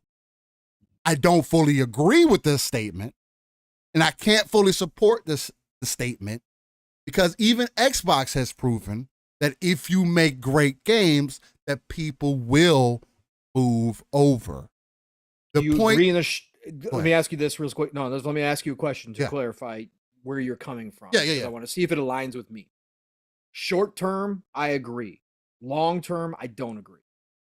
Is that where you're at? Is that where your thinking's at? More so, yeah. That definitely more so. Because in the short term, no, it doesn't matter. Because up front, people aren't going to move over. And then the point that he made directly after that is people have built up their digital libraries at this point. He stated the Xbox One generation, the previous gen was the worst generation for them to lose on a digital standpoint. Because unlike previous iterations of consoles, the Xbox 360 to one generation, Xbox 360 more so, was the beginning of people building up their library.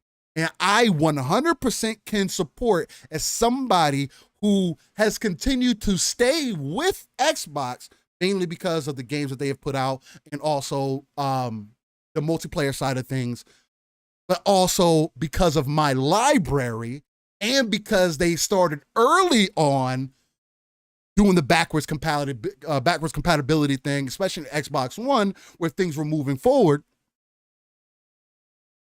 That is something that is a heavy impact and people do consider. Now, that's not going to be everybody, and no, that's not going to be something that works for us. And I don't think that his focus on, because I've seen people say this too, well, it's not about getting people to sell their PlayStation. I don't think that's necessarily what he's trying to say, right? But I think people aren't going to get rid of a PlayStation and get an Xbox. We're no longer in that era. This isn't back then. This isn't 15 years ago. Nobody's going to do that. What you can do is give people more ways to play and give them access in different ways for them to be part of your ecosystem. That is why this is turning from a console war to a service war. And the longer that people take to realize the direction that things are moving, the longer that you're going to be frustrated about the moves that are being made. Because Sony is doing the exact same thing that Microsoft is doing, but trying to do it differently, right? Oh, well, 6 months scale to a year. Yeah, and they can't do it at scale. Because again, we're talking about a company that's some billions worth versus a company that's trillions of dollars. There's a huge difference. Xbox is backed by Microsoft. PlayStation is backed by Sony, and Sony is PlayStation. Ta-da! They are doing other things behind the scenes, but a lot of PlayStation's money or Sony's money goes and funnels into PlayStation. They have to support that console. So no, they can't do it the exact same way, and they don't have to because they have created games and created an ecosystem of gamers that have deliberately told them that they don't have to change. I say that, but in the same breath, Sony has fought that ideology and said that, well, at the same time, what we're doing isn't enough. So we got to do something different. We got to go for more live service games. Hey, factions, I'm hoping it's on PC. Then I definitely want to have a reason to get a PlayStation yet. But if it is, and factions is going to be one of your mainstays, it still has something to prove because even that wasn't renowned by their own community. Great games do change the perspective of a consumer. If Starfield comes out and hits, I can guarantee you that people will make sure that they buy the game on whatever platform that they have available to them. If they aren't willing to get a PC, they will get an Xbox to play that game. Why? Because Bethesda is what was the term that you used earlier? It's a pop culture studio. Yes. Bethesda is known to people, maybe not to everybody, but they are much more known than most studios are, right? People know what Skyrim is. People know what Elder Scrolls is. And Elder Scrolls Online is still one of the top MMOs that are out currently. Again, Fallout 4 sold 15 million in the first day. So, I mean, when you use that, that's fucking. When you compare that to Elden Ring, that also had that zeitgeist, but took 3 months to do that exact. That's a fucking drastic comparison. So, this could be a main sticking point. Oh no, you good, Lee. I don't care. This could be a main sticking point to prove why some of that ideology that he's coming with isn't 100% accurate. But in that same breath, it is because nobody's going to sell their PlayStation to play Starfield. Now, some might, if you're in a situation where you can't afford to do both, which is also a reality of life, right? Some people can't just sit there and get whatever console that they want, play whatever game that they want. And this shouldn't be you're a broke boy because you can't afford whatever console that you want to play these games on. That's how that's how I grew up, at least. I had to make decisions. I didn't have a library of games to play. I had to trade games back and forth between GameStop. The first Crash Bandicoot was one of the first games I've ever traded in the game. Well, no, it was the second one. Did I ever? I traded with my friends. That was the first game that I ever traded into GameStop and traded for a new game. Because I beat the game and was like, oh, I'm done with this game. I don't want to play it again. Yep. And I got a different game for it. That doesn't exist anymore. At least not as much as it used to. No. Now, to the average consumer, it does still. And that's why choice does matter. And also why I personally think, to add on to his statement at least, the other reason why he made that statement is because their focus isn't just on consoles anymore either. Our goal isn't for you to be so enthralled by one of our games that you get a console. We want you to be so invested into a game or be so excited for a game that you go play it wherever you want to play it at. We want you to get invested into our ecosystem. This is not about the box anymore. And this is something that Xbox has been stating since this whole Game Pass thing has started. And I know some people continuously go back to, well, look at the console sales and the PlayStation selling 4-1, and if games didn't matter, then why are the console sales so high? And again, it's not like PlayStation is getting the same engagement that a Nintendo does. So it's hard for me to understand that perspective that some people use because their games don't sell the same way. You can't say that, oh, God of War, Horizon, Gran Turismo, Spider-Man, oh, these games are so great. But to your 100 million base, 90 million base, they don't all buy the game. But Nintendo has that. Everybody will buy the goddamn game. Well, again, yeah. Nintendo is different in that aspect, but the reason I bring that up is because there are way too many things, and again, I think this is just more them being based out of Japan more than anything else, and it's just an Asian culture kind of thing, where I feel like PlayStation sees themselves as Nintendo. That's the way that I feel sometimes. Like the way that they carry themselves, the way that they present themselves to the gaming community. Apple's another good good comparison. I think that they think of themselves more like that. I think they think themselves better than Nintendo. That's why. Oh, you think so? The whole premium console experience. Okay, well, right? I can see what you're saying. I think that's where they differ. I think they think of Nintendo as not a competitor at all. I think that they look at themselves as the premium, not necessarily experience. As a competitor, but as far as like mentality, hey, our consumers are going to buy our products regardless, kind of thing, and they're going to invest. Although your games that people love so much, they're not having that same effect, which is why they've come out and also said that, hey, it's not enough, so we have to do things differently. So maybe the Apple comparison would be better in that aspect, because Apple does do that. They'll be like, oh, you guys didn't like that? Well, we'll change these things. And now, those things that you like from Samsung? Don't worry. Well, it's an Apple now. Look, it's brand new. You guys didn't know about this before. Look at we got the best security around. Nobody can hack us. Hey, come hang out. So I can definitely see that. But so from that, I can still get why people are running with the opposite side of the conversation.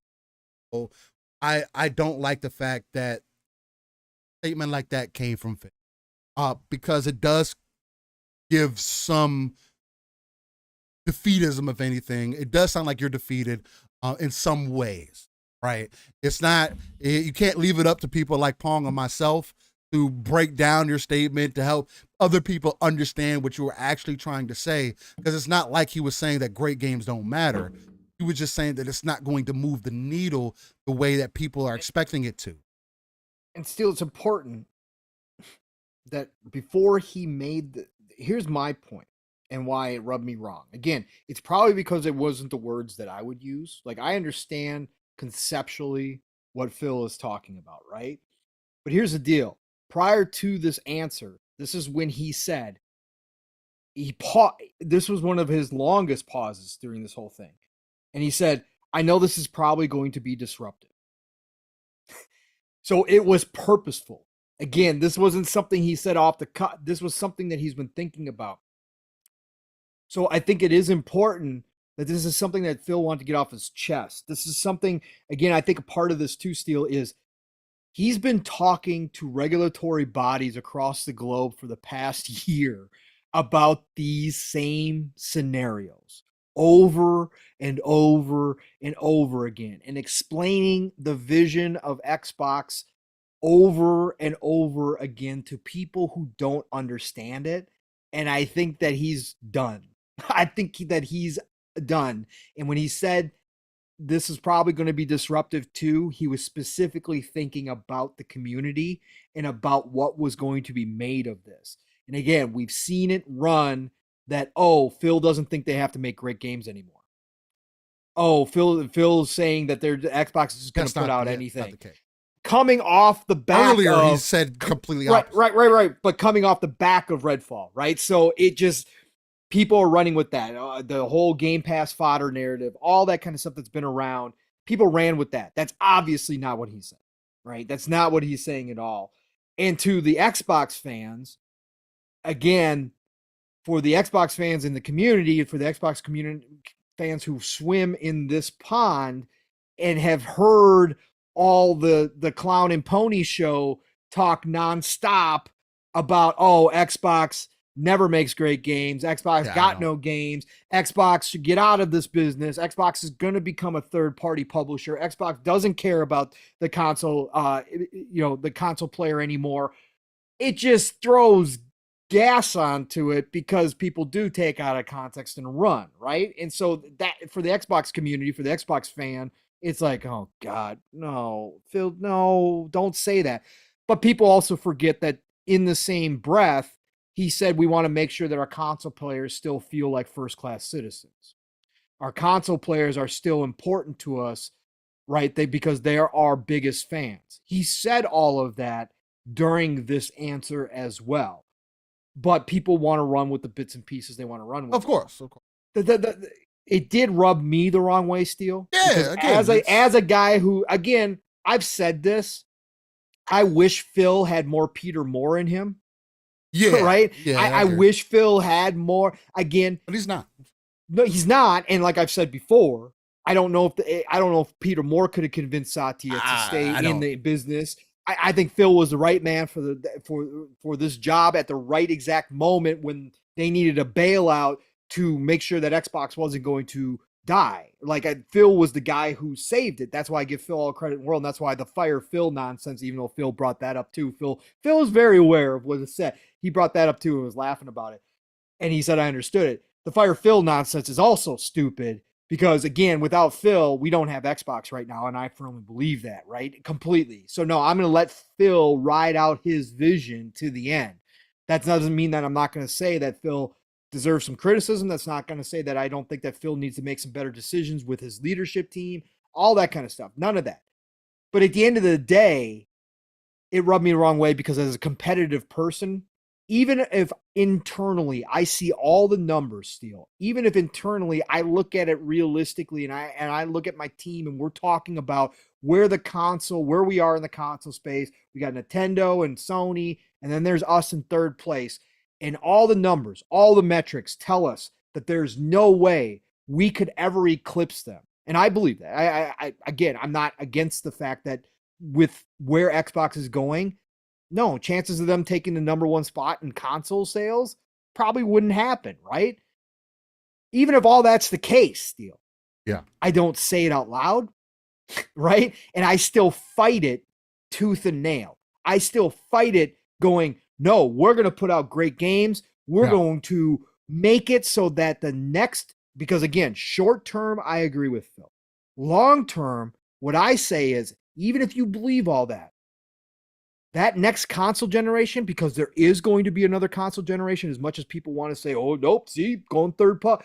That's not going to happen. Phil's already said it. They're going to have another console generation at least. See, the only thing that I have to fight on that though is like even going into the next console generation, it's just not the central focus anymore. No, so it's not the same. No, it's not the same, Steel.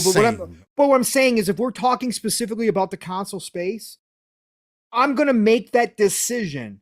Digital libraries be damned, okay? Digital libraries be damned, all that kind of stuff. The casuals don't have giant libraries. The casuals have 3 games yearly, and they don't go back and play Madden 2021.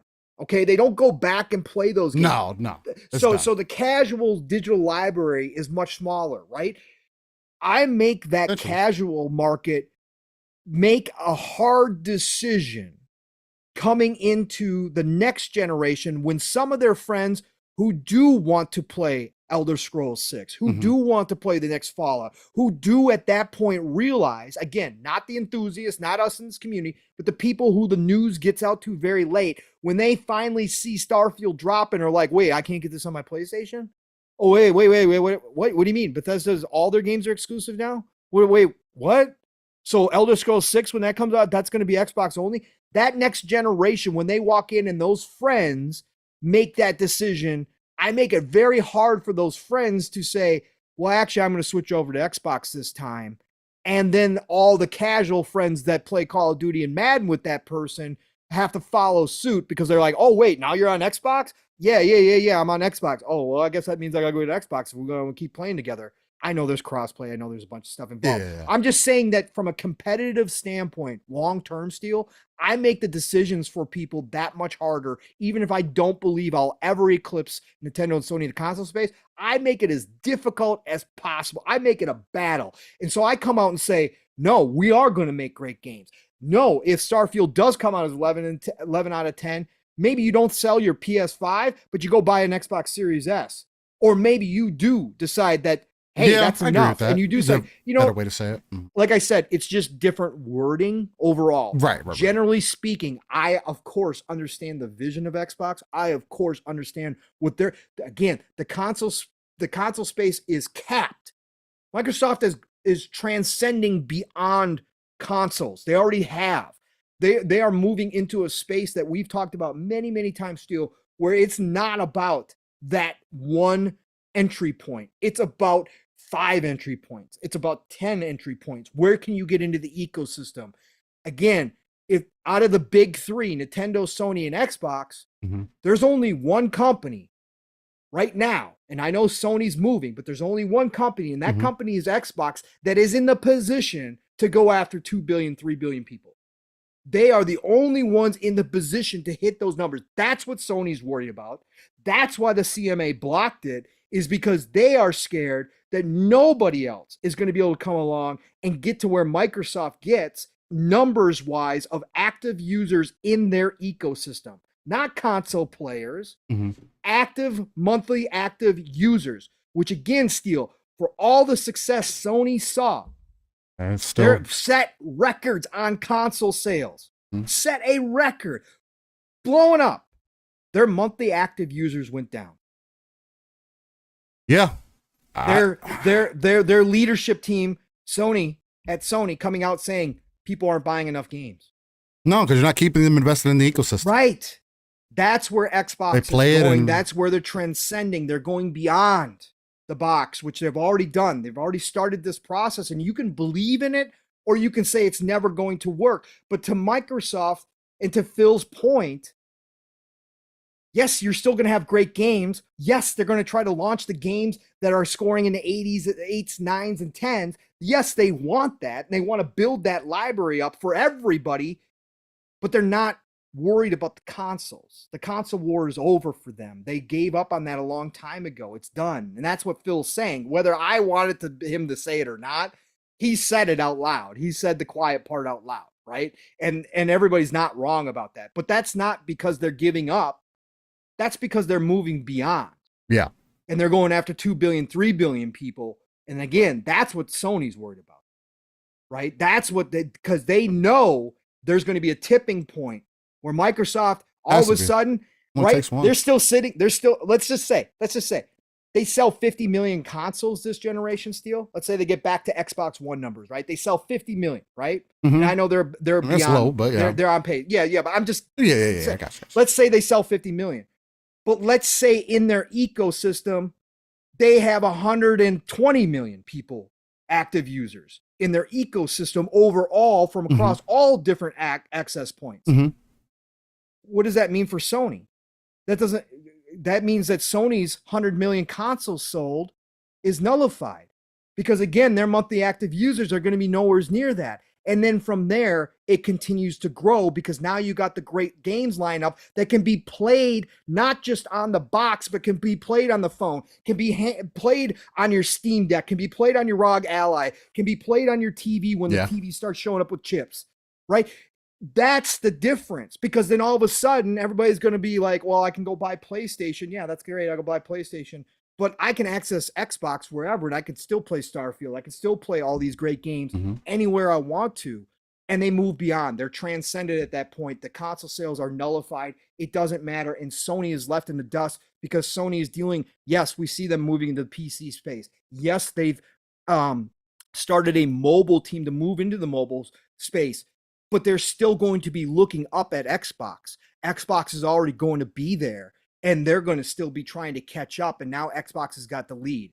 And that's what Phil was talking about here, because consoles don't matter anymore to Xbox. They don't. They're going to continue to produce them for the enthusiasts, for the people, the Xbox fans. Phil made that clear. That's still a focus for them, but they are doing more. So no, all the attention that we want as console owners isn't going to be on us, right? It's not going to be like Nintendo, where we know every game that comes out is going to be on my Switch. It's not going to be like that. Their focus is in a lot of different places.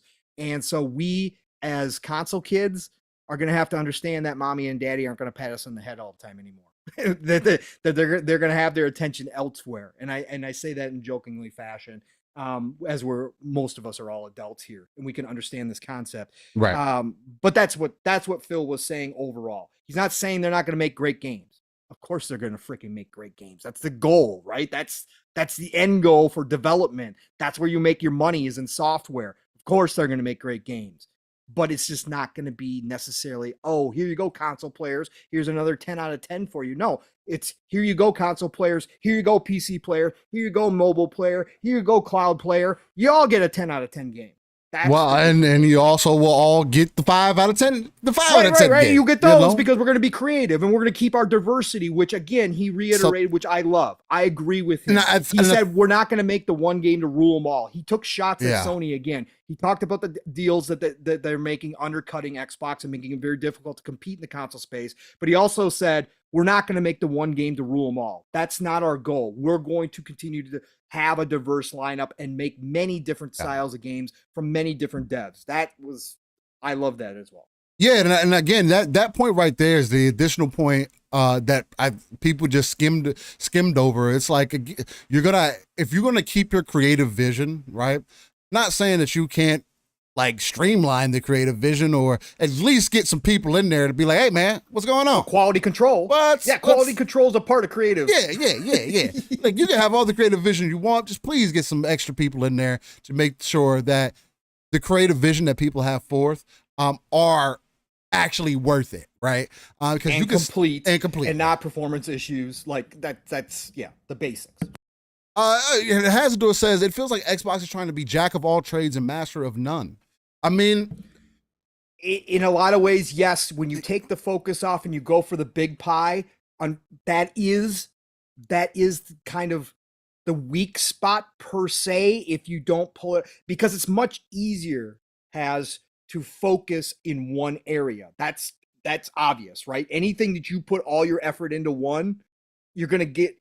You can become masters, like you said. The thing, so too, is I can't say master of none, because they are the masters of multiplayer gaming, and they're going to be the masters of cloud. So it's like I can't, like, I do agree they're trying to be the jack of all trade, but they've already mastered something. They had now, like, whether they continue to put out things that speak for that and get more people invested in the ecosystem on the multiplayer side of things, because that's Xbox's biggest advantage. It's still, and again, I know people have this other side of the argument, oh, PlayStation has grown and things have changed and it's easier than ever before. And great, I get that. But Xbox had that already. They've had that since the OG Xbox. This party chat became involved. And they became the masters of multiplayer when they were focused on the console solely. Yeah, exactly. So now, since you did master that, it is time for you to become the jack of all trades. Because even with you mastering that, Halo 1 through 3 did numbers. And they still barely were able to outsell the PlayStation 3. Well, For an example. The PlayStation 2, 3. Yeah. PlayStation 3 outsold them in the end. Yeah, exactly. You still had a problem. And you had one. I mean, again, there was reasons behind it. Of course. There's other things that go into it was a that. Blu-ray player. Okay, so it was. It's kind of, again, the same thing with the PlayStation 2. They just reiterated it and gave you another reason to invest in the system. Right. So there's that also though proves that there are other things that you can do to get people invested. If everybody has a Blu-ray player in their house, if it makes more sense for you to get a PlayStation 3 than just get a Blu-ray by itself, the same way it made more sense for you to get a PS2 than just a DVD player by itself, I mean, it gives you another outside reason to invest in the console. And Nick says, no way, Steel. They used to be the master.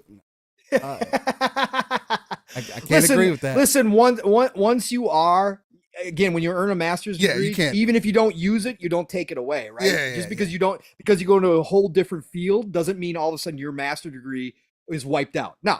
Once you become a master, you're a master. Yes, we'd like to see it continue, of course, but it's still there. We can't say Halo and Gears aren't part of that. Because these are games that have also had so many iterations. It's also came up in a different time. And it's still to your point too. Let me tell you something else. And I this is just my talking point because I love it so much and I'm so interested in it. But Microsoft now has another leg up, Steel, and that's in AI. Oh yeah, something that either Nintendo or Sony will not be able to touch. Microsoft Corp's investment into AI, whether you like it or not, whether you think it's a danger and the end of the world, or you think it's going to create utopia, or somewhere in between. Whatever your feelings are on AI, AI is moving in. And there is a big player in the AI space, and that happens to be Microsoft.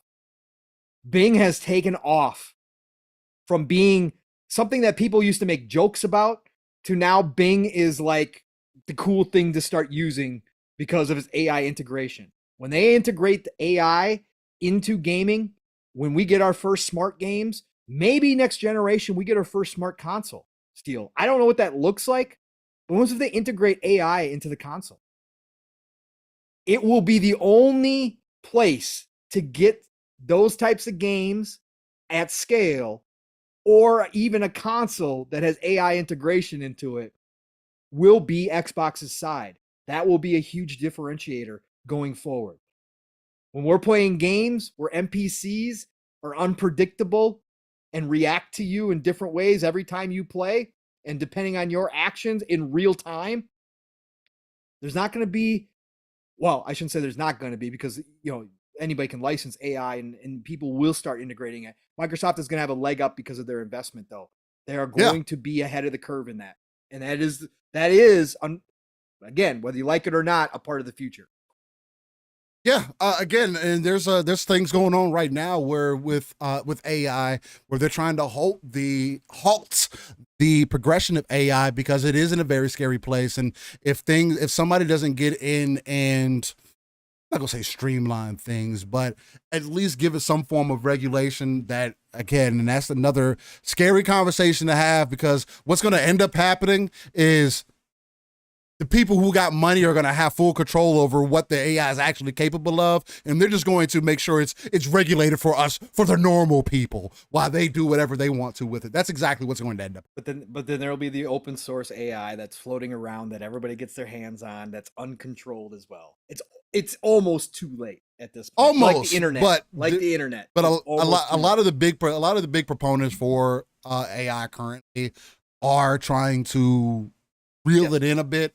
So we'll see how those things go. But I do agree that it definitely has a opportunity for AI to be involved in gaming. It's probably one of the most strongest things that could happen for the future, because again, humans only have so many possibilities to get it to make, right? Only so many different ideas, designs, this, that, and so forth. And again, we are going to get to a place of uncanny valley to where you can only make games look but so realistic. And what point do we get to before we just inject ourselves in the system? Kind of like what me and Pong want, right? VR isn't enough. You might as well just inject me into the system, and I'll pull myself out when I'm ready or whatever the case. There's a huge opportunity for that. I don't want the human element to taken away completely from it, because games are still, again, the thing that makes them so unique is the fact that there's so many things that you can relate to. There are stories that for you to enjoy from your own perspective and pull things out from what you experience personally. And it's one of the only spaces outside of like movies and things like that. But even movies, it's a little bit more refined. But gaming is one of those spaces that no matter what, you can have 100-hour experience and still feel completely different than somebody else in that same amount of time. So you're talking about Bethesda. Yeah, cool. I mean, that's one of them. Yeah, for sure.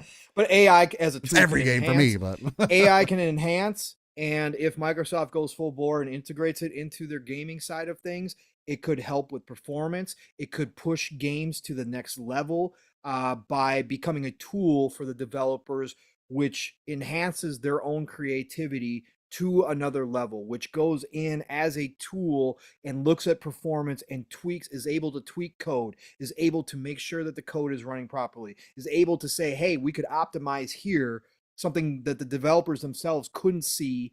And all of a sudden the game's quality level is now what we've been talking about, which unfortunately in the AAA space lately has not been acceptable in a lot of cases. All of a sudden we see that start to disappear. And all of a sudden we get better, more polished, AAA, bigger experiences out the gate with a little AI to it that adds a little flavor to that creativity. Again, that makes those games unpredictable, that makes it a unique experience every time you go in real time. Like that's what gets exciting. That's what gets Decado, I'm pretty sure you're joking. He was like, I was looking forward to Wayfinders on PlayStation until I found out it's coming to Xbox as well. Oh, now it's shit. Yeah, it's a completely it's a garbage game now. Yeah. We're not gonna talk about it. Wayfinder's got some other problems. I was kind of excited for that game too, but I don't know. I don't think it's going to be enough. I'm more excited for Chrono Odyssey, Chronos Odyssey, I think it's called. Yeah, Chronos Odyssey. That game looks fucking phenomenal. Another Korean game. Steve, we've been talking. We keep beating that drum, man. I'm just saying. You should be dropping bags full of money over in Korea right now, man. The dev talent over there is off.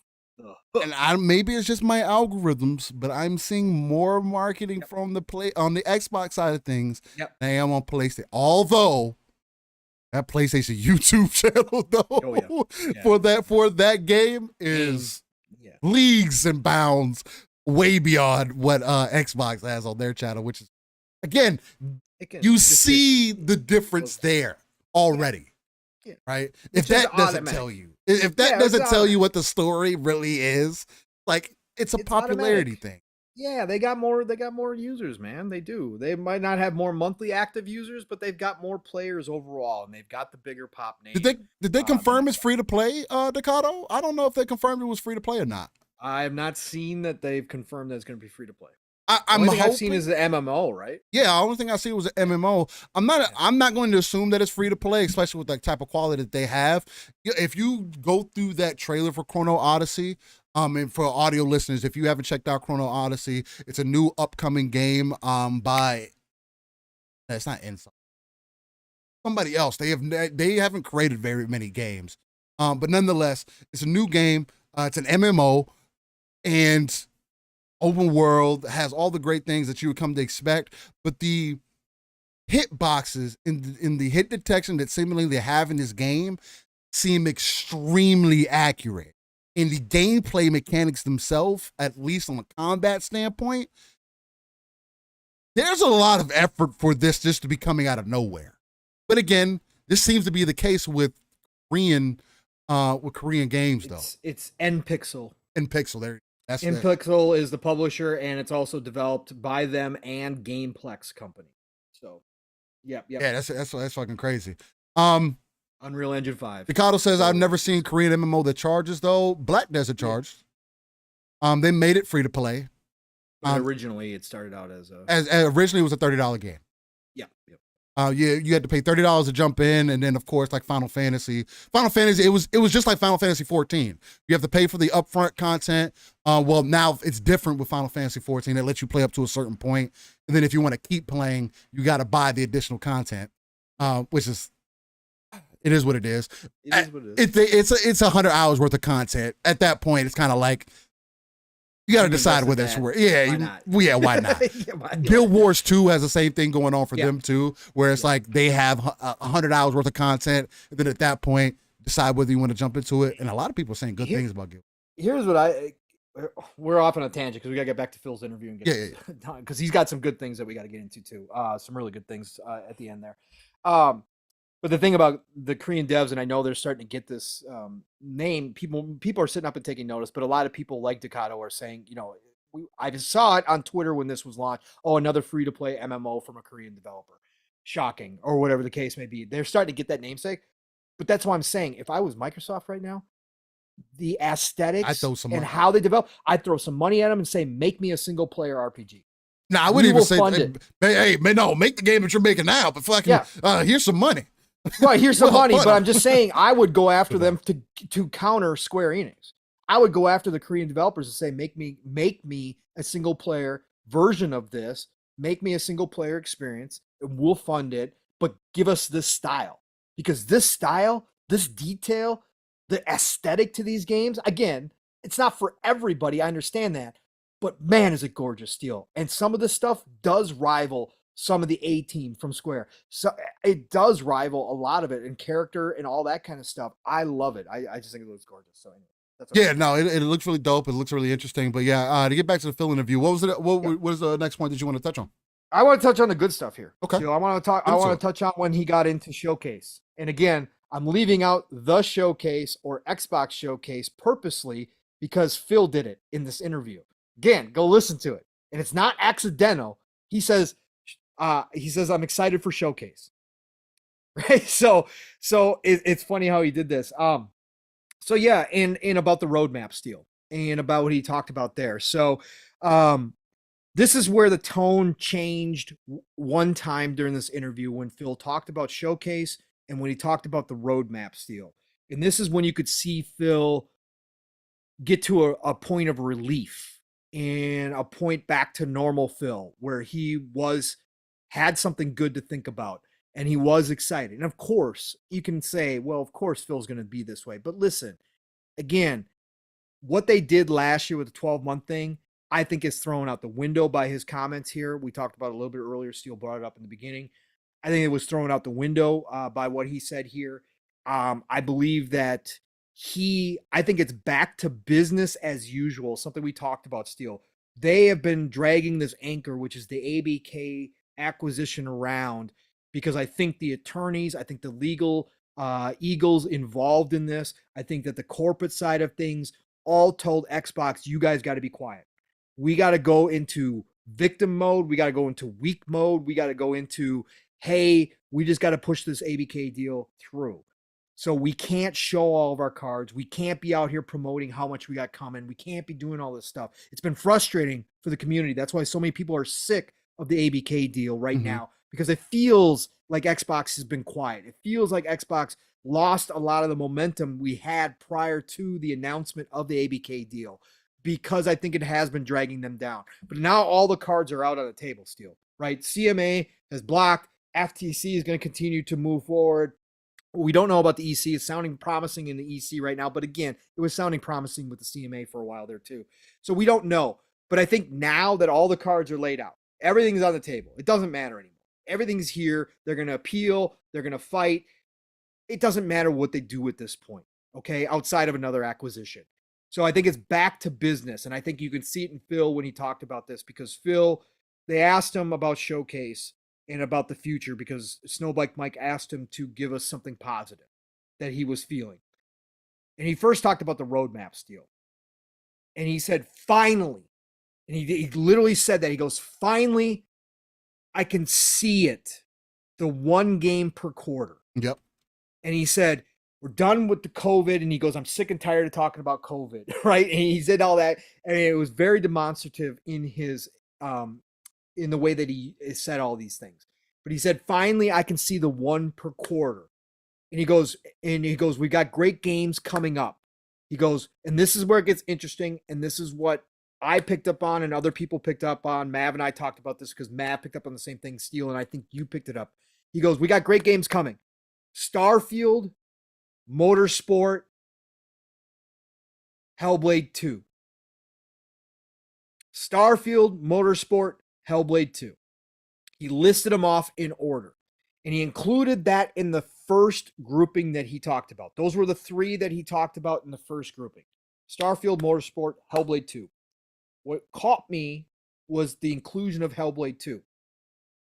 Because he wasn't just, again, you can take it as this year, because we've heard smoke that Hellblade 2 might be ready. Yeah, there was some smoke on that. Or very early 2024. It's ready, or it's close to being ready still. He said that, and again, human nature. I'm not a psychologist, but I've read plenty of books, and anybody out there who's done sales, I've taken and you studied, you took in psychology. Human mind, when you're going through and you're listing names, you generally speaking will do it in the order that you saw things in, right? And Phil, of course, has probably been looking over the roadmap nonstop. Like this is his job. Like this is what he does. And he specifically went down the order. So I do think we get Starfield in September. I think that Motorsport is after Starfield. I don't think we're going to see Motorsport July, August. I don't think we're going to see it June, July, August. I don't think we're going to see it. I think it comes Starfield and then Motorsport. Now that would end the quarters, right? Because we got Redfall, Starfield, and then Motorsport would end the quarter. Hellblade 2 could still sneak in there. I still think there's a potential, the way he said it, that Hellblade sneaks in there. Right. Christmas type right game? around that time. Right around that time. I think it's possible. I also think it's possible that he was thinking about January, February, starting out the year. Right? That early quarter that could be nice too. In 2024. Yeah. Hellblade 2 sitting there, right? January, February, nice big drop. Would be a giant coming off of that, coming off of Starfield, coming off of Motorsport, 2 games, which I think are still in the camp that both of those games are going to be home runs. Both of those games are going to knock it out of the park. Yeah. They're going to be great games. Motorsport is going to show people why they should probably get a console. Right. Like it used to be back in the day. Right. And it's racing. It's a niche genre still. But it doesn't matter. It doesn't matter.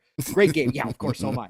But Starfield, Motorsport, and then Hellblade 2. And then he said, we've got collections of games. And he goes, and I've seen good builds from Avowed. And then he redid the list and he said Starfield, Motorsport, Hellblade 2, Avowed.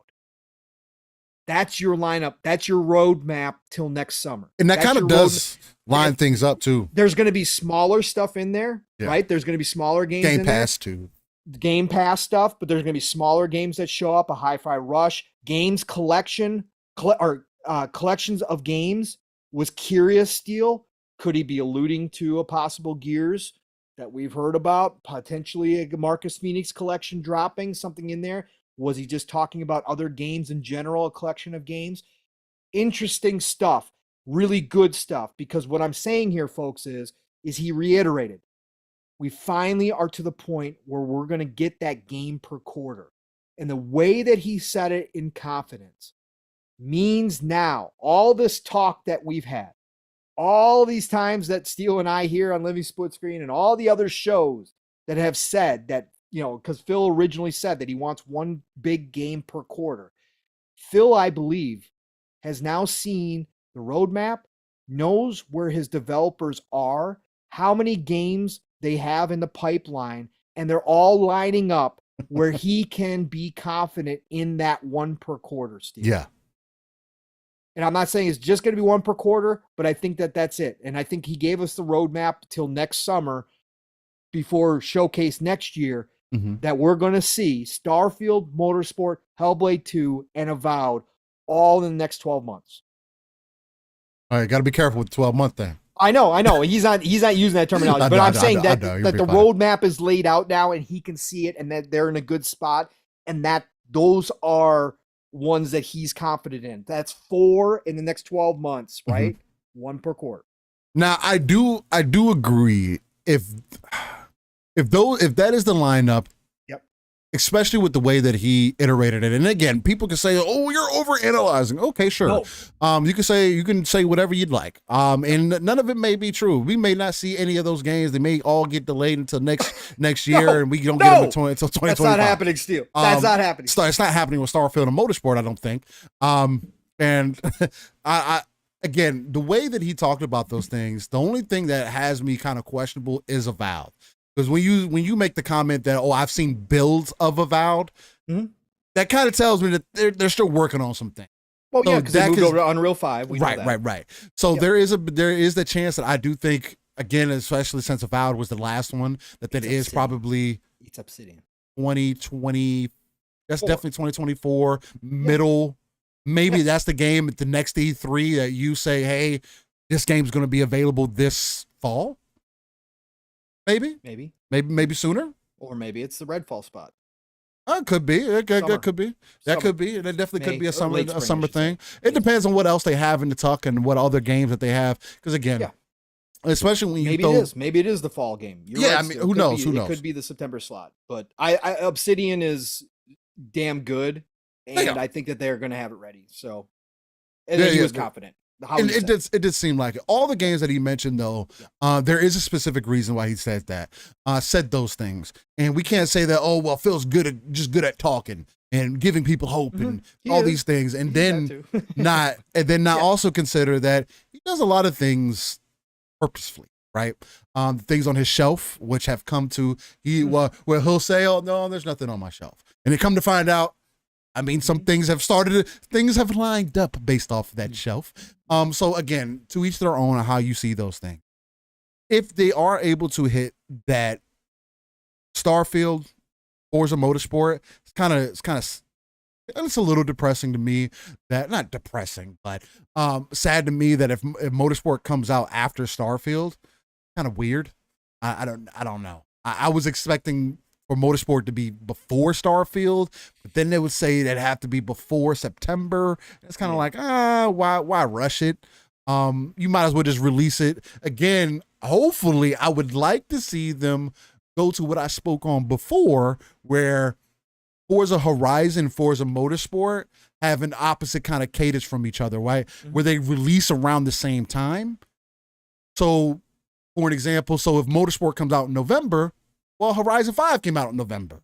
So now you can do that 2 to 3 year dev cycle, and you can expect and set the expectation and build anticipation for, Forza Horizon 6 is going to come out 2 years from now, or maybe a year from now, depending on how they end up developing it or how they want to release it. I would say give your racing games 2 years between each other. And Motorsport has a big expansion. Because I think Motorsport is going to... It's going to live on. It's going to live. It's going to live on. So now we're going to get big expansions, right? So you would get a big expansion you would get smaller stuff. You would get DLC like normal, but then you would have a big expansion, a big addition 2 years, right? After, whatever the case may be. Right, exactly. Yep. So if they're able to line that up, I think that would be perfect. If November is going to be car month, then, again, there's perfect marketing for you to set that up. And it's right there within the holidays. You got a lot of people that are going to be at home, willing to spend that time. Racing sims are becoming more and more of a phenomenon. More people are getting, racing builds set up. They're getting wheels and everything else, and it's becoming the thing on to be streamed, and people love watching that. There's such a huge opportunity to open up right there. So it's a prime space. And Lethal, I saw you say you need to get on Jedi. Again, if you like the first one, you're gonna like the second one at least 4 times more, at least bare minimum. And I'm saying that as someone who first one was kind of weak to me, but I thought it was all right. But anyway, as far as these games go, Starfield is definitely my most anticipated, and the confidence that he had. As far as Xbox first party goes, in the confidence that he exuded about Starfield, again, coming off the heels of the Redfall conversation, and then clarifying and making sure that you said that, hey, we got in there with Starfield. And answered the question of whether or not we're going to get clarity on 60 frames, and his answer was, yeah. that gives me a lot of confidence for what to be expected, at least for that title. I personally think, and I'll stand on the hill. If I'm wrong, I'm wrong. I don't care if I'm wrong. I'm not somebody who gets paid for their fucking opinions on whether I'm right or not. I do anticipate there to be an option for performance or graphical quality. That is going to be their day one. One, because Todd has made the point that he thinks that 30 frames is all right, but I also don't think that Todd he's not a newbie to think that, well, we're just not deliberately not going to put 60 in. Because regardless of what they do, even if they don't end up dropping to 60, it's going to get modded in. And that's going to be one of the first mods, if that's not the case, to where it's going to get implemented very quickly. And especially with them being very open with mods and letting the people know that, hey, this is something that we're going to focus on. But there is a lot that is going into the anticipation for Starfield and to this release. And I think that they all understood that, which is why they made sure to get in there early for Starfield. Because again, which is why it adds on to the conversation earlier being really weird that you would get a studio to come in like Arcane with Redfall and don't get them to understand what it is to be first party, but you do it with Starfield. To me, that blatantly says that Starfield was a much more important game than Redfall was ever going to be. Oh yeah. And it also tells me that you definitely oversold Redfall unnecessarily. Again, hey, you had to do whatever you felt was necessary. And again, we had that conversation. I'll leave it at that. But it does give me some faith. Tim says, hey, still shut up, but Lethal Papa told me so, and I like to be on his good graces. Because Lethal says, I really don't think that it'll be 16 to be successful, in my opinion. It doesn't need it. It would definitely be a huge. No, it doesn't need it because there's plenty of Bethesda fans who will play it in 30, just like me. Like, it's not going to help the conversation. In 2023, again, I would understand because of the scope, and I understand what Bethesda does. I would. Right. Personally, I told you on a hardware standpoint. I told you if it doesn't come out, I will be playing the game and loving every. I'm playing on PC, so it is what it is. Right. But I'll be playing on console, 30 frames, and loving every fucking minute of it. I have zero problem admitting that, right? No, multiple. But I will be on this show saying that it was a mistake and that there's no reason why there should have been a performance mode available day one on launch. I will still be here giving them smoke in 2023 with, now that we know for a fact, and we already knew because Todd talked about it in the Lex Friedman interview. Yes. Now that we got Phil out here talking about how they sent the spec ops in early on to make sure that Starfield got all the bells and whistles, there is no reason why that, again, there's not a 60 frames performance mode, even if it drops it down to 1080p. I don't care. Even if it drops it down to sub. It's an option. I don't care. It's an option. Again, you don't have to play that way, but it should be an option. No, Lethal still will be successful no matter what, because it's Bethesda, it's hype. It's just the conversation around it will not be the best. And it's also going to be different regardless, because they've openly said that mods were going to be allowed. This has been a thing. And it'd be crazy to think that somebody that's going to be something that happens within the first week of the game. It's happened with all their games. Every time. So it's kind of like, Lethal also says, I guarantee you this, no matter how good it is, Starfield, the showcase, the usuals that will dedicate an entire show to pick up. Of course. Of course. That's the microscopes are going to be out, Lethal, blowing up pixels 400%. Oh my God, look how horrible this is. Yeah. Again, that just speaks to Xbox, unfortunately, is always going to have that stink. Of course. Don't matter. They are the little brother Xbox, not Microsoft, Xbox. Even though Microsoft is supporting Xbox is still the little brother of the gaming industry. And redheaded stepchild. Yeah, redheaded stepchild more so. I agree with that. So no matter what, they're always going to get that same. Again, That's you fine. see it. Halo is the best example that I can give you of a game that would never get anything right. After the first 3, but people want all these people to come back, from Bungie to come back to make the game great. But even during those times, people were complaining about those games. And to be fair, Bethesda has gotten the moniker Bugthesda long before they were ever associated with Microsoft for a reason. Skyrim got the flack, Fallout's got the flack, Oblivion got the flack back in the day. They get the flack, but guess what? 10, 15, 20 years later, people still playing the games, still talking about the greatest of all time, no matter what. Todd and his team, they have thick skin at this point because they've put out generational games, no matter what anybody wants to say. Oh, they're overrated. Okay. Don't matter. Yeah, I can't see them as that's that part of that conversation when people go there like, oh, they're overrated. Like, but again, I can see why people say that, and you could say that the game isn't for you. Say that about anything.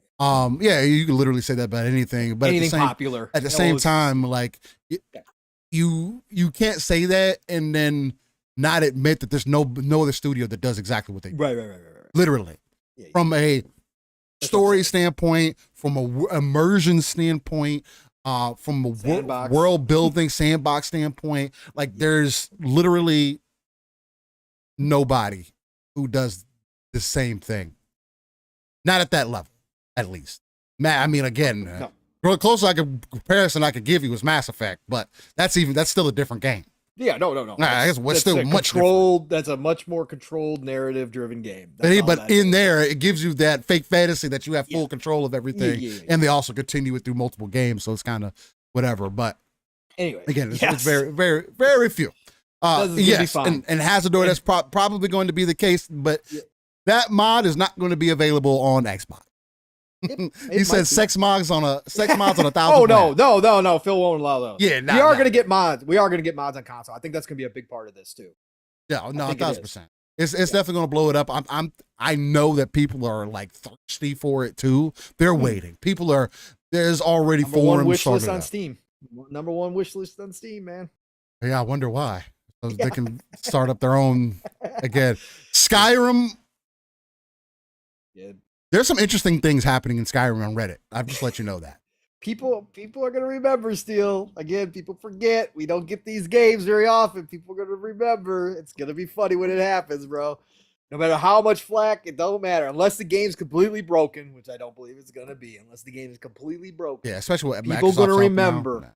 People are going to remember the power of Bethesda and the power of Todd Howard and his A-team and what they do and why they're so special, even in 2023. It's still a unique game setup that they've got. So yeah, it's gonna be fun. It's gonna be extremely interesting to see. But for Phil to rant off those games like that again, especially with the mindset that he was in currently, at that time, I think he was just trying to prove a point. And again, he continuously iterated that, I could tell you all these things and y'all aren't gonna believe me until something happens. So the only thing that we could do is see if these games end up releasing. If Starfield hits and then Motorsport hits, and they're both great games, which I'm anticipating both will. Again, Turn 10 has never dropped the ball, so there's literally no reason. Like I see people downplay it, and again, you could just say it's just a car game. Ask Fuzzy, they've dropped the ball, but yeah, I mean, again, when you from what they've said to yourself, from what they've said, they're not dropping the ball this time. But when you the only comparison you can make is to yourself. Yeah, it's kind of like it is what it. You got to take it for what it was.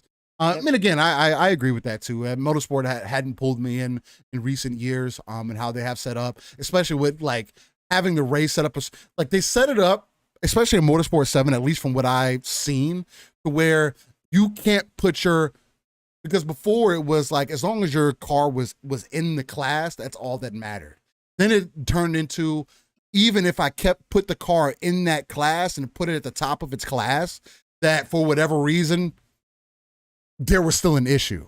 And then you put me in a scenario where I can't win the race or even have a chance because, and I'm playing on a harder difficulty, and I can't make money because of how it's set up. It just felt like the system was working against. And I'd been away from Motorsport for some time. Last one I seriously played was Motorsport 5, probably. So it is what it is. It's gonna be fun. Yeah, Motorsport's gonna be fun. It's gonna be fun, and then we got to talk about real quick too, Steel. We got to get into what he said about Showcase too, because Paris listed off all the games that were announced over the past few years. Right, Fable, Perfect Dark, In Exile's new game, Compulsion, Contraband. Compulsion's new game, Contraband. He went down the list and listed off a pretty big list, and said, Phil, during the showcase. What are you guys planning on doing? Because he brought up the 12 months, and that's when Phil jumped in because Paris kind of went, and you really didn't hit the 12 month. And Phil jumped all over him and said, no, we didn't hit the 12 months. Right. And made it quite clear. And he talked about the showcase, and he said, Steel, he confirmed, we're going to have new game announcements, stuff we don't know about. He said there's going to be new game announcements. There's going to be gameplay updates on some of the games from Paris's list, which again was all the games that we've been kind of sitting on. State of Decay 3 was another one he announced in there too. He said some of those games we're going to see updated lists. So Steel. Yeah. Sounding like they're going beyond the 12 months, brother.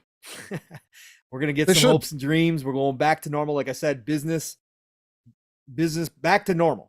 For business again. I think we're going back, and they're going to show us some games even into 2025. I think so. I think we're going to see some updates and some future stuff and new games. I mean, exciting as they should. There should be people who you have to give people a little bit of hype, right? I know some people feel like, hey, well, don't show me too much of the future because you got to prove to me right now the games I'm going to be getting. And that's cute and that's great and all, but if there's one thing that Sony does do extremely well, especially for me. Well, they haven't for a while. That's a different conversation. September 2021, I believe, was their last full showcase for Sony. I thought that was 2020. Was it 2020? The one that people were sharing? It was No, I'm just saying the last official PlayStation showcase. Was it 2021 or 2020? I can't remember. It was one of the two. I think it was 2021. Where they showed a variety of different games. I think that's 2021. Isn't that when they showed God of War 2 or God of War Ragnarok? I believe so. September. I think that was it. So somebody in the chat will remember, but I think it's September 2021 is the last time we had an official showcase from Sony. So they've been quiet for a very, very, very long time. Yeah. They had little state of plays, but Xbox has been here yearly. So but yeah, go ahead, Steel. You were saying they're going to be that's what Sony does well. Obviously, hopes and dreams. Yes, selling hopes and dreams is something that you have to do as a platform holder, mainly because you got to give people a reason to be excited. We are also in a space to where those visions aren't what they used to be, to where it's just like, oh, you're showing me CGI and the game's not ever going to look like that. And Nix, you don't have to say Xbox positive comment. Nix should just get out here being silky now. Oh, y'all are funny. I love y'all. But you have to give people the reason to get invested, something that people could talk over the water cooler about, something that's going to spark conversation and get people excited for what's to come. Because again, like the point I was making is that CGI is closer to what the gameplay is actually going to look like now more than ever, whereas before it was just like, the game's not going to look like that, like we got with Cyberpunk. 6 years later, the game don't look the way that they tried to advertise it. And it is what it is, and a lot of the promises they didn't fall in with, but me and Pong loved the game, so it was what it was. They hit something right.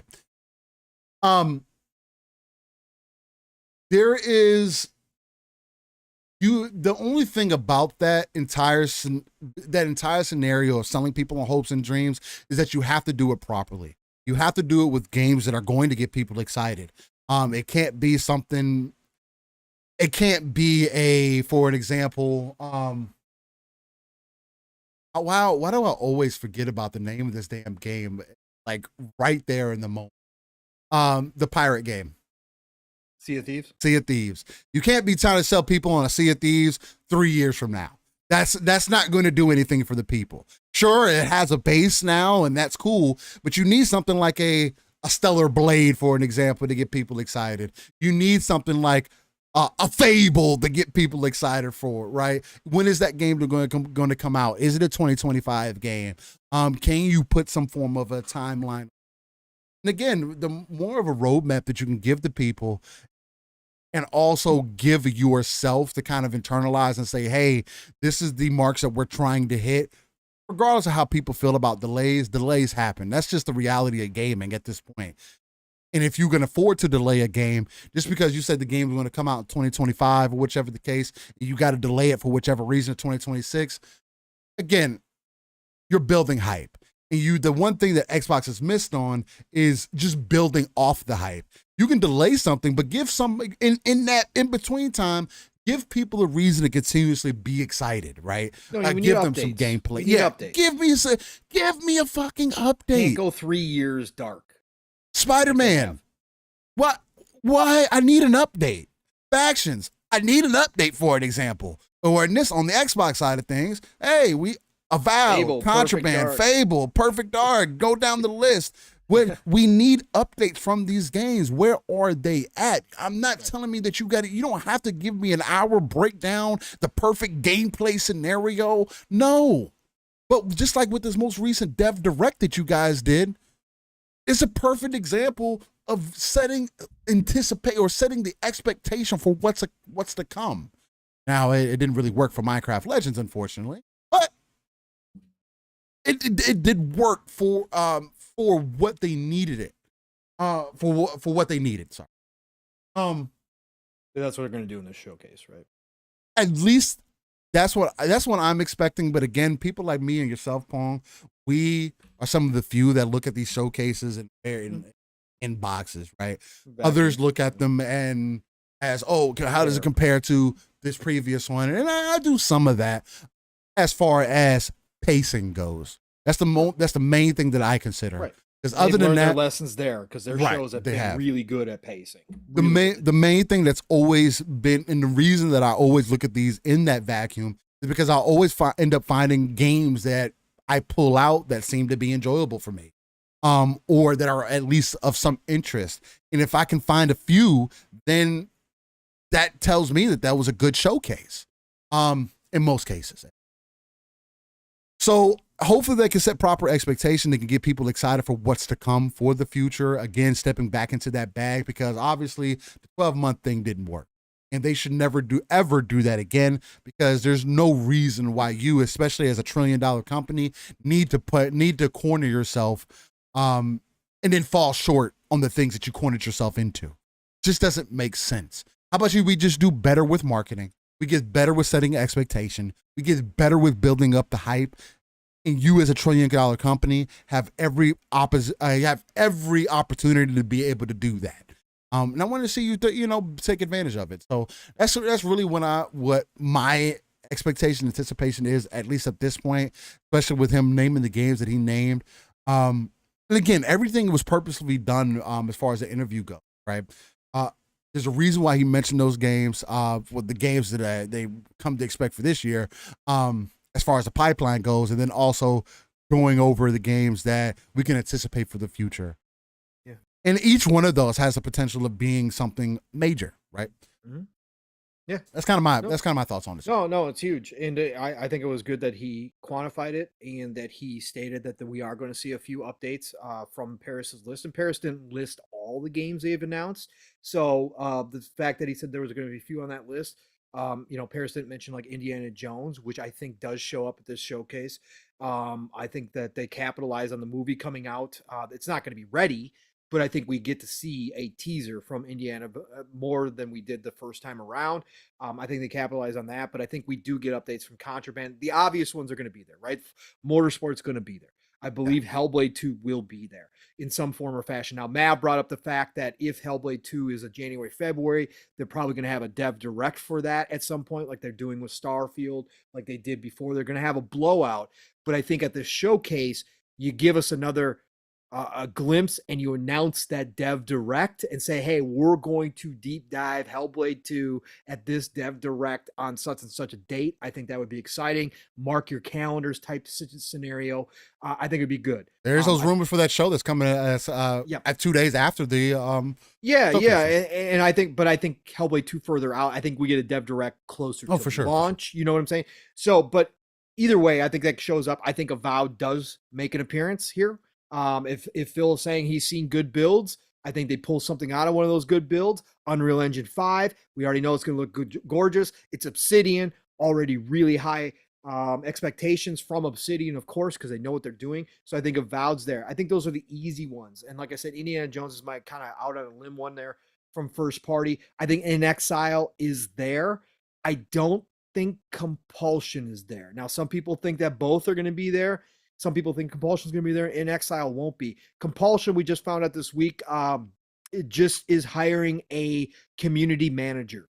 So that means they're ramping up, right? Because you hire a community manager because you're getting ready. You're going to make an announcement at some point. You're going to need, have somebody overseeing a team to handle social media, to handle all that PR stuff in the public space. So I think that they're ramping up. I just don't know if they could tease it. They could give us a title card. Give us a real quick teaser on it and do something like that. But I think Compulsion holds back from this one until a later date. I think In Exile, though, is ready. I think In Exile, I think we see for sure. Third-party stuff is going to be there. Again, I think Armored Core 6 is on the stage. I think there's an outside. We're going to see Age of Empires 4 for console will make its appearance. I made a joke last night. Sea of Thieves, ESO, Fallout 76, Grounded. we get the middle of the show updates. It's a joke. I don't know what we see there, but I think that potentially we're going to see some more from those. But I think that overall we're going to get some real big surprises. If that's the mark, we might get a Gear 6 teaser from Coalition. I think we're still with a flash. Or, well, like a teaser, you know what I'm saying? Like a flash, like Gear 6, just like a splash screen? You splash screen. Yeah. Just I think we could. Or if the Marcus Phoenix collection is real, then I think we see that. That's probably one of my more so bigger hopes as far as like just the one to throw out there. One that I don't know if it's how likely that it is. Yep. Although because of the whole PC push Microsoft has been making as far as gaming wise at least, Gears 1 through 3 aren't on PC. Right. And that's a prime opportunity to start building up that hype again. You could let that game be, the Marcus Phoenix collection, as long as you bring over the multiplayer and everything. And if they do the Marcus Phoenix collection the same way that they did Gears 1 Ultimate Edition, then there's definitely something there to hold over Gears fan for at least 2 years, I think. For you to really develop that game, Gears 6, and because Gears 6 is going to have to hit a different echelon. The gameplay is going to have to change in some ways, shapes, and forms.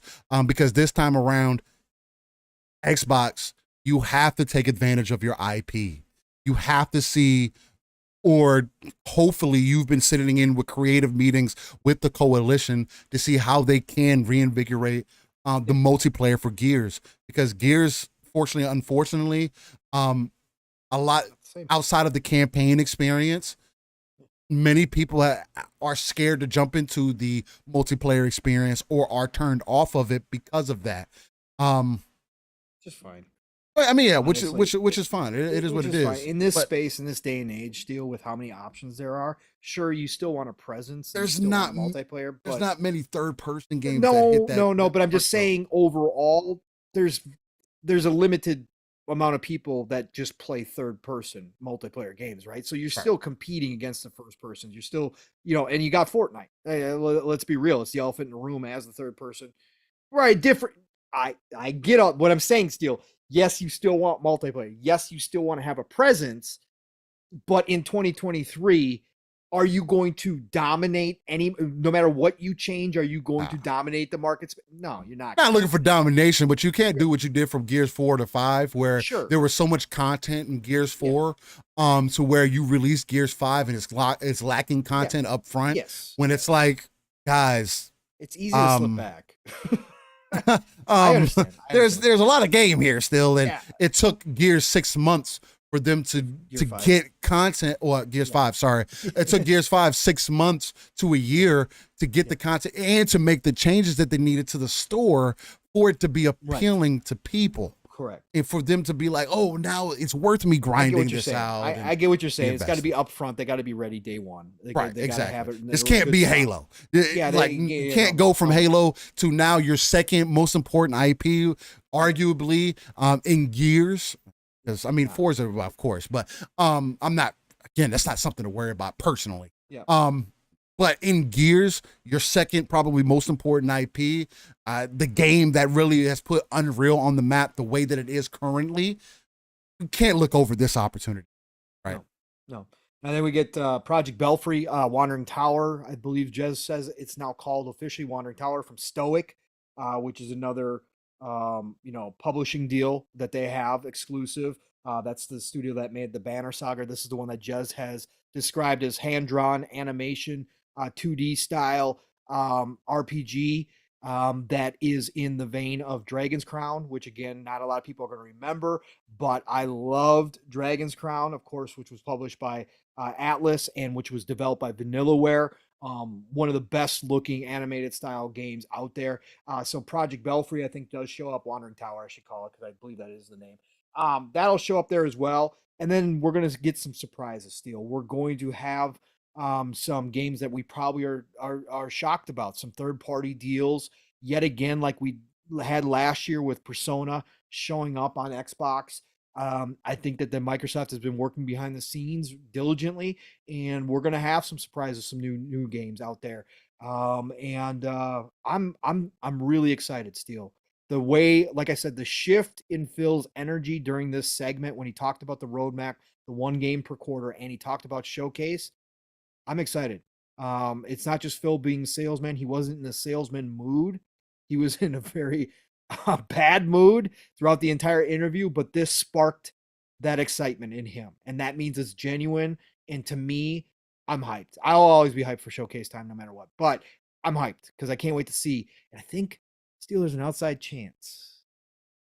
Outside chance for me. And this is a me thing. And I know we got some people in the chat that enjoy RTSs and strategies. But there was a little hint this week from Andy Robinson. Shout out to VGC, Andy Robinson.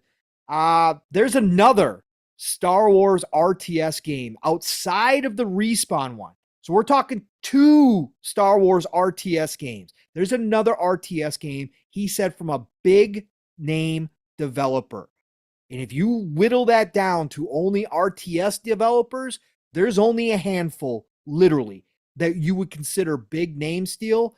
And it so happens that Microsoft has either in-house or relationships with a majority of them, like close relationships. And I think that could, like I said, if that shows up on the Microsoft stage and it's either Creative Assembly, which did Total Wars and has done Halo Wars with Microsoft in the past, and they're underneath Sega, of course, World's Edge, which of course is the Age team, and they have done a Star Wars RTS in the past, long ago, but they have done one, and they're coming off the success of obviously Age Empires 2 Definitive Edition and Age Empires 4, World's Edge, or my dark horse Steel. Blizzard jumping back into the RTS arena, doing a game because they would have to put together a new RTS team because the StarCraft team, the old Warcraft team that did RTSs was dissolved years ago.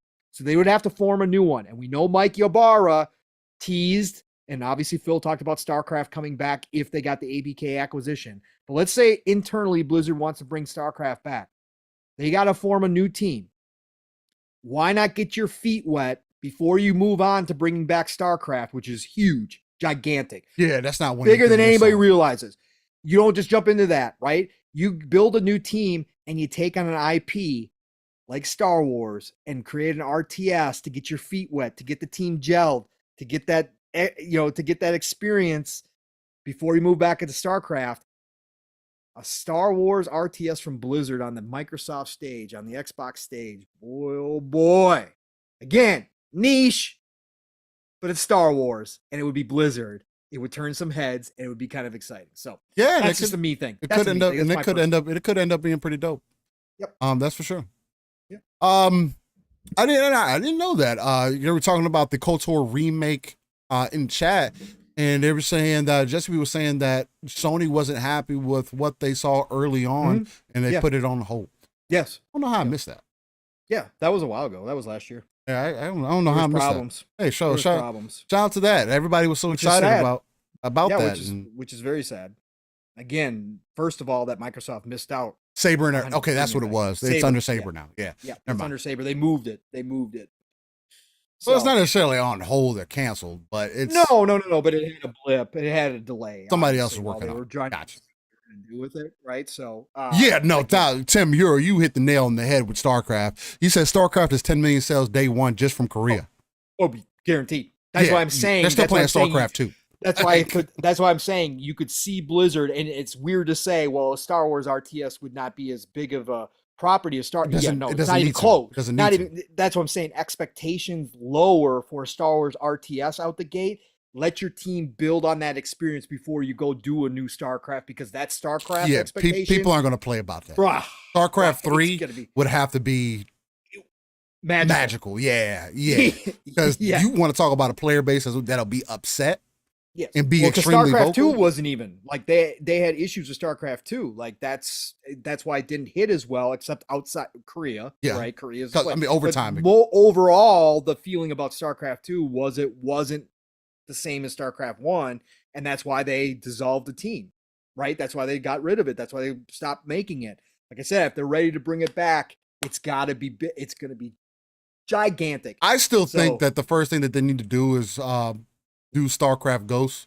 Yeah, sure. I think that would be the first thing. Only reason I say that, I know RTSs and making a third person game would be completely separate from each other. But at least you'd be able to demonstrate if the deal ends up going through. Even if it doesn't, whatever. I would just hope that if Blizzard had the opportunity to do that whatever team jumped in, that they would understand the StarCraft universe first before they moved on. Oh yeah, for sure. No, that you know how Blizzard does, right? It's just like Diablo. Like that lore in StarCraft for an RTS game should be like Warhammer right now. Yeah, it's ridiculously deep. They're gonna do it right, Steel. I think even without the acquisition, I think that Blizzard themselves being rejuvenated with a good expansion for World of Warcraft, which they just dropped, which everybody, again, World of Warcraft, it's one of the biggest names out there. It's had it's trailed off, but it's still one of the biggest MMOs. They had a streak of very bad expansions, but they came out with a good expansion.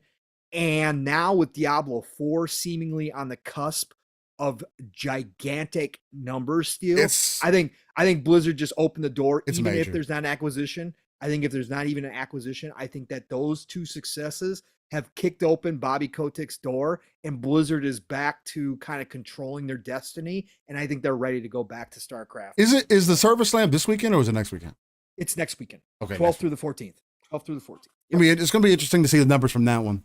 And see what ends up hitting. Because again, I am anticipating that Diablo 4 is going to it's going to obliterate some numbers. I think it's going to really be. I don't think it's going to do anything. I was going to say I hope that would probably tell them that they don't need to release another Call of Duty this year for under Activision. But I don't. They want to get that Sony deal done. I think that's why they're releasing it. We'll see. I mean, we still haven't seen nothing from that. I'm anticipating something from that to come towards E3 also. You think so? Yeah. That early? July? Well, they'll show something at least from it. Yeah. Okay. Teaser. Yeah. Might as well. Just their own showcase for it. So that to at least let people know to gear up for it. Yep. Because Warzone's not going to go anywhere. But guess what? I just don't know how they're going to pull this off. I don't understand why you would even do it. I'd get rid of the contract with Sony to be done with it. If that is the reason, then great, cool. I support what you're going to do. Yeah. But if that's not the reason, right, and you're just doing it to save face or to have more money coming in, shoehorning this in, man. you are so much better off to supporting your current game.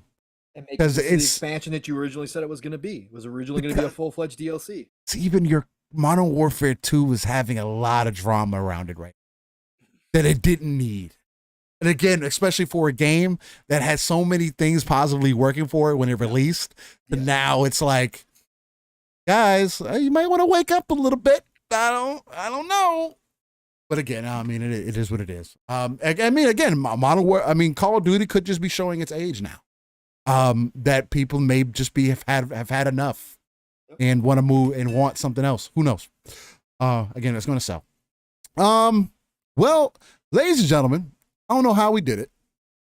Oh, we did it. But we're over 4 hours in. 2.5 hours on the Phil interview. Of course, we did get sidetracked. We got sidetracked quite often. And again, we did. That is what makes Living Split Screen a little bit differently, because even though we did tackle a conversation piece that has been something touched on many by other podcasts and such, hopefully we did it for you guys from another different perspective, maybe add in some additional context to the conversation. And also the in-between conversations that we had mixed in there to add even further context to what we were speaking on. Hopefully that really got you guys juiced up, excited, and at least added something additional to this topic this week. I am probably going to say that this is probably where we're going to wind the show down. Again, as much as we would like to go even beyond, 4 hours, I do believe, is our limit, mainly because I need to eat and then take some care of some things behind the scenes. Grandbabies are coming over today, too. Yeah, so, yeah, we need to get up out of here. We still got lives to live. Again, we do 2+ hours over what most people would advise you to do. But we love you all. But it's because we love it, right? Yeah, we love it. We love this. We're continuously to grow, and this is something that's always going to be. I kind of consider this like an additional work day in some aspects, although it's not necessarily work per se, because I get to chop it up with my brother from another. We don't really get to talk throughout the week like that, or game over the weekend like we used to. So it's always dope when I'm able to get in here, spend some time with my bro, and just chop it up about games, hear his opinions. Although I do tend to hear them in other places. I'm able to draw out a little bit more from the conversation. It's different on our Saturday show. When you and I talk about it. So. Yeah. And it's that banter going back and forth. And again, you beautiful people being in chat and the different angles that you guys were coming from, along with the little bit of smoke that we had in there. Again, you guys kept it respectable. Everything was good. No, Nick, and again, Nick's again, nothing but love to you. You already know, Nick. You're an OG here, man. I'm not expecting for everybody to get along with each other. It is what it is. People are gonna have disagreements. People aren't gonna like each other. But I do one of the most chill chats out there, man. I do want Living Split Screen to be a place, again, since we are non-console centric, to be a place where anybody can come into, as long as we're not attacking, each other and trying to go after each other's character and things of that nature. We're good to go. Everything is free range. I'm not going to sit here and say, oh, don't cuss, and oh, don't do this. Oh, do. I'm not your babysitter. If you go, your parents. Yeah, we're definitely not gonna be your parents. If you go over the top, again, we'll warn you. Again, I only have so many mods. Jacob Novik being one of them, and also Fun Space. He's got a quick trigger, everybody. No, Jacob. Careful. Yeah, Jacob being one of our main mods here, and again, I greatly appreciate you, Jacob. But even he doesn't have to work too hard, because again, a lot of the things that we do here don't really need a lot of. Because we ain't going down that road. Yeah, it doesn't need a whole lot of babysitting. Talk through it. Yeah, we'll talk through it, have conversation about it. Again, I feel like that's the most important part of this show. Is just being open and being able to have those open conversations, because that's another conversation point that's going on consistently throughout this week, is where you're not allowed to have a perspective, right? Like the whole Redfall thing. There's people who say that they aren't experiencing many issues, and people on the opposite side saying there's no way that you don't see any issues, and then in that same breath, people who are having issues and people on their opposite side saying, well, you should stop complaining. You're being over dramatic. There's not that many issues. Again, you also can't ignore the obvious. It's blatantly obvious that this game isn't doing well. Regardless of if you're having fun or if you're not having fun, again, the consensus, this game is not great. And that's not good for Arcane. And that's something that we should talk about, again, like we did here. And continue should be mentioned. Yeah, exactly. And there's nothing wrong with it. Again, enjoy the games. I capitalized off a post from somebody I don't know. Somebody retweeted it and I saw it, and it was very timely. Post a game that you've enjoyed that was bad. And so I posted 2 Worlds because Mav and I had just talked about it from Xbox 360, which scored a 50, right? You can enjoy games. You know me. I'm the proponent of that. I play games that people consider bad and have had a blast. I played bad games that I thought were better than some AAA highly rated games. Like, it doesn't matter. You can have that conversation. You should have that enjoyment. Nobody can take that away from you. And it works both ways. So if you're out here saying, it's a great game, I'm having fun with it, I support you 100%. If you say it's a great game and I'm having fun with it and everybody should shut up about the complaining, that's where you go sideways. And the opposite side is true. If you say this is a bad game, I don't enjoy it, I'm not going to play it, that's fine. But when you say this is a bad game, I'm not going to enjoy it, and nobody else can enjoy it, and you should stop enjoying it, and you're just capping, that's when you go sideways. You don't control what other people are having a good time or not having a good time with. You don't get to gatekeep that whatsoever, ever. Entertainment is subjective. Entertainment is personal opinion. Yes. And if somebody's enjoying something, that's their own experience. It doesn't matter. Again, that is fine. Just don't try to gatekeep and say, oh, you can't say it. And like I said, if you're having a great time, don't ignore the problems that other people are having, or like Steele said, say that, oh, I don't have any issues, so you're just lying. You're just saying that this is bad because you want to complain. And the reverse is the same. Again, when I was enjoying Cyberpunk, when Steele and I were enjoying Cyberpunk, we were praising the game, telling you how much fun we were having, but we were acknowledging that there were severe issues with the game. Yeah, there was definitely people. There was problems. Yeah. So it is what it is. Yeah. I will. That's true. And facts are important, which is again why I brought up the games that I did earlier, as far as Xbox's first party, because that is a piece of the conversation that does get lost. Can't say that Xbox releases no games, and then when the conversation is actually they haven't released games that you're interested in, right? Because they're games that they are releasing. Yes. Have done well critically, and they have an overall pretty solid value. They don't count in comparison to Sony, which is the direct competitor that you have to use. They are within points of each other as far as the quality bar goes on many review sites. Yeah. So take that for what you will, and that's hard data, facts, and that's not opinions. Subjective. Value is subjective. 100%. What games you value is completely subjective. You can't tell another person that they're lying or that they're not true, or you can't use that list because I don't agree with those games. No, you can't do that. That's not you don't get to dictate another person's value or their enjoyment or whatever the case may be. You don't. Yeah, and again, Nick's like you're mentioning, that's your opinion. Yeah, I gotta keep that in mind. Fun Speculation says, come on, Steele, only third-person action adventure story-based games count. Yep. I do. I wonder why I haven't bought a PlayStation. Mm-hmm. Again, if anybody can hit my DMs and tell me why I should invest or what game convince you.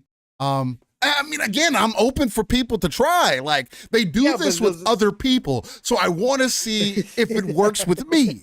I'm waiting. I've yet to have somebody come in. You're an educated consumer, Steele. You got ECP. Ain't nobody changing your opinion. Ain't nobody bringing up a game you don't know about that you go, oh, damn, that's right. I didn't even think about that right now. Didn't even think about that one. God. It is what it is. Games are games. I'm here to enjoy them, and hopefully you guys are enjoying yours. Hey, and Starfield was rated too, Steel, real quick. Starfield was rated M for mature for anybody who was worried. And there was some question. Well, we still don't know the extent. We'll find out more June 11th, hopefully. Right. But there was some people worried about that the stuff, the gameplay we did see. There was no blood. If you go look at Fallout 4, there's limbs flying around. There's everything. That's a part of Bethesda games is gore. So some people were worried about that. Well, it got rated M for mature for violence, blood, suggestive themes, strong language, and use of drugs. So we will see to the extent they're going to do. I do hope it is Fallout level. It is fun as hell to see limbs flying. I don't know if they're going to do it, but it did get the M rating, so no worries there. They're not going to. It's not going to be sanitized. Okay, it's not going to be a sanitized game where they're trying to go for that. That E rating or that T rating, I should say. They're not going to go for the teen rating. They are doing M. So just so everybody knows. Yeah, and maybe Leaf was being funny. He was like, "Still doesn't have a PS5, really?" Yeah, man, nah. Again, there's not many games on that side of things that appeal to me, which is really funny. Because I am more so third person action oriented gamer. I like those style of games. Final Fantasy 16 looks cool. But it's not enough to get a PlayStation 5. And then Jacob Novick, same thing. He says Spider-Man. He says easy Spider-Man 2. And like I said to him, I said, yeah, it could be. I don't know if it's enough, right? Because the only reason I got Spider-Man 2018 is because I got the PlayStation 4 for a different reason. And it was available to. I didn't even know Spider-Man was coming. It just, I had it months later. Our trailer came out. I was like, oh, I have one of those. I'll buy it. And I played it day one. But it wasn't the reason I got it. Yep. Kind of kicked myself in the foot a little bit because they released a specific console for it, and it was really cool, dope looking console. That's what people got to realize, man. Not everybody's the same, man, and that's cool. Not everybody's the same. I could sit here and honestly say I'd rather play Age of Empires 2 Definitive Edition than any of the Sony first-party games right now. Oh, you're cap. That's cap. You're cap. Right. No, there's no way. There's no way. Right. What you're telling me, Pong, is that you just don't want to experience great games. Right. Exactly. Yep. You're not a true I'm not a true gamer. I don't like quality. I see. I just don't get that. Like, how is that? Anyway, different conversation. Fun Speculation says still got a PS4 probably for some exclusive Gundam game. No, that's exactly what it was. Gundam Breaker 3. Yeah. That's exactly what it was. I mean, I'll keep saying I'm waiting for somebody to challenge me on this and try to argue. Literally bought it for Gundam Breaker. Yeah, literally. Look, before we take off, because I know you guys can barely see me, it's getting dark in here. I took my light down. It's in the living room. I had to use it for some. Literally how that happened is because before that, PlayStation 4 had no other reason for me to invest in that console. They had none. Before, what ended up happening is that I went on a tangent. I went on this hard find trying to find mecha games, right? I love mecha fans. I love. I was looking at Gundam games and I couldn't find very many. And a lot of the games that they had were like fighters and things like that.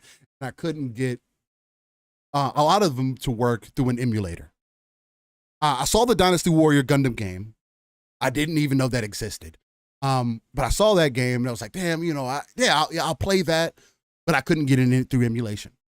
It didn't work at the time. It works now. Didn't work at the time though, which is exciting because it's another one that I want to jump into. Don't know the game, but anyway. And what ended up happening is I found, because mind you, I never played Gundam Breaker 2, and never played the original Gundam Breaker, so like, again, completely oblivious to this, and I didn't have anybody else to tell me about this. Just in the mode, and it happened. And I came across Gundam Breaker 3, and I said, I saw the gameplay for it, and I said, good God, this is fucking the greatest game that I've ever seen in my life. And when I saw that, I was trying to see, hey, where's it available at? Tried to see if it was available in any local stores, anything like that. And I started getting down on it, man, because it wasn't available in the States. Like, damn, man, well, fuck, man, I can't play that game either. And so days went by, because I kind of stopped thinking about it. Days went by, and I was like, you know what, let me look again. Lo and behold, shout out to YouTube. there was a version that was created with English subtitles, but it only was available in Singapore. So, if you don't know the end of this story, I converted some dollars to Singapore dollars, and I bought the game. Had it sent to me. I bought a console. I bought a PlayStation 4 for like a good price too. It was a Pro too. Bought it for like $150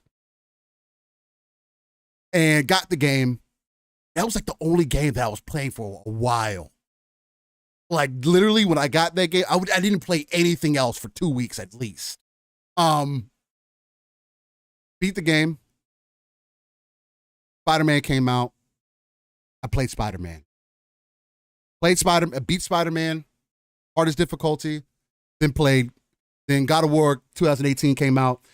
Played God of War. God of War made me sell my PlayStation.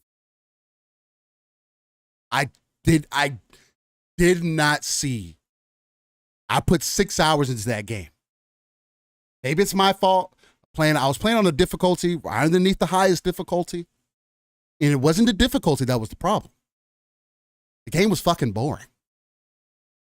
To me. And sure, the set pieces were great. I like the fight that he had in the beginning where he's in his house and you're throwing hands with old boy. And that's cool. But 4 hours after that, just didn't do anything. And then I didn't play that system for 2 years after that. So I sold it. But yeah, that's kind of my story on that. Again, I will continuously reiterate that for anybody that's interested. But this is a good example, though, of people have different tastes. Yep. And this is the way that things have always been. God of War 2018. Next.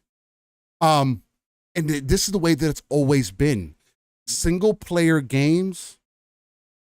It is not often that single player games get me fully invested. And again, it is very difficult for me to come away from the mentality because of how I grew up and not having money like that. And also time investment. And you're a kid going to school, doing all these different things. For me to look at single player games and wonder why there's not a multiplayer connected to it. I can't help that. Like Starfield, it's one of the main deterrents for me right now. Oh, well, the game doesn't have co-op. Man, it'd be dope if I could jump in there with Pong. We can meet up, fucking do a travel the star system together. That would be fucking dope to me. But eventually. It could be, and it could be. They'll have a Starfield MMO eventually. Yeah, eventually. But it's still a negative deterrent for me. But because my taste in games has, for lack of a better way, evolve will be a better term. I was going to say matured. That's not a good way. Has evolved. And because I am now a father, time is different. I do look at some games differently. I still have that negative connotation towards single player games 90% of the time. But if it's a good game, it's a good game. And if I have access to that game, then great. But they will never be a reason for me to buy an entire console. Yeah. Never. Unfortunately. Spider-Man is the closest it will ever probably get. Mm-hmm. But that's just what it is. And people, I say all that to say this. This is something that I continuously iterate here. You are in a hobby. You have to know what your interests are. Yeah. If you, as a gamer, do not know what you like in gaming, and I saw you bring up this point, Paul, about being able to watch a game and a game that's coming out and decide whether it's for you or not. Right. Because you've been doing this for a while. If you, as a gamer, do not know what you like and are playing games to fit in, I can understand why you're bored. Yeah. I can understand why you're not happy. Mm-hmm. That's not me. Right. That's not Pong. That's not a lot of us in this community who are trying to work towards something better, something greater, something grander. It's just not the case. Yeah. You, like Pong says, play what you love and love what you play. No truer words have been spoken. Don't do this in any other hobby, and if you do, you might want to get yourself checked out. Because at that point, it's not a hobby anymore. It's a job. Yeah. And there's nothing wrong if you consider it that. Yeah, that's fine. But understand the another way to play. perspective you're coming from. Right. And understand All why I'm other saying. people have different perspectives. Understand Um, why some of us will think differently than you if we don't play games just to play the popular stuff or because everybody's talking about it that I have to play it. No, that's why some of us come from a different perspective. And Steel, to your point, I've owned both systems every generation, but this generation is the first generation where I say I really don't need to. Yes, there will always be a couple games here and there that I go, God, I really want to play that game. But like you said, Steel, time-wise, with the amount of content coming out now, I look at all the games coming out on Xbox, including those RTS games, Age of Empires, and all this. Like, I don't have time, honestly, even if I had a PS5 right now to jump into another game. I don't. Yeah. That's nah, where I it stand. is what it is. It is what it is. And guys, like, And I'm playing more games now than I have in a long ass time. I'll tell you guys that much. But that's how much is out there right now that I enjoy and that I'm going to play. And Microsoft overall is giving me more. So especially with games like Starfield coming, it's over with. yeah, and Lethal, because he was like, he asked would we give Jedi Survivor, and again, like I told him, I give Jedi Survivor so far. Again, I haven't fully completed the game, but so far, even up to the events that are leading up, I give it a 9 out of 10, even with the performance issue. Now, the only reason I can't give it a 10 out of 10 is because of the performance. Right. But other than that, Respawn's on fire. Yep. Shout out to Respawn. Got to do better about performance, though.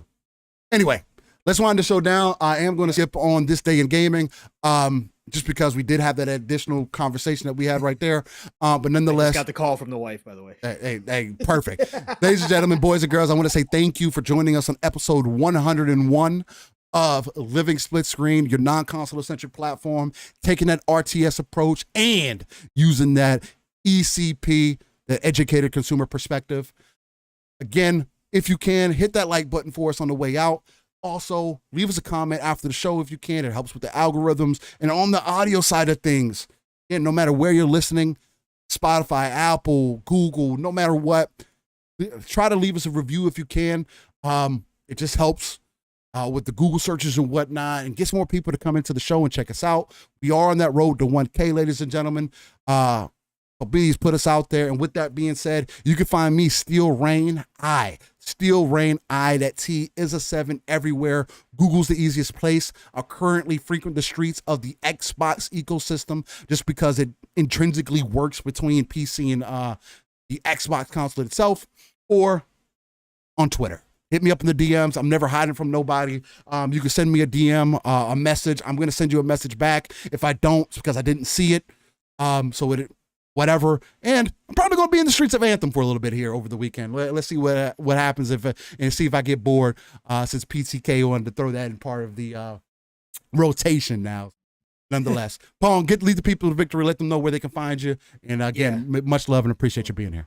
No. Thank everybody for joining us today. Great conversation. Knew this was going to be a big show, obviously, with the Phil interview, but thank you all for joining us. Thank you for all the lively interactions in the chat. Again, it keeps us going. That's what Steele and I do this for. So thank you all for being here each and every week. Episode 101 in the books for Living Split Screen. Love and respect to all of you for showing up in here. New faces, old faces.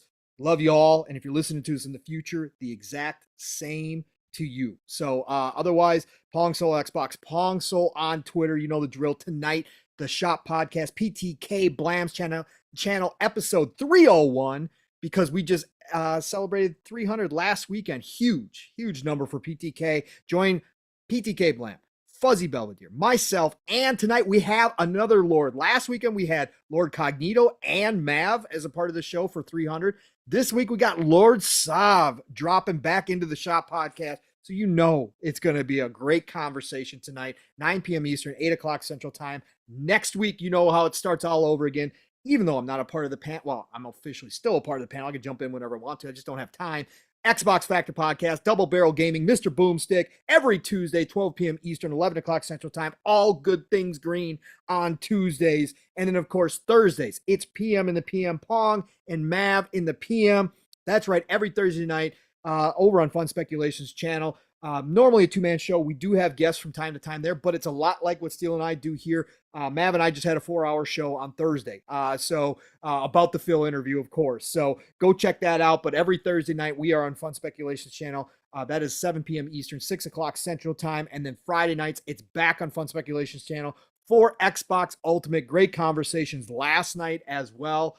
We laugh a lot on Friday nights, and you never know what's going to be said.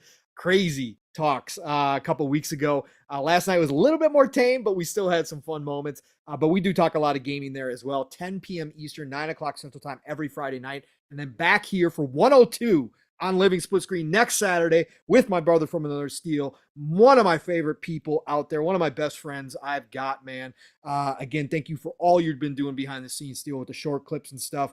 I've seen the numbers on there, like 1K, 2K views, man. We'll get some numbers a little over bit, there, man. yeah, that's a little bit. Yeah, a little bit. So again, thank you all. Share us out. If you can, keep telling people. We are on that road to 1K, like Steele said, but nothing but love.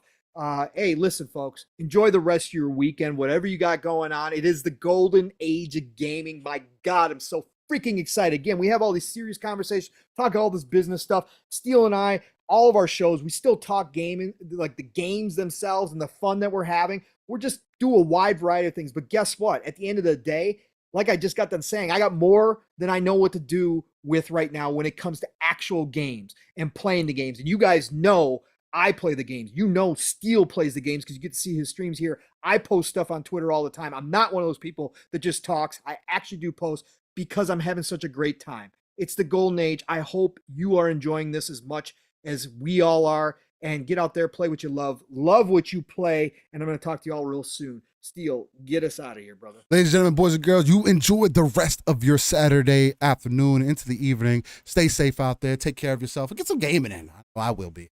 Much love. Peace.